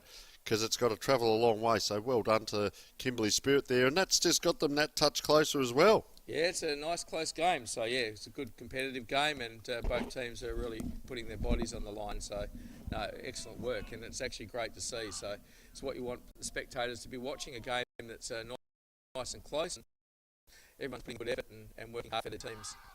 So yeah, so Zach's just got the ball out, and he's got it back out onto the wing, which is really good, and then we're just kicking down the line. So it looks like there might be free kick down the ground. Yeah, it might have been an infringement. Yeah, but, I think it was a free kick down the ground, or 50 metres actually. Clever by Zach, wasn't he? He just turned and looked out there deliberately. No, Zach's a good kid, and he works hard, and he's from South Mandurah, and yeah, he's just one of those boys that is very team orientated. Could get it back here. He's run right across the wing, probably too far back. So going to come forward. Oh, big kick in. A little bit of byplay going on down back there, and that is a really good mark. Is that number 7 there? Is it Kane Searle? It looks like. Yeah, no, it looks like Kane. Naturally, we can't see the number, but anyway, he's going to have a set shock, and once again, he's about 30 metres out. So that must be our zone today. So our delivery into the forward line, sitting in that 30-metre zone every time. Comes in, nice kick. Oh, geez, I'll tell you what, it's right on the line. Play on is the call. This way, that way go the players. Someone's going to have to try and get a shot. That's a hook around again. Last line defence. Third time lucky. Couldn't get out there. That was young Delio. He turns around and there was a swarm of Kimberley Spirit players. So just pull back a little bit here so the player can have his kick. Because you can run around, doesn't have to be over the mark. Up it goes. Look at all the players converge. Almost strong dukes at the back by the Peel player. Big handball out by Max Foreman. Yep. Oh, has he gone out of bounds? No, he hasn't. Comes through Taj Parker. That's a high kick into the forward line. Dangerous position. Can they get it out of here, Kimberley Spirit? They're under pressure. That's a great take. Taken high and getting up with the free kick, because just to do that one take, Jeff, is not easy on a wet day. A little bit slippery underground. They've done this before, this possession football. It's right down the wing. I reckon Peel are up to it. Now it's come out with a hack kick into half forward. This is what I like, the one-on-one battles. Look at both players charge at it. This way, that way. The backman, that was Riley Finnerty, gets that ball, kicks it across to Taj Parker, squares it up. That's where you do centre the ball, and well done by Jack O'Neill there. No, very good actually. Peel got control of it. We're just kicking around the centre square area. And hopefully a nice deep entry into the forward 50. It's Finnerty there. Yeah, just pressure on that kick, wasn't it? Yes. So another left footer. That's a long raking kick out to the wing. Puts it to a 2-on-1. Players claim the mark there, and the umpire says, we'll give that to you, Jack O'Neill. And he's playing a very good game out there. Very impressed with that young man as player reels around on the wing, gets inside 50. Yep, and it's now down in our forward line, and Kimberley Spirit have just come straight back out. So, hang on, there's an umpire decision here. Not sure what it is. Looks like it's down the ground. So, Kimberley have got a free kick in the middle of the ground right now. So, just waiting on the kick, and he's just kicked it down. Good, probably 40-metre kick, and so there's probably a free kick in the back, and we've just played on. Goes out to Taj Parker. He delivers the ball down the ground. Really good work by Bailey Jakovic. And, and he's going to get some help now. Oh, now Kimberley Spirit are back in control of the ball, and this is just good work. So well done. We just got the ball back out by one of the Peel players. So, yep, and we're back in our forward line. It's Gray again. Tars just trying to work hard down there, isn't he, Taj Parker? Calls for the free, doesn't get it. Player just tried to reel out, couldn't, and that was Kane Searle. Yep, Kane's played really well at the moment. He's actually working really hard in the forward line, so that's good. But yeah, so it looks like we're just waiting for a throw in to come in at the moment. So, of course, our 3 awards, our best on ground wins the beanie and the commemorative jumper, the Optima Ag play of the match, and the Omnibus Igniter. So we'll keep a lookout for some of these players here. As another free kick given to Kimberley Spirit, and this is Javia Taylor with ball in hand. They do like to direct their teammates a fair bit, the Kimberley Spirit team, and that's opened up space back, but 2-on-1. The big fist comes up from Brandon Logan. Yeah, Brandon has played a very good game. Followed actually. up, I've liked him. Yep, I agree. And yeah, Kimberley Spirit have got control of the ball at the moment. It's actually just between the centre square and the 50-metre line, and it looks like it might be a throw-up coming at the moment because everyone's on the ball. So nicely tied up there. So the umpire's just going to throw the ball up, and hopefully it was won by Kimberley Spirit. And yeah, Peel just unfortunately didn't win that ball, and it was kicked out of that pack by Kimberley Spirit. It's just gone down into probably their forward zone at the moment, but we're coming out through Jack O'Neill. Nice kick to our captain, so captain's done really well. He's taken a great mark, and he's just looking at playing on and driving the ball down into the 50-metre zone. So, yep, good work, and we've actually got in there. Probably not the best entry. Looks like it might be out of bounds, or yeah, somewhere around there, pushed out of bounds. So Patrick Fitzy, his just his influence on the game. You don't need a lot of touches, but it's what you do with that ball. Tell you what he has got is a very powerful, strong pair of legs. When he gets that ball, he just wants to run, and it's those first 5 metres that we often talk about. He's got that. When he doesn't take time to wind up, he just goes. This player here has been fantastic as well. Jack O'Neill, I've liked his play, and wow, look at that kick. That is a fantastic kick, unable to be taken by the Peel player, but it's gone to the ground and keeps it in. And a free kick here to Kimberley Spirit. And they're just going to be in a little bit of trouble here unless... Oh, so he's gone to Screwy. That's a fair kick too. He's got hold of it. They can't get it. Oh, player dropping to his knees. Gets ridden into the ground, and I reckon he's going to be lining up for a BOG, that number 5. He's going very well there, is Brandon Logan. Oh, around it comes, up and down. Oh, wriggles in between. Bit of traffic there, and just a hack kick around the corner. Doesn't quite get the output that he wanted from Kane Searle, but do that wriggle through the stuff there by Tate Smith was very good. No, it was very good, but you know, we basically got to now lock it into our forward 50 zone. Unfortunately, that kick probably wasn't to the top of the square where the coach would have liked it, so I know Michael wouldn't have been very happy with it, but yeah, no, I think hopefully they can make amends and try and do something with it. But Kimberley Spirit just had a good kick out of our forward line, and it was taken another good mark by Kimberley Spirit. So good work. They've actually gone into the centre corridor, like to play that direct footy. But yeah, it looks like we've just actually turned the ball to our advantage and kicked a good kick down into our forward 50 zone. And then Zach's out here, and unfortunately it's gone off the side of the boot. Funny things happen, Jeff, when you get the ball in your hands and those 2 big white sticks come up in front of you. For some people, I was never able to, for some people it seems that they go apart, but for other people like that, they tend to get together and it looks like the gap's only an inch and you kick it and the ball misses by miles. So a lot of different little anomalies there that go on. That's a great set of dukes there, and that is Max Foreman. Yeah. Max is a very good player. He's got good height. He's very athletic. He, runs really hard. No, he's been very good. Kick comes down the wing. Look at him up and down, and like that. That's a great grab there by Hunter Evan. So he's looking, not too sure what to do. So I think it'll be just about through our window here, but up it comes. Look at that, playing in front. Couldn't quite, so they get it out. Yeah, very good play by that young man. Look, it's only travelled 10 or 15 metres, but it's enough to make it 2 or 3 kicks that Kimberley Spirit have to do. They're trying to bumble this ball, bobble it forward. Look at the pressure by Peel. They're up to it. 1, 2, 3, 4. Everyone's under pressure there, and they get a bit of their own medicine back. The peel with the pressure put on, and Kimberley Spirit will hold that up, and very well done by the. Well, a little bit going on, and that's. I think Luke Gill got a little bit overzealous then, and he might have actually got a yellow card. That's the first one that we've seen through the championships. Yep.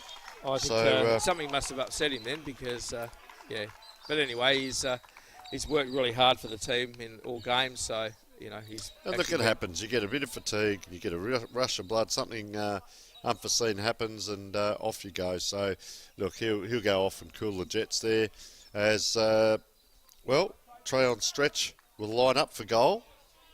It's going to be probably 45 out. Wipes the hands, gets set. Once again, beautifully balanced, and I'll tell you what, he can elevate too when he goes for a mark. Not too many steps there, just gets under it, leans a little, just off and touch through there, so bad luck for that young player, and we won't keep going on around the yellow, red cards, whatever it may be. Player transgressors get sent off, that's it, let's get on with the game. Correct, yeah, so I think at the moment we just focus on getting that ball out of the back line, and I think Jack O'Neill, as you said before, is playing a very good game. Basically, Hugh Menzies is another one who just took a great grab under a lot of pressure, and he just takes off like he normally does. And then he's basically getting it down to Nicholas Garvin, who's doing a really good job. So Nick's tried really hard. And it's back down into our forward line. So it just shows you how quickly the ball can go from one end of the ground to the other. And basically, just a very good kicker. And he got it. Well done to Lackins. Well done, boy. Excellent work. Goes to that was number 16, yes. Yeah, Lachlan I don't know how you pronounce that. Yes, Skalata. Well, either way, fantastic goal because it's a fair way out. Yeah, no, Lachlan did really well there. He actually worked really hard for that ball. So, I think the whole forward line did really well, and the ball movement was very good in that situation. So, came down very quickly into the forward line. It gives the forwards an opportunity to get the ball. And he's run back onto the wing. Once again, very powerful set of legs on. You can see from here, he's a solid lad. You can almost see as a man what they're going to grow into, some of these lads, and very well balanced, strong, and what a nice kick, great finish for the team, and runs back down here to the wing. Interesting, the two wings are a fair way apart, aren't they? They're both teams starting, all 4 wingers are starting defensively, if that makes sense. Yeah, the 6-6-6 makes, clubs do that, and depending on the circumstances, but it's not a bad tactic, and I think most coaches use it these days. And look, it can work into your advantage. And I think at the moment it probably shows you, has in our case, it's worked really well. Yes, same boy's got the ball again. It goes down towards our captain Fitzy, and hopefully he'll drive it into the forward 50 zone, which he will do. And then he got taken out of the play, so it should be a free kick down the ground. Tell you what I noticed there, Jeff, when he got that ball, he knew we know he's a left footer, but sometimes player awareness on the ground don't, but he stopped and he realised he had 2 or 3 metres, and he actually just slowed down. Yep. And he looked at where he was going to deliver that. Now he was interfered with as he kicked it, but it wasn't just a bomb into the forward 50. He actually went out the fat side. He's a very smart player, that lad. Cooper Gray. So fair income. Yep. You'll have to get a ball and sign it and give it to him because he's had that many goals and shots at goal. He was in the right spot. He basically led really well to the ball, and then the free kick was paid. So he was just right there. So good kick, gets behind the ball, and you can tell by the boys that he just got a goal, so well done. Well, that's his 85th goal for the championships, and we've still got a couple of minutes to go. Fair dinkum, he's kicked 6, 1 and 3 in the games that I've seen so far. He'll get into double figures, and these are only 20-minute halves, so well done. Interesting here, the 2 players come on, Taj Parker, and the coaching there. So Taj, go right over the other side on the far wing, so you've got a set play, and I love that. You play the far side wing, not the close side wing, coming off the bench, so it's interesting how they do that, and they bring another player onto this wing, Riley Mitchell, but you can be specific about which side of the ground a player plays on as well, Jeff, as ball in the middle again. I agree with that, definitely, but I think, Hugh Menzies is going to get this ball. He's number 2 is always a very good player around the ball. Number 1, Taj Parker, as you said before, and good chase too. Yeah, it was a very good chase, and Zach Gavin just did really well then. So, no, I think, the boys are working extremely hard, and they know they want to, come away with a win. Even, we finished 3rd, so that's really good. But yeah, no, well done. And like I said, you know, basically Menzies is back in it again.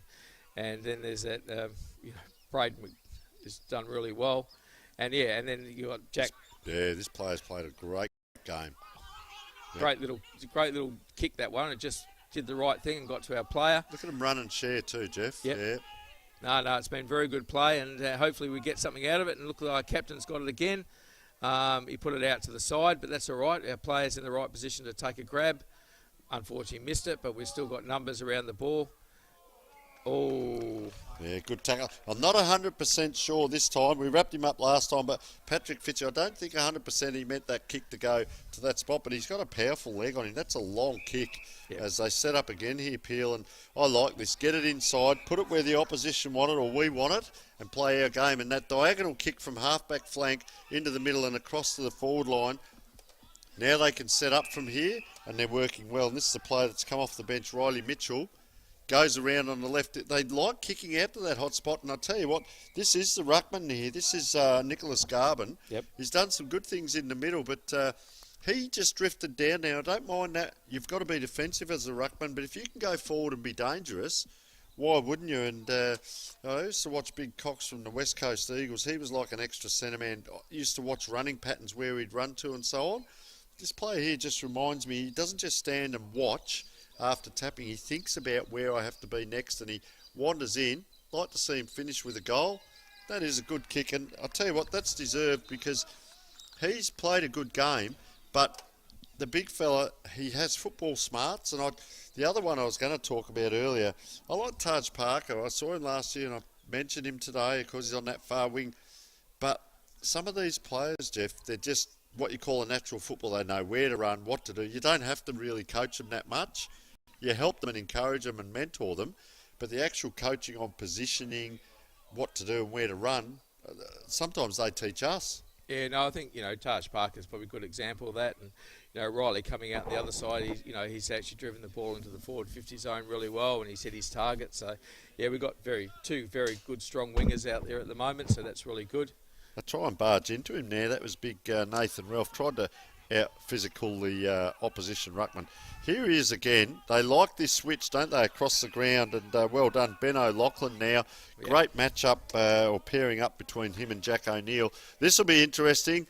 Could have been a big clash there, just taking the ground. They've got courage, Kimberley Spirit. That's a pretty big bloke that you're trying to tackle in Bailey Jokic, vice-captain, and I'll tell you what, taking the task there, the Kimberley Spirit lad. Yeah, no, Bailey's, a very good size and a very good player, but, well done to the Peel Cavaliers. I think they played a very, very good carnival, and I know there was a lot of spirit, so I use that word spirit. I know we're playing, a side that uses that name a lot, but I think both sides did a really good thing for footy, and I think they played their hearts out, so well done to Kimberley Spirit and to Peel Cavaliers. Yeah, well done to Peel, and they do finish third, and that's a very good effort for them throughout the championships. And and of course Peel's sponsor is Ray White down there at Mandurah. So if you want a nice house, I'll tell you what, it's a lovely area, Mandurah. I might get in contact with him myself. So we're just waiting for the awards. Young James is going to be down there getting the award winners. So we'll keep an eye on proceedings here, because this is also what it's about, is this sportsmanship here. Kimberley Spirit players have travelled so far to get here, and they're down here and they're shaking hands with Peel players, and we've got to wait for James to grab the players. Anyway, it's been very good game, so well done to all the boys out there and the competitiveness of the football. It's really good.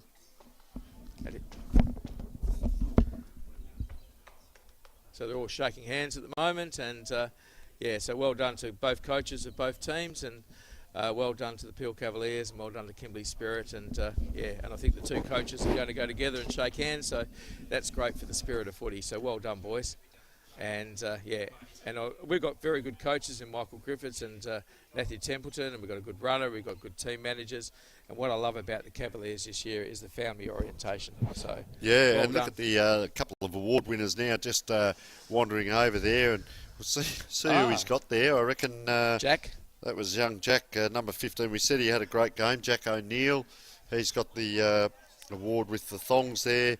Who's the other lad there with the beanie? He played a great game as well. Is that Brandon Logan, is it? Number 5? Hey, Brandon, turn around. Yeah, I think it is. Yep, we probably picked that. I reckon those two players were, I think they did a really good job in the back line and cleaned up a fair bit.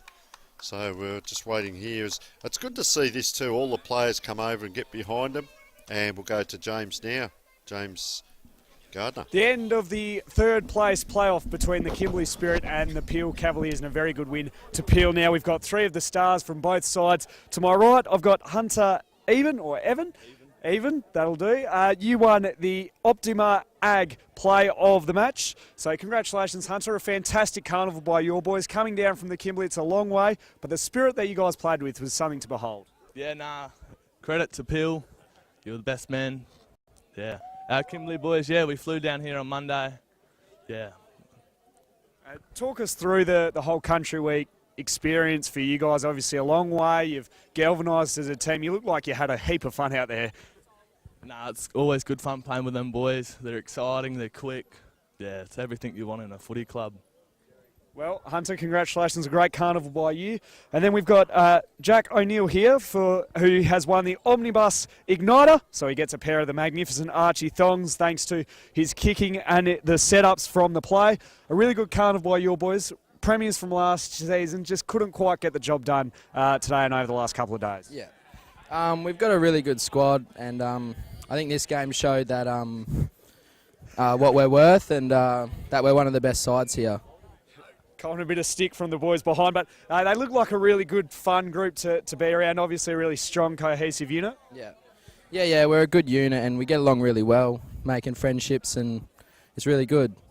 And finally, congratulations, Jack, a very good game by you. And finally, Brandon Logan down the end there, who was the player of the match. So if you could show us the beanie and the commemorative jumper that you win, I'm sure they'll both be getting a run. Obviously very cold down here in Mandurah and Peel. But a great carnival by you. Well done today.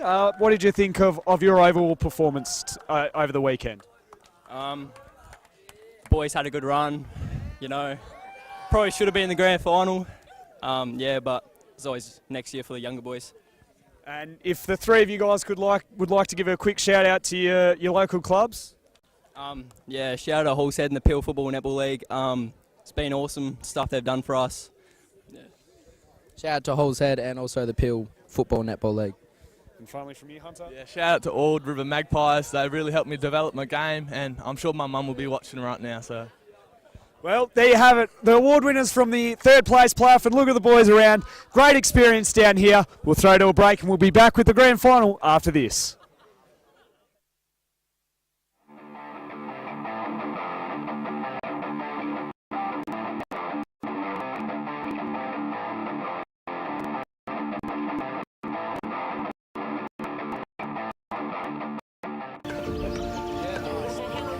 When you think of the future of your business,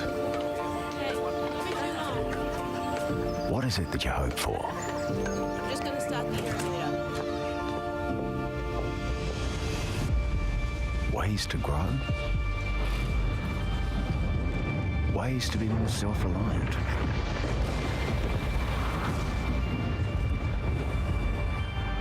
And always be one step ahead. Are you looking for a partner with solutions to complex business problems?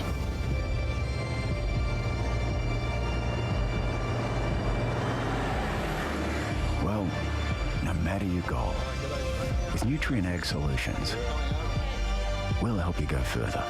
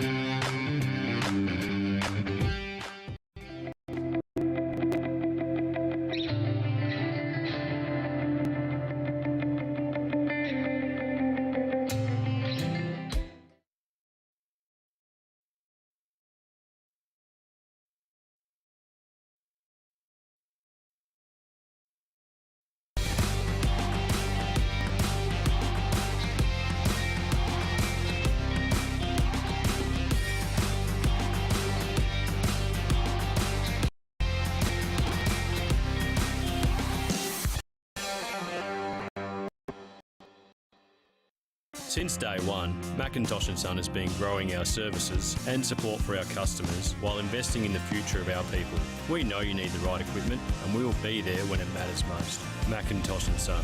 Grow with us.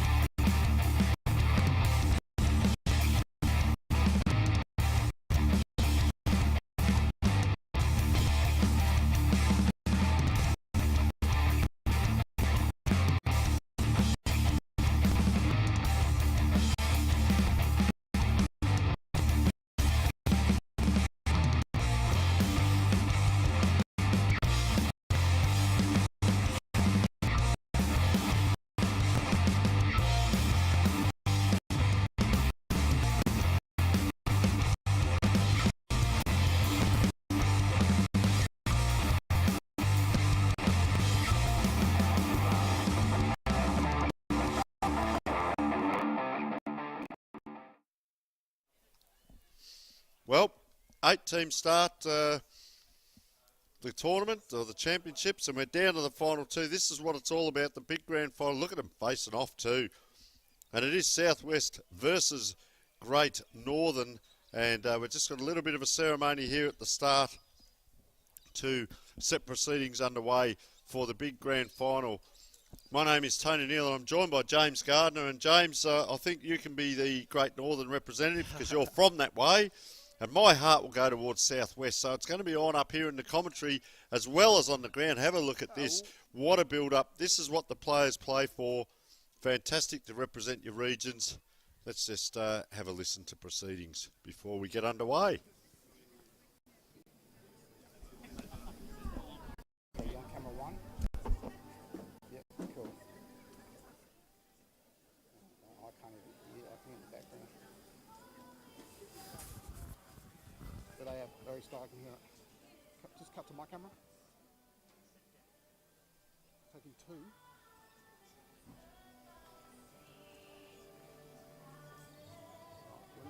We're not, no, there's no interpret that. We're not tell you, cut to camera 1, okay?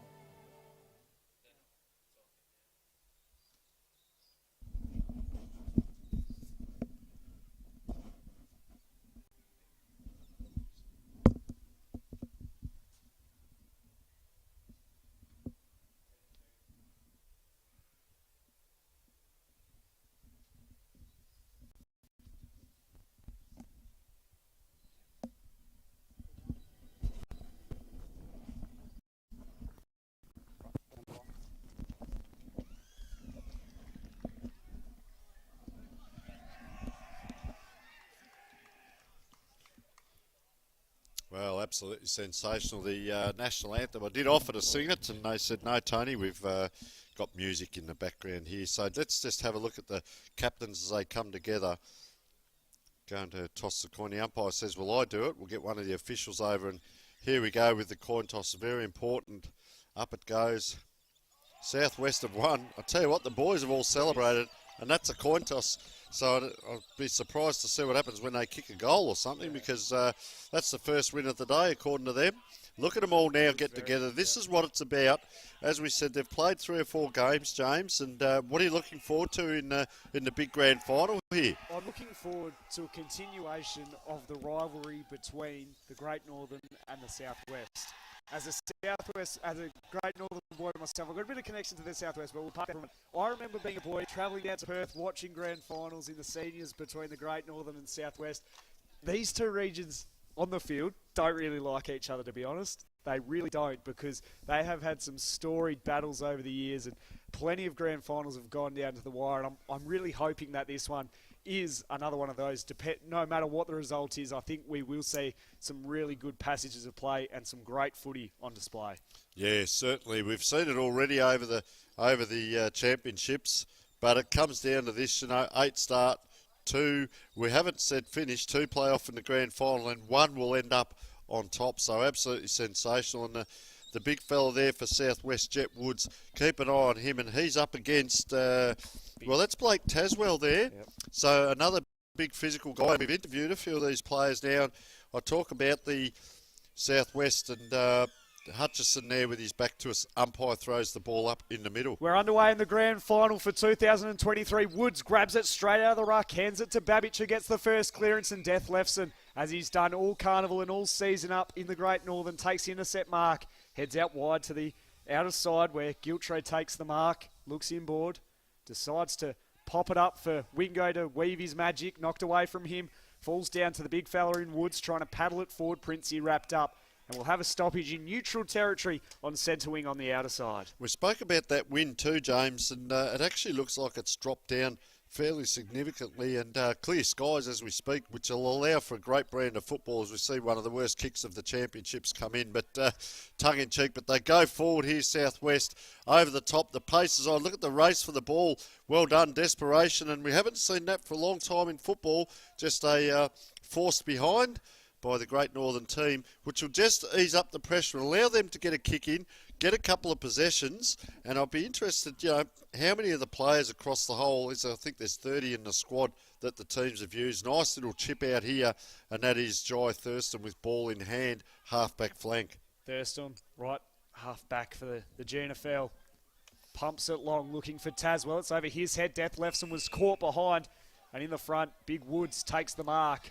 He wheels straight around onto his left, looking for his namesake in Woods. That's Peter Woods. Falls over the back, though, into the hands of Westbrook. Caught, holding the ball.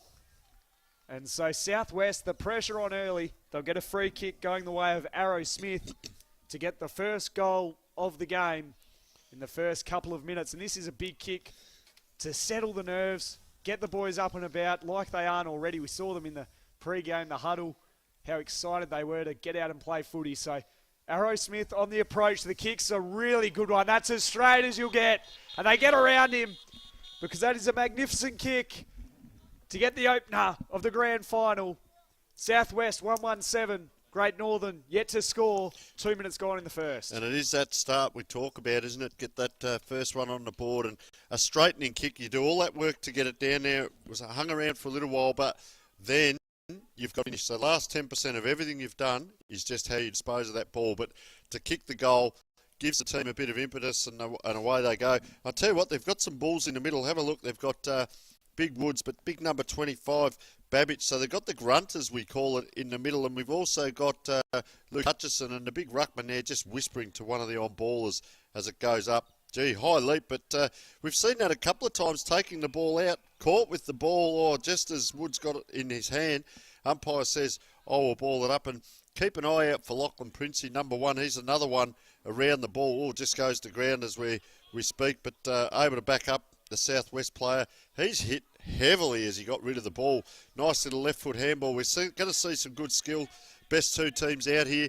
Now, we'll talk about skill. How's that pick up? Just delivers it incorrectly to his teammate. Wow, he puts the jets on. That's what you like to see there from Thurston.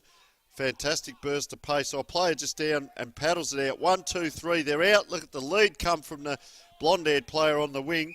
And that's great work by Southwest of Jake Green. Ball in hand. Just below us in our commentary position for the Southwest.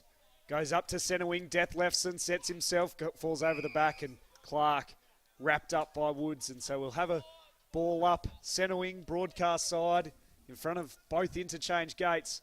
Both coaches barking instructions. Tazwell slapped it down. Woods handed it over to Babbage. Puts it inside 50, right up to the top of the goal square. A great mark taken. Over the back, Gilchrist. Little bit going on in back play. Sorry, Bit going on off the play. And there's been the kick reversed. Now, that is so costly. That is a really costly error from the Southwest. Blake Tazwell now has a kick. They would have had a shot on goal, and Gilchrist, we know how good he is with his set shots. That was a near certainty. So Tazwell puts it straight up the spine. George worked his way to the front, paddles it in front of him, diving in over it is Golter, and he's taken high. So he'll receive a free kick, truce in a half-back position.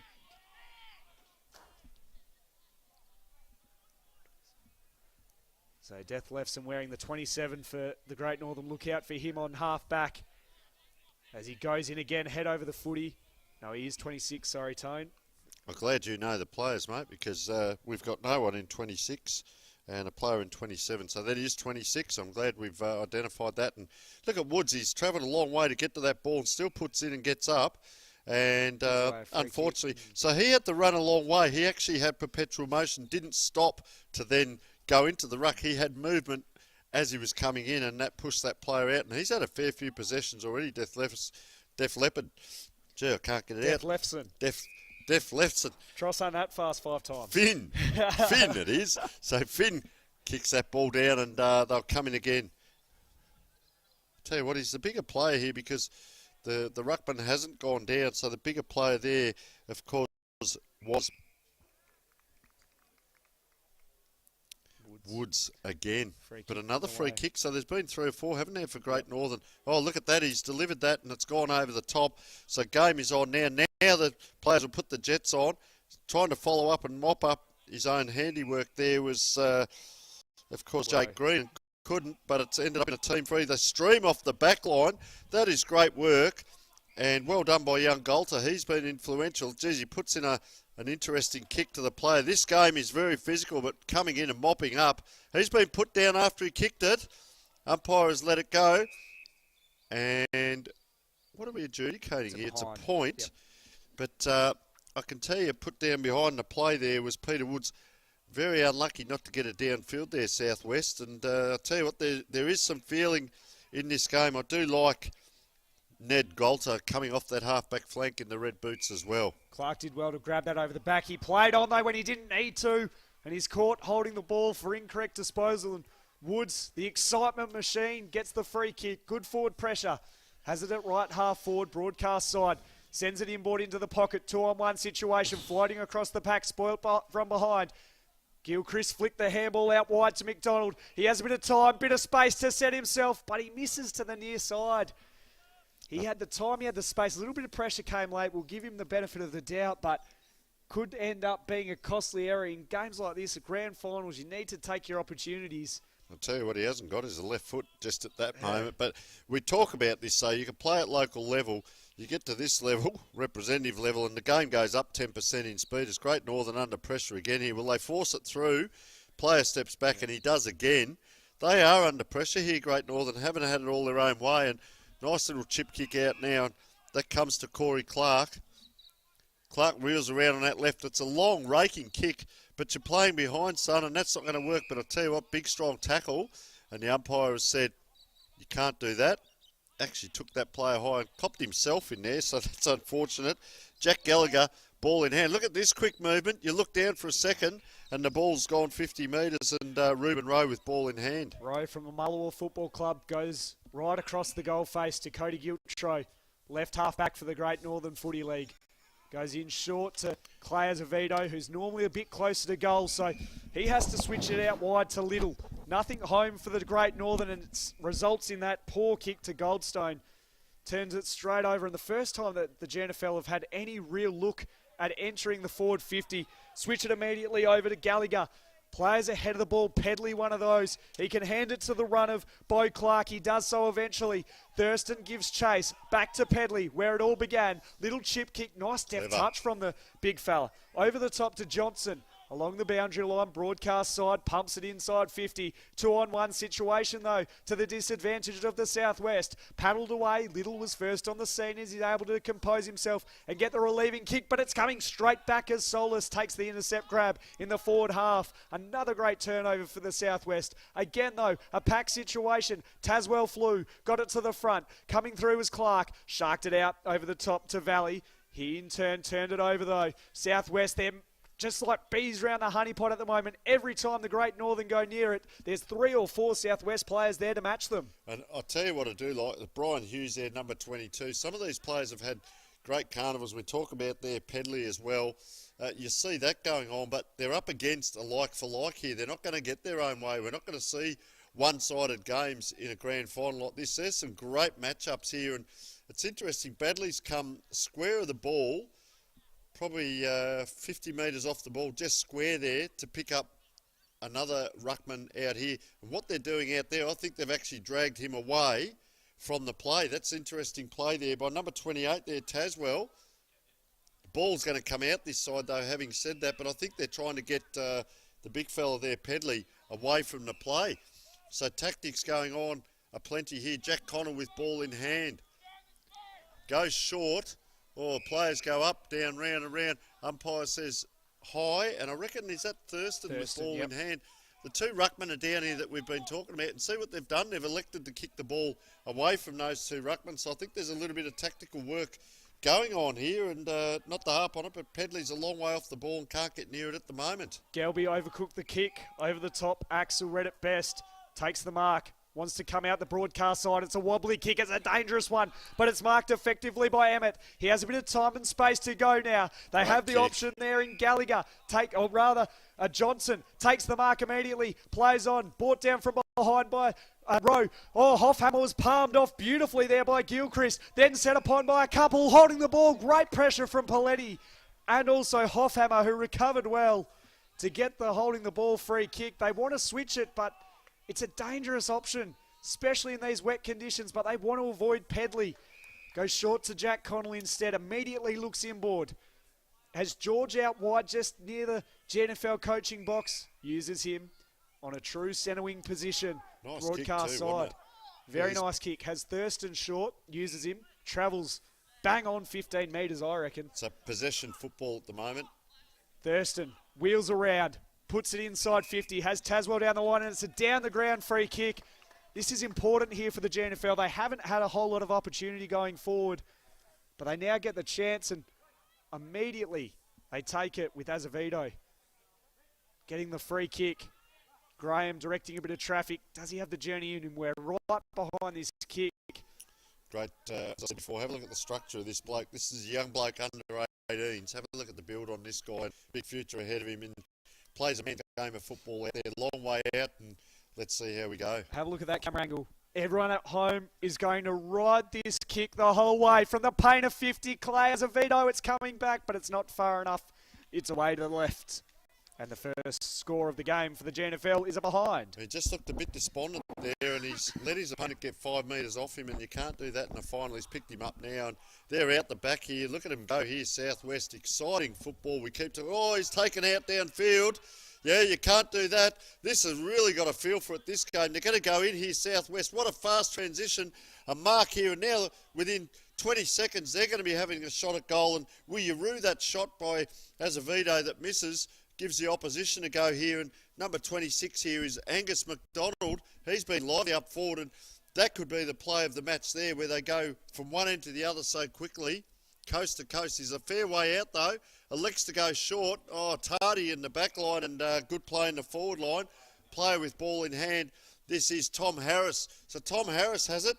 As we say, the optimal line, better yields, faster. Player of the day. He's gone around the corner. And he too has missed. So both teams now, James, are just missing these set shots that they're lining up for.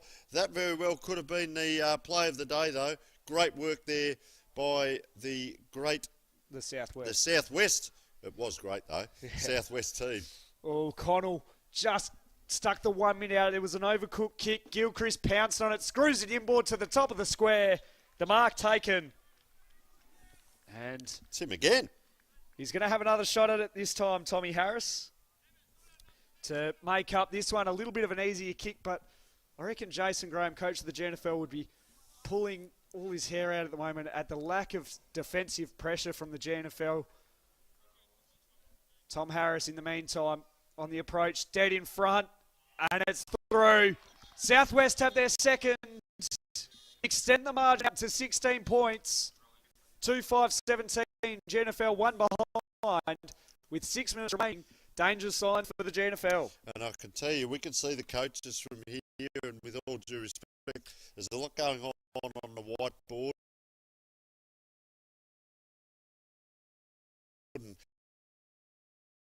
Not so much the opposition, but what can we do better? And I like this scene. The players in the middle all get together and having a bit of a chat, because that's on-field leadership. The coach can't get the message. What has to happen is the igniter, and I don't mean that award, but igniter. Who can get us going? Look at matchups. See them all around the circle there, but you can see a player with hands on knees. He's free on one side, which leaves a Southwest player free on the other side. And it goes back towards that player. That's the player that was free. Guess what? He gives it straight back to the almost the opposition there. Same player. So it comes in, and that's a good, strong mark. Great contest out there. And Sam Goldstone, ball in hand. Both teams trying to do this a little bit more of a possession game rather than just the bomb. Have a talk about that. Is fantastic work by that footballer. Look again, he's going to give it off though. One of the most dangerous kicks in football. From the half-back line, don't centre it, get it across the other side. That's why it's dangerous. Unable to take it, though. They need to get it out. One of our better players from the last game can't get it up. They work as a team here. Players hang off. Great Northern, though. They're up to it. It's going to bounce. He's in trouble. He tries to punch it. Doesn't quite get it away. And Great Northern player, there's a little bit of argy-bargy after that. Doesn't matter because they've got the goal, and that was a hard-earned goal. Jackson Graham, is it? So he's come through with a goal. I've already marked that down. Must have been from the last game, but very well done, young man. And you've got to work hard for the ball to get a finish like that, and he did finish it. But I talked about, and I often talk about this over in our local leagues as well, that kick from the half-back line where you either come square or diagonally on the 45 into the centre half-back area. When I was coaching, we would have a no-go zone, and that was it. Oh, 666 rule. Violation. Warning, I think it's the water boy, is it? It's against the Gnfl. They pulled Blake off, and Ronan not quick enough to get on. So Yep, fair call. They've allowed that now. So a bit of confusion. Big bulky. It was almost too much. He didn't camouflage. That just ran straight in. This player here, Nick Horseman. Death. Oh, dear, I was just going to work on that. Horseman, was it? Yep. Well, look at what he's done. He's turned it straight over. Green jumpers, grey sleeves. Look at that. This is a turnover again. They're costly, these turnovers. That kick there, at least it was down the line. It's going to be 2 kicks to get it back here. Great Northern. Up, down. Oh, well roved. That is Crumming personified. Around the corner, don't tell me. No, don't tell me. He's hit it a little bit wide. I'll tell you what, he's dangerous. So, as a video, 2 shots up forward already. Yeah, he's a superstar forward, even back in the Gnfl, in the league competition, in the ones, in the seniors. But they did all the hard work, and that's going to be the story of the day, I feel, for the Gnfl. They don't have the necessarily superstars, and I mean that with all due respect to the Gnfl team. They don't have the superstars that the Southwest have, and so it's going to be, they're going to need to work hard to get their goals and get scores on the board and stop Southwest from scoring. As we see from the kick in, it was Emmett who goes out the outer side to right half back. Giltro stood tall in the pack. For a small man, he's taken a big mark, and he's going to get a repeat entry for the Gnfl with 2 minutes remaining. It's over the head of Graham, had to work back.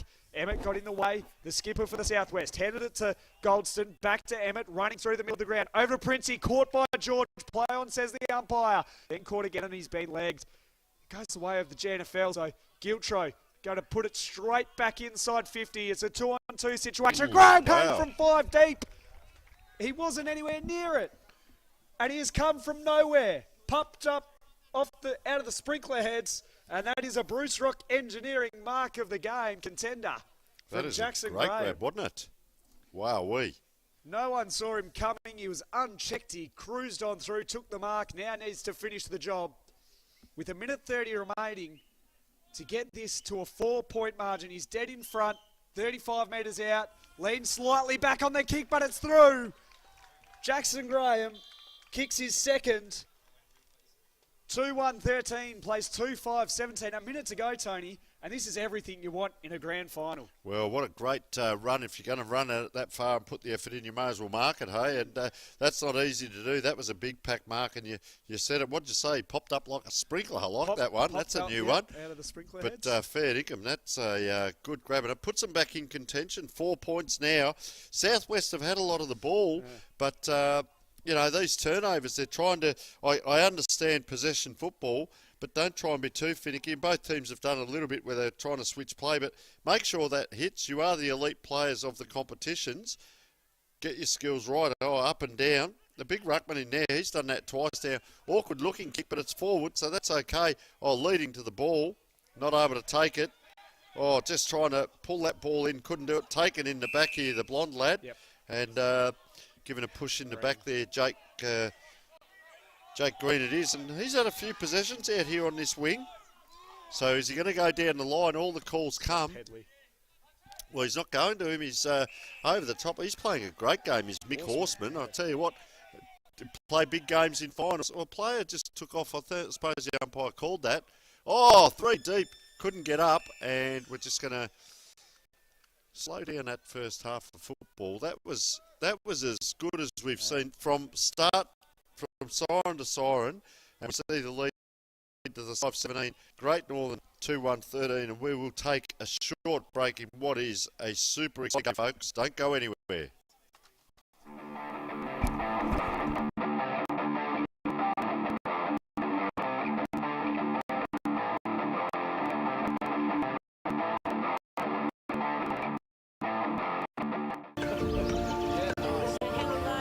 When you think of the future of your business, what is it that you hope for? I'm just going to start the irrigator. Ways to grow? Ways to be more self-reliant?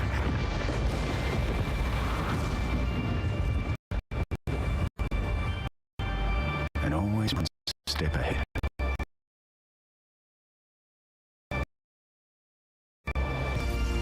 Are you looking for a partner with solutions?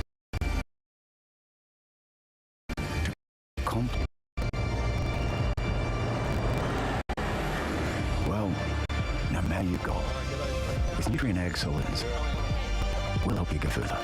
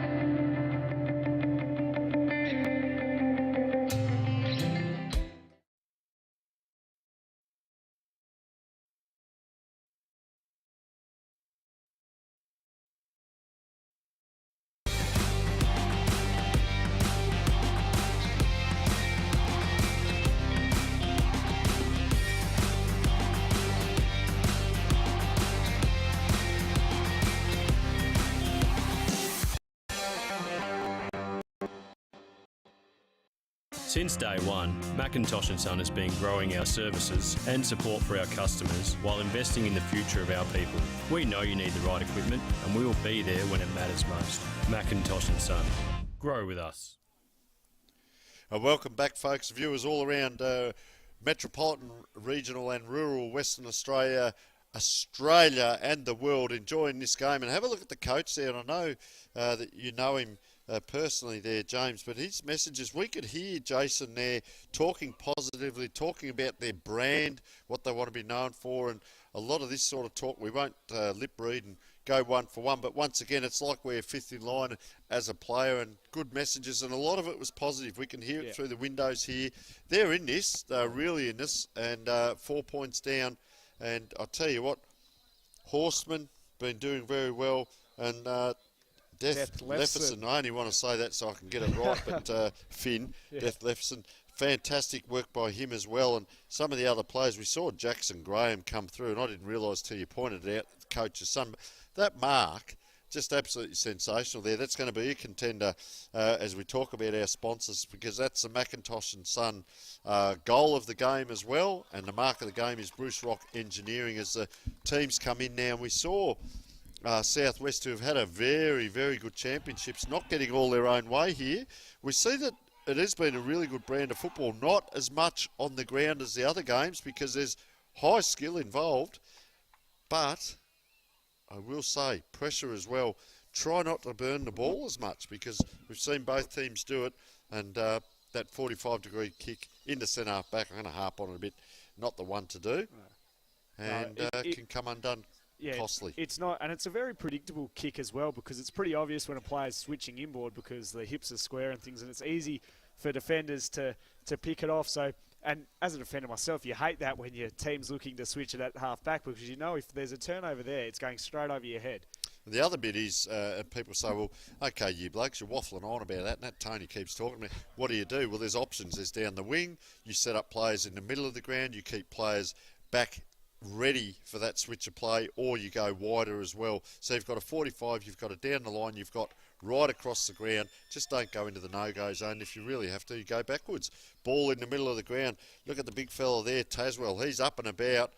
They both go up and down it comes, but it ends up in the centre circle, which is always disappointing for the ruckman, because like that, Big Woods has to go back and get on his hands and knees and get it out for his team. Oh, bang, is that too high?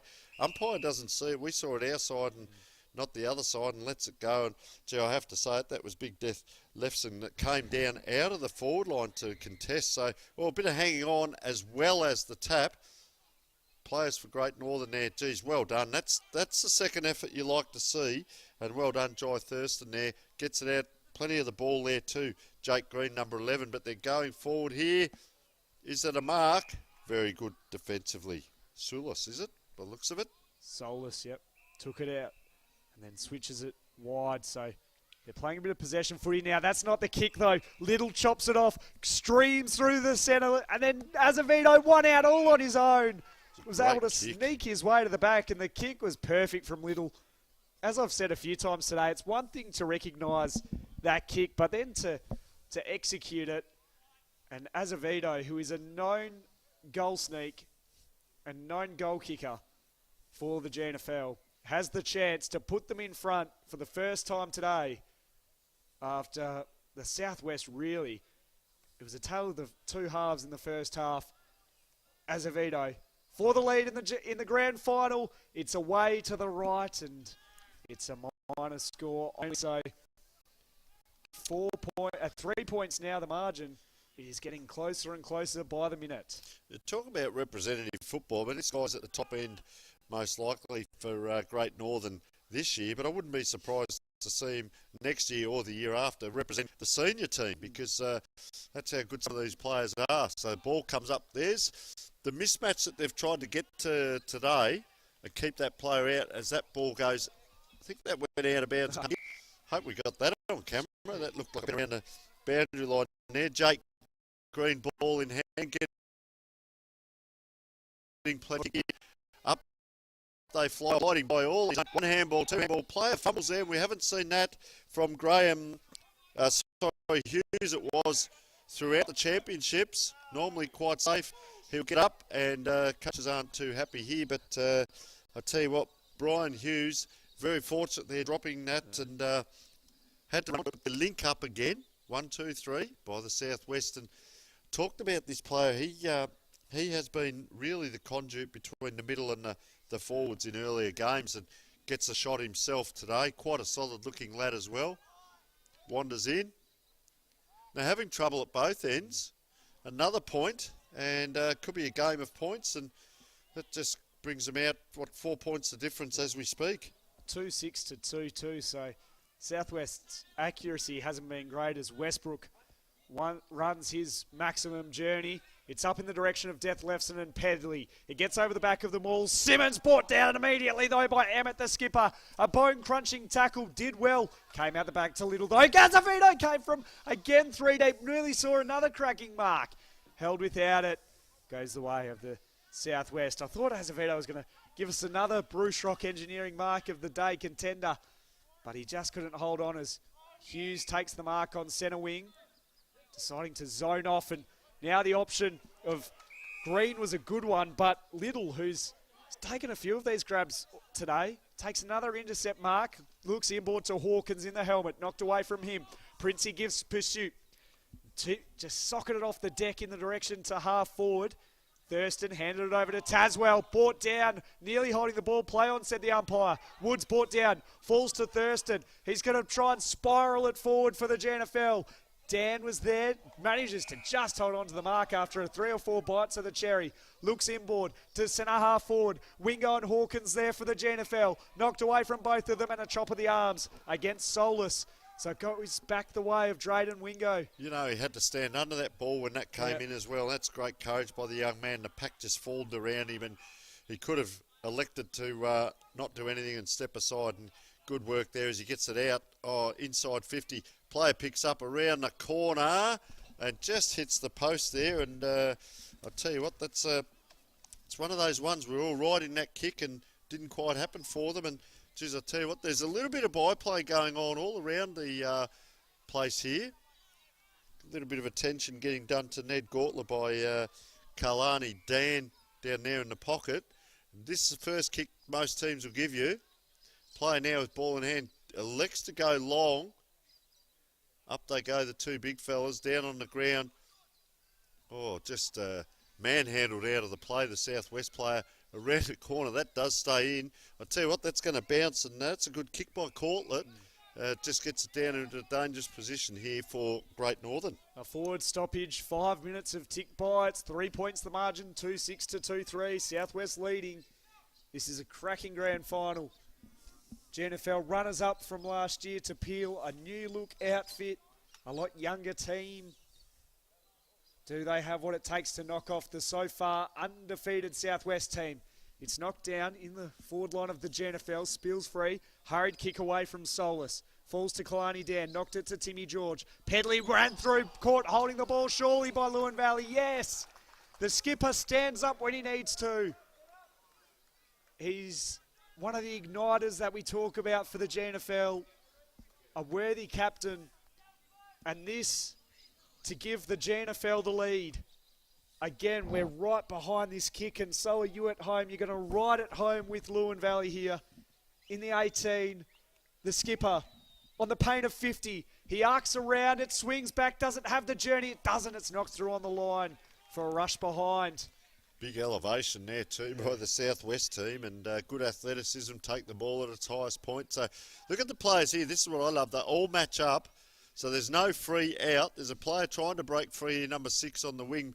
Elects to go longer, but guess what? It's a kick to a pack, so we're going to see some good one-on-one footy here.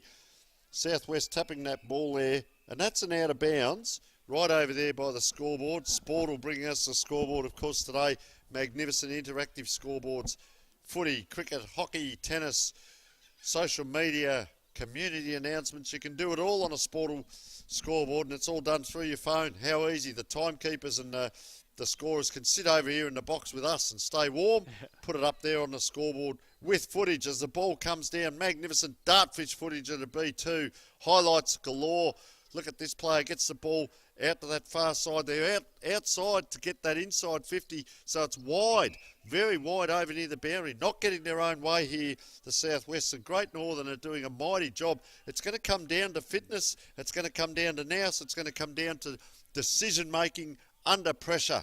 Take us there, James. And don't what worry, are we seeing? Oh, well, at the moment, Southwest are looking for those forward 50 stoppages to give them the best result, because they're not having it their own way, as you mentioned. Death Lefson and Gilchrist go at it in the ruck. Both had a piece of it. Gilchrist followed up his own work, brought down. And we'll have another stoppage about 40 metres out from the Southwest goal. On the outer side, Death Lefson climbed high, patted it down. Southwest, though, with the clearing kick up to the goal square. Knocked away, though, by Westbrook. Bumped off the ball. Corlett went in hard. Sweeping handball to Hoffhammer. He's got players ahead of him. A lot of grass as well. Goes to the one-on-one with Dan. Over the top, though, Solus did a fantastic job. Bumped Dan off the ball. With the one-handed pickup was Little. And it's a throw. It's going to go back the way of Gallagher for the Southwest in the green and gold. The famous green and gold. These two regions don't like each other on the footy field. They've had some great battles in the seniors and the Colts, mind you. And this is going to be brought back after DePiazzi was standing too close to Little, who is on the mark, and that's allowed now the Gnfl to flood right back. You've got Death Lefson down the line, Corlett, Corey Clark can mark the ball, so a lot of options have been cut off for the Southwest, and as he looks forward, it's just blue and white jumpers. Sends it to a nest of players over the top, almost the mark to Hughes. Story of his day, really, sort of almost game so far. Bounced off the chest, Azevedo. Corlett linking up with Gelby now. They've got a bit of run and toe about them. Looks for Hawkins. Had to take back position. Azevedo came clambering on through. Knocked away from him. Had to go back in again. Princey over the back for the Southwest. They're all on top of it, diving on top. We're going to have another stoppage, you would think, as it's ripped away, and there's feeling in this, Tony. That's the great thing. However, I'm just standing here as a spectator watching that bit of play, especially by Azevedo there. That could have been the play of the day just through there. His own effort, 3 possessions there. Ball comes out. His teammates need to lift as well. It's bobbling around. It's anyone's ball. There's courage personified. This is a fantastic game of football. It hasn't dropped off since the first bounce. It is just pressure, pressure, pressure, speed. Player comes through. Bang! go the opposition. Southwest get it back. There's about 8 players around this ball. Everyone wants a touch. Little kick around the corner, but look at that playing in front. The Southwest players bangs it back. Guess who? I'm loving his game at the moment. Azevedo, if he can straighten up and kick a goal, he could have had 3. He's going to line up again. Probably same position going on his kicks today. He's not confident. Not the best. Yeah, I was just going to say that. Not the best. So he's going to go back. Gets a pat on the shoulder. I like that from the big fella. It had to be Death Lefferson, didn't it? Because I had to say it. But well done, young man. Azevedo now. A senior player at his local level. Kicking from 50. Distance, no worries. Goliath in Colts football. Runs in very close. Very close. This will be close. It's play on. Southwest are going to come away with it. Player held without the ball. How close can you get? It's a game of inches. It's a game of centimetres. And we've got it right here, right in front of us today in this big grand final. Look at the players. They're all battling. There's little bits going on left, right, centre. Keep an eye on that screen because there's one-on-one battles. There's pack battles. There's ground balls. And it's aerialistics. Is that a word? It's everything and more. 18 plays 16. Almost halfway through the final half. Thrown back in at half forward for the Gnfl. Coming away with it, of course, it's Azevedo. Puts it long. William Simmons knocked away from him. At ground level was Taswell. Knocked it away. Trying to scrap their way through, and he's been legged. Free kick going the way of the Gnfl, and it's to James Simmons, who was a recipient of an award yesterday. He now, really, this is the biggest kick of the game and probably his career, James Simmons. Oh, that's big. Wow. To put the Gnfl in front as time ticks away in the last. A tough angle. Simmons from the Towns Footy Club rocks back. It's hit the woodwork. Wow. It's a 1-point ball game. Please don't leave your seats. Don't leave your lounge room. Don't leave the bar. Wherever you're watching it, in the clubs, pubs, venues, home, around Australia. This is a most exciting game. 1 point in it. Great Southern about to kick it in. We are 12 and a half minutes into the second half of the grand final. Look at this kick. It's had everything this game. The big fella goes up. Big Jet Woods. Can he get a second kick along the wing? He does. But look what happens at pack forms. 1, 2, 3. Up they go. Good strong mark. Belly playing the captain's game, and he gets it square into the middle. Why would you leave a player free in the middle? They're going to load up again. Guess what? They've slowed up. I'll take a breath. Little kick short. Possession football. This player now plays on. That was Clark. Puts it in. The lead comes. Dropped. Mark right on the 50. Bang! Go the Southwest. They've been physical. Player goes this way, that way. He's bought the ground. Out it comes now. Southwest, can they get one more little handball up? Look at them hovering and waiting. Everyone's called ball, and getting up with it is Lachlan Emmett. What an exciting game. Fair dinkum. This is unbelievable. Anyone up for extra time, of course, in the event of a draw will have extra time. Pushed out of the play was Horman by Woods. It's a free kick right on the paint of the 50. He looks inboard, looking for a few options. Southwest have done well to cover off any available grass to lead into. So he's going to pump it long. It's a spiralling ball. Little flower back. Azevedo flew from the back. Wingo lurks. Just needed to one grab it. Socket away by Emmett, and they see it over the boundary line. Well done by the Southwest defence. Well, you touched on it, and I reckon you're right. James Gardner, the rivalry between, imagine the fathers of a lot of these players or the guys that have played in these tournaments over the years looking back and saying, we want to win, and the other team's going, we want to win. It's 1 point in it, and there's a lot going on. There's a shallow throw in there. Big fella can't get it. The umpire's going to say a free kick, and Woods, they've tried to keep it away from Woods and Pedley today, the opposition, Great Northern, but Woods, the quality of the player comes through. He's going to take a long time, which you haven't got in a game like this. And that's just another high kick to a 50-50. Look at them all go up. Good mark. Great mark. McDonald. And that was McDonald. So McDonald now looks for the players in the middle. No one spreading to his right, so he has to come left. Good set of hands to have it in. Luke Hutchinson. Look at him take off. He won't hang around. Great Normal in hand. They load up again. Offhammer tries to switch it off the half volley. Valley had to get it away quickly, looking for Clark. Missed him momentarily. Ricocheted off. Pali, big hit. Cottrell came through the middle. West onto one Gnfl man. It's picked up by Goltler. He goes through the middle and Death left sits on hands and knees to take the mark. There's less than 5 minutes remaining in it. 2-6 plays 2-5. Hawkins had to wait for it to come to it. Giltray goes long. The mark is taken. Right half forward. He seems confident enough to take a bit of time. He rolls round. Wants to use his pace. Ankle's broken. Strides inside 50. It's a draw. Scores level with 4 in the grand final. And knew what he was doing there, Gelby, and couldn't quite finish. And that's going to be costly, those missed shots by both teams. So they both kicked 2 goals, 6 to run out of the way. The Southwest player, when we see this big ball to a pack and towering mark. That is sensational by the great Northern player. Who was that, please, James? Valley. Fair dinkum. What a grab. Just on that left foot, he puts it back in as well. Big 50-50. Will we see another one? Oh, this way, that way. It hasn't hit the ground. It has now because that player's slung the ground with a free kick. Simmons claimed the mark and then he was slung around. So James Simmons will go back. He's going to have to kick from 50, but that grab by number 18 out there, was it? That was Valley. Valley, the skipper. That could be a match-saving grab in the context of the game. With less than 5 minutes to go, he's gone back a long, long way. James Simmons. Time to put your name up in lights, son. Fair to say the game could be on his boot. In his steps. Just gets a good bit of speed with that. I like that with the run in. It's a high kick. Up they go. Down it comes. Anyone's ball. It misses everyone. So it's come back into that centre half forward position. They're going to clear here, Southwest. Delalo got the kick out to Peter Woods. He wants to wheel and go. Less than 3 minutes remaining. Scores level. Any score will do now. It's in the hands of Harris. He'll arrive and then goes short. Nearly just hanging on to it. Diazi with 2.5 minutes remaining. Wants long options. Long mistakes, not short ones. He goes short instead though to Solus. Connell couldn't get across to cut it off in time.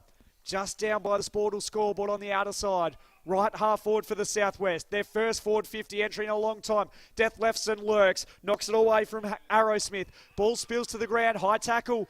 And it goes the way of the Southwest with Arrowsmith. We've seen a little bit of this at both ends, haven't we? That free just around that 50-metre mark for both teams. He's going to park it inboard. Up to the top of the square. Woodcock's back, but in front. Woods takes the mark. A game-saving goal. Umpire's called it back. Needs to bring him around on his mark.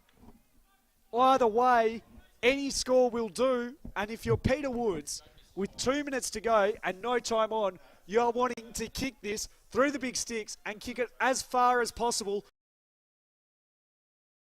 to wait. This could seal the West. Possibly another year of heartbreak for the Gnfl after losing to Peel last year. Undefeated this whole carnival. The Southwest, and Woods has missed. He's tugged it to the left. Time of essence now though for the Gnfl. 18.5 minutes gone. Let's just see now as Gnfl about to bring this ball back in. They're going to have to go straight down in the guts and get a wriggle off. It's a long raking left foot kick and it's precision. That's a grab. Get it back to him.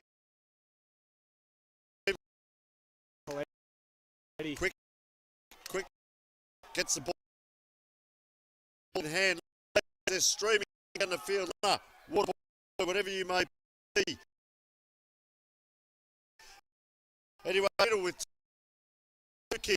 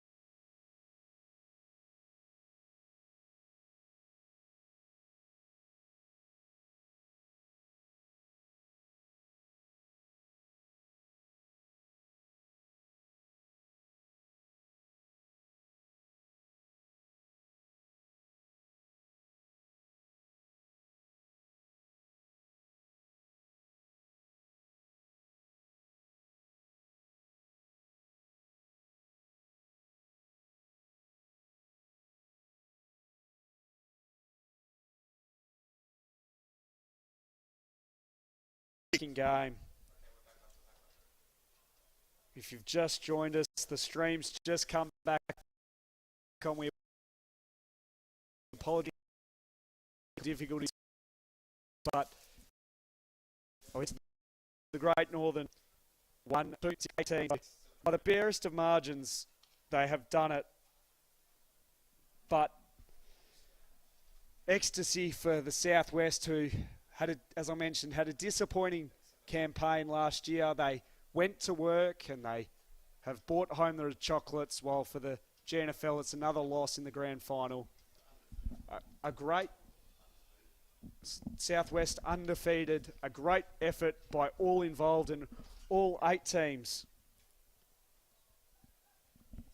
It was, both sides can hold their heads high as we go through some of the goal kickers. There wasn't a whole lot to report on in terms of goals. Graham kicked 2 for the Gnfl, while for the Southwest it was Harris and Arrow Smith who kicked 1 apiece. A lot of points scored, and I suppose that's the thing. If they had have been accurate, Woods had a kick right on the siren virtually to seal the game. In the end, it was the point that he kicked that won them the championship.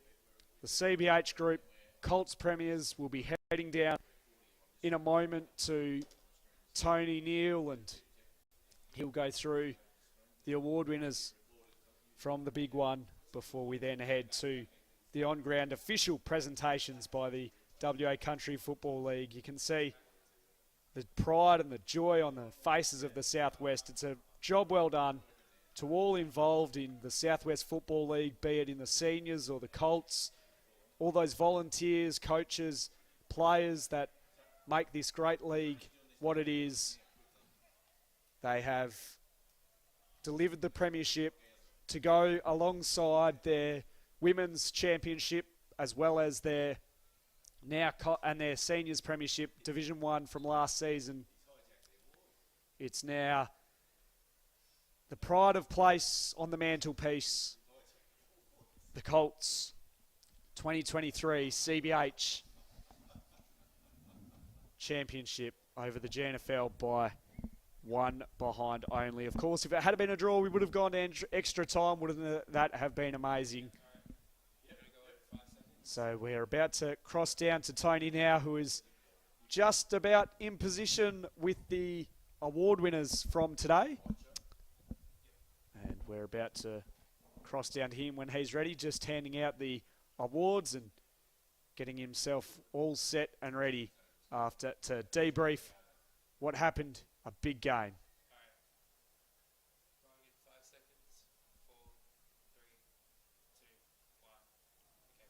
I'll tell you, folks, what an exciting final that was. And to play well in big games, that's what you get remembered for. And Jake Green, we've given you, first of all, the beanie and the commemorative jumper. And you've come out a premiership player. Great work. You played on the wing here. We saw you take a big dive as you got a push as well. And a lot of work in the engine room in a close game. So how did you find it? This was the best game, wasn't it, by far in the championships? Oh, yeah. It felt so much closer. It was just a lot harder, so much pressure, but it was good. It was such a close game, but yeah, no, it was good fun. Well, you played a great game. Tell us what's your home club, please? Dunsborough Sharks, and yeah, been playing with them for a few years. And have you stepped up and played a bit of senior footy with them as well, or are you still in the Colts? Yeah, I've been playing league this year, so that's been pretty fun, been a good opportunity. And now, yeah, fantastic, mate. Great game. I'm just going to move across. Peter, we've seen you across several games, and you've been very close on a few occasions, but just sensational. We called you the igniter, but just that mark down there and absolutely missed it. But it's a winning point. It doesn't matter, mate. But some of your work around the ground, you're very elusive and fast. And tell us what your home club is and what position do you play? I play for the Bunbury Bulldogs Footy Club. I mainly play half forward, bit of forward pocket down Bunbury. Yep. Do you play Colts only? Do you go up and play seniors as well? Yeah, play seniors, play league footy down there. It's been good, yeah. It shows, mate, you're an outstanding talent. How old are you, 17, 18? 18. So you've still got 3 years of development to go, and you're a very exciting player, Eddie. We watched you not just across this game, but several games. So enjoy the thongs, mate. Well done. Yeah, thank you. And we'll come across to Clay Azevedo. Clay, we've mentioned you several times. You pump iron a bit, do you, mate? No, never. Never. Just natural. Must be, I don't know, yeah. Martial arts or anything? Do any work? Oh, plumbing, that's about it. Digging holes. Plumbing. Oh, I'm going to get into plumbing, mate, because I thought I was going right. Yeah, great build. You've got a great build for footy and a very good player. And we understand you're playing senior football up there in the Great Northern League as well as coming down here and representing the Colts. We gave you the play of the match. There was a bit of play down here. Desperation in a final. You had 3 efforts along the wing here and you followed up and ran and went and got the ball again and again and again. So you're certainly desperate and you know how to hold yourself in a contest. Yeah, I was just keen to get the ball forward, hopefully get a goal, but couldn't get it in the end. But yeah. So did you guys come down by bus or how'd you get it? Yeah, we took the bus down. It's a pretty good trip with the boys. And very close game. Look at them all over there, rowdy bunch. What do you reckon the trip home's going to be like?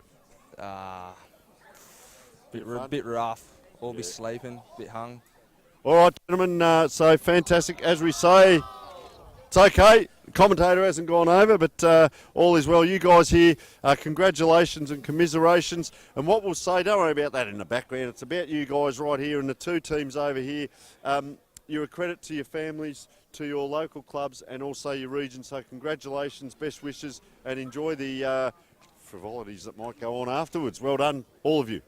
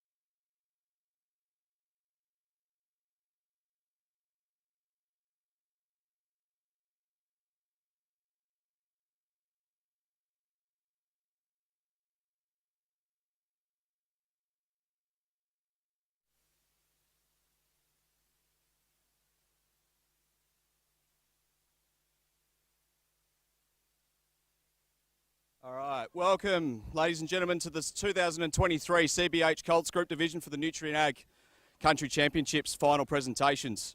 The West Australian Football Commission and the West Australian Country Football League acknowledges the Aboriginal peoples of Western Australia and the traditional custodians of the land, and we pay our respects to elders past and present. Congratulations to our 2 competing sides in the grand final today, being Southwest and Great Northern. Round of applause, please.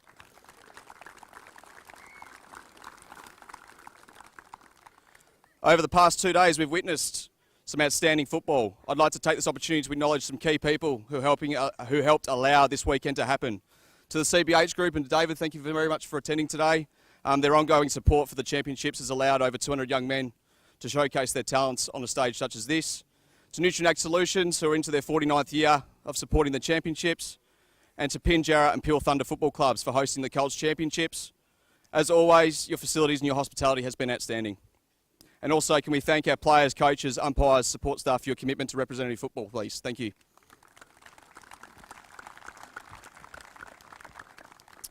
Over the duration of the country championships, there will be a total of 55 games of football played across the Colts and seniors, with over 60 regional umpires who have travelled to Perth to umpire across the championships. I'd like to ask all of you to put your hands together for today's umpires. They've been outstanding once again. I'd like to call up Riley Hearn to accept the championship medallions on behalf of the umpires. Dave, you actually want to come and give those out? Yeah, mate. Do that for you. There you go. Oh, they come. You just get a big bunch, mate. Thank you. There you go, mate. Well done. Just if you stay here, mate. Just stay close. All right. This next one here. That's all right. Thanks. All right. Before we move on to the awards for today's championship, we also have some championship awards to present. I'd like, obviously, David's obviously with me here from CBH Group to assist. The Clembray Medal for the emerging player in the CBH Group Colts division goes to James Simmons from the Great Northern Football League.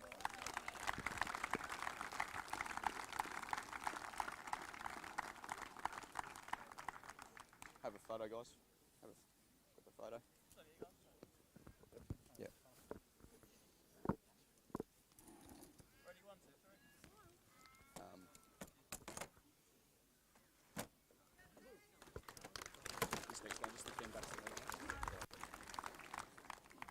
So our next award is for the Ken Baxter Medal, which is the overall fairest and best for the CBH Colts Group division, and that goes to William Pedley from Southwest.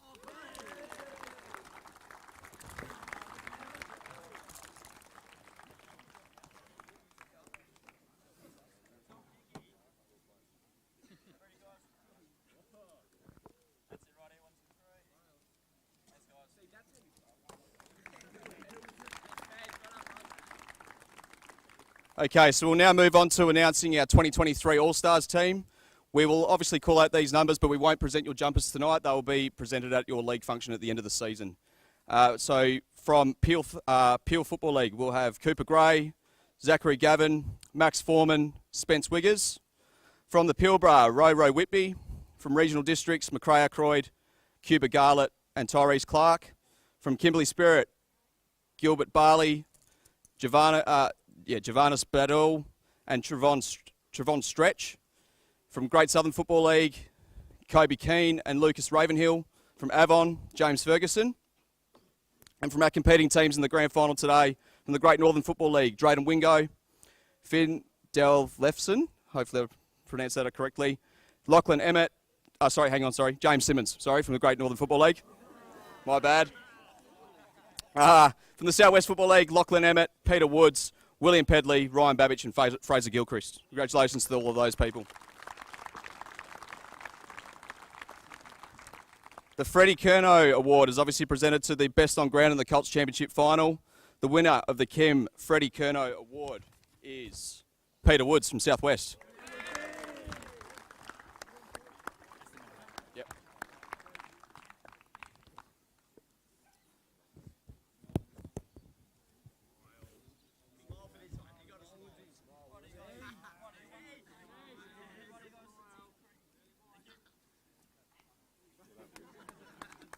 Well done, Peter. I'd now like to call forward Jason Graham from the Great Northern Football League to come and say a few words.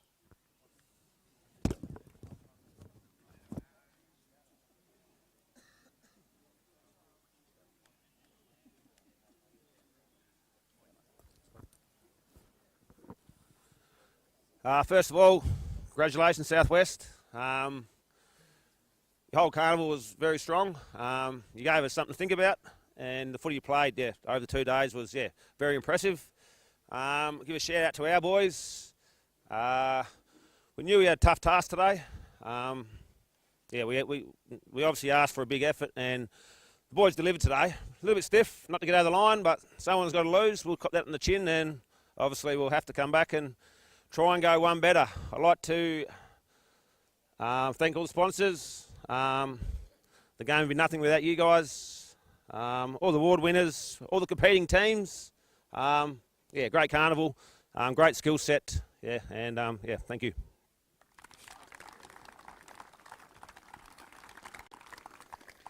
Thanks, Jason. I'd like to call forward Brett Maguire to come and say a few words.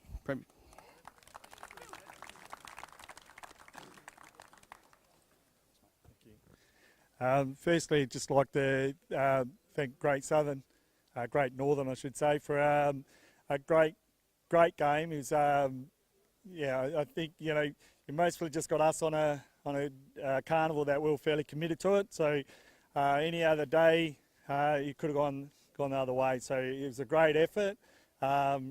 Secondly, I'd like to thank the umpires. Obviously, a game can't go forward without umpires, and just the sponsors and the Football Commission and all that for putting these sort of carnivals on, because it is great for the development of community football. And then from there, just for our guys, just a really good carnival. It's just been a great stand of football, and we were well and truly challenged in the final. So so thank you very much, and great carnival.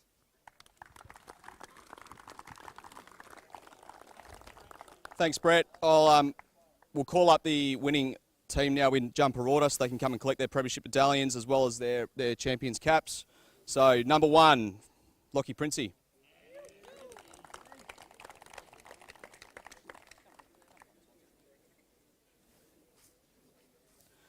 Number 2, Jack DeLalo.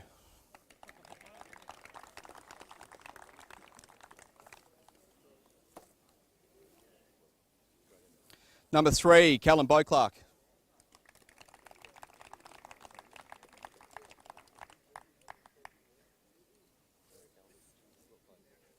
Number 4, Sam Goldstone.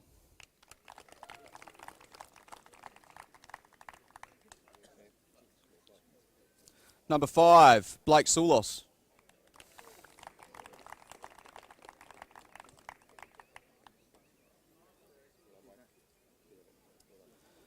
Number 7, Kate O'Dine.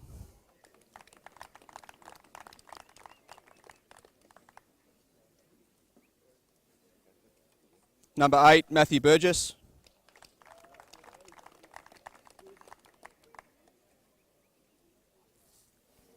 Number 9, Robert Chitty.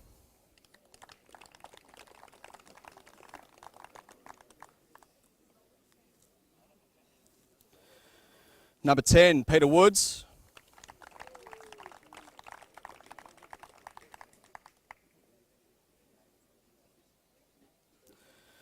Number 11, Jake Green.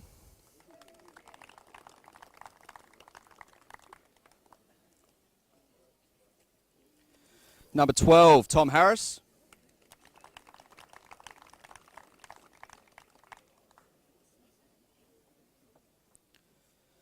Number 13, Sean Arrowsmith.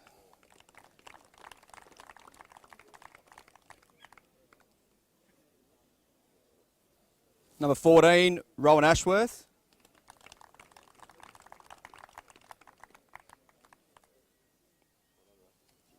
Number 15, Bo Depiazzi.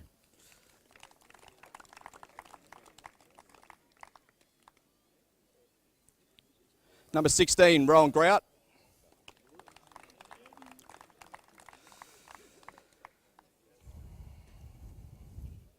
Number 17, Luke Hutchison.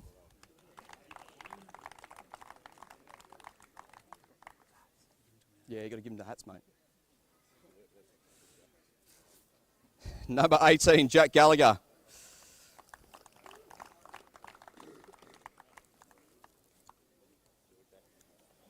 Number 19, Kai Axel.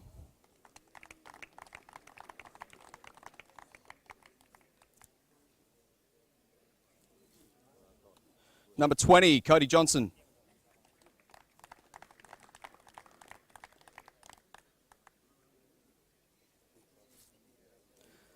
Number 21, Ned Galter.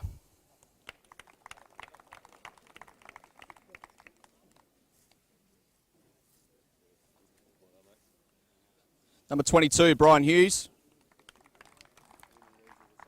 Yeah, they are, mate. They're all the same.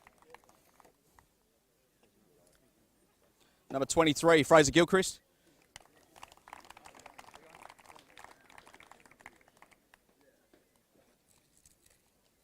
Number 24, William Pedley.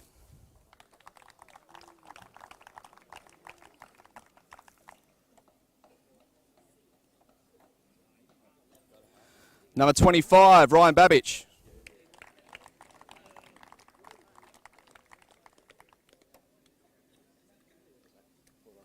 Number 26, Angus McDonald.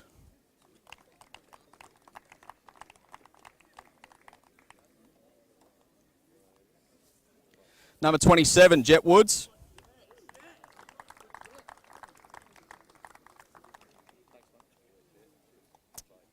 And captain, number 6, Lockie Emmett.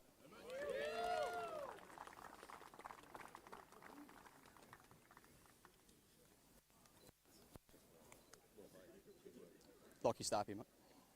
All right, so Lockie will obviously stay up here. He will receive the Champion Shield and the plaque from the WA Country Footy League for the CBH Group Colts 2023 champions, Southwest.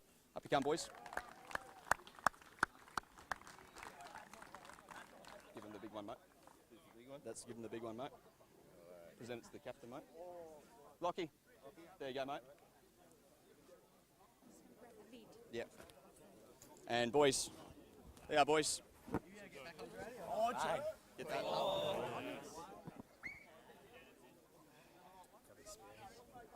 Yep.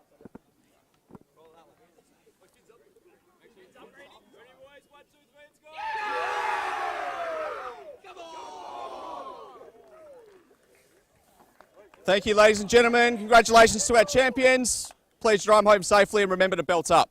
Have a good day, guys. Thank you. Wrap up the footy show. Thank you very much. That's it. Thank you. Pull that off. No, just take the tape off for me, please. Thank you.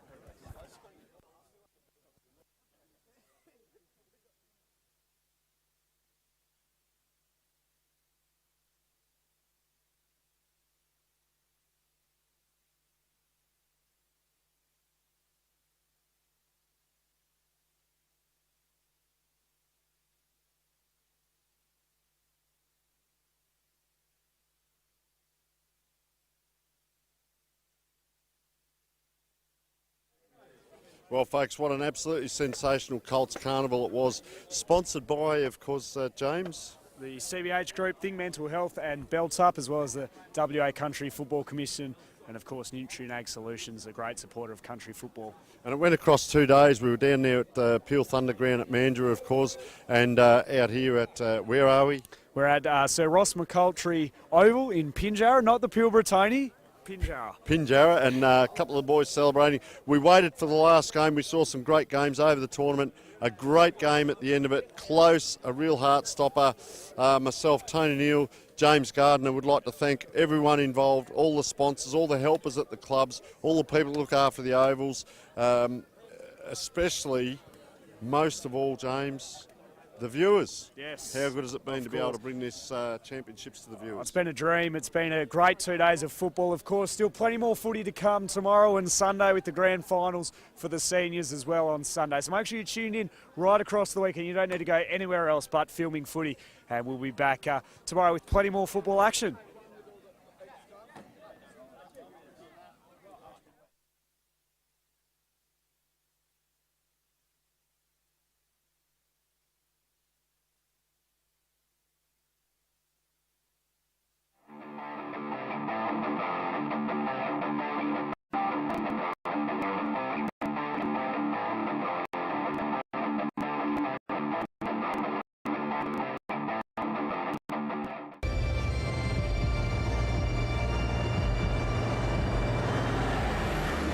Well, no matter your goal, with Nutrien Ag Solutions, we'll help you go further.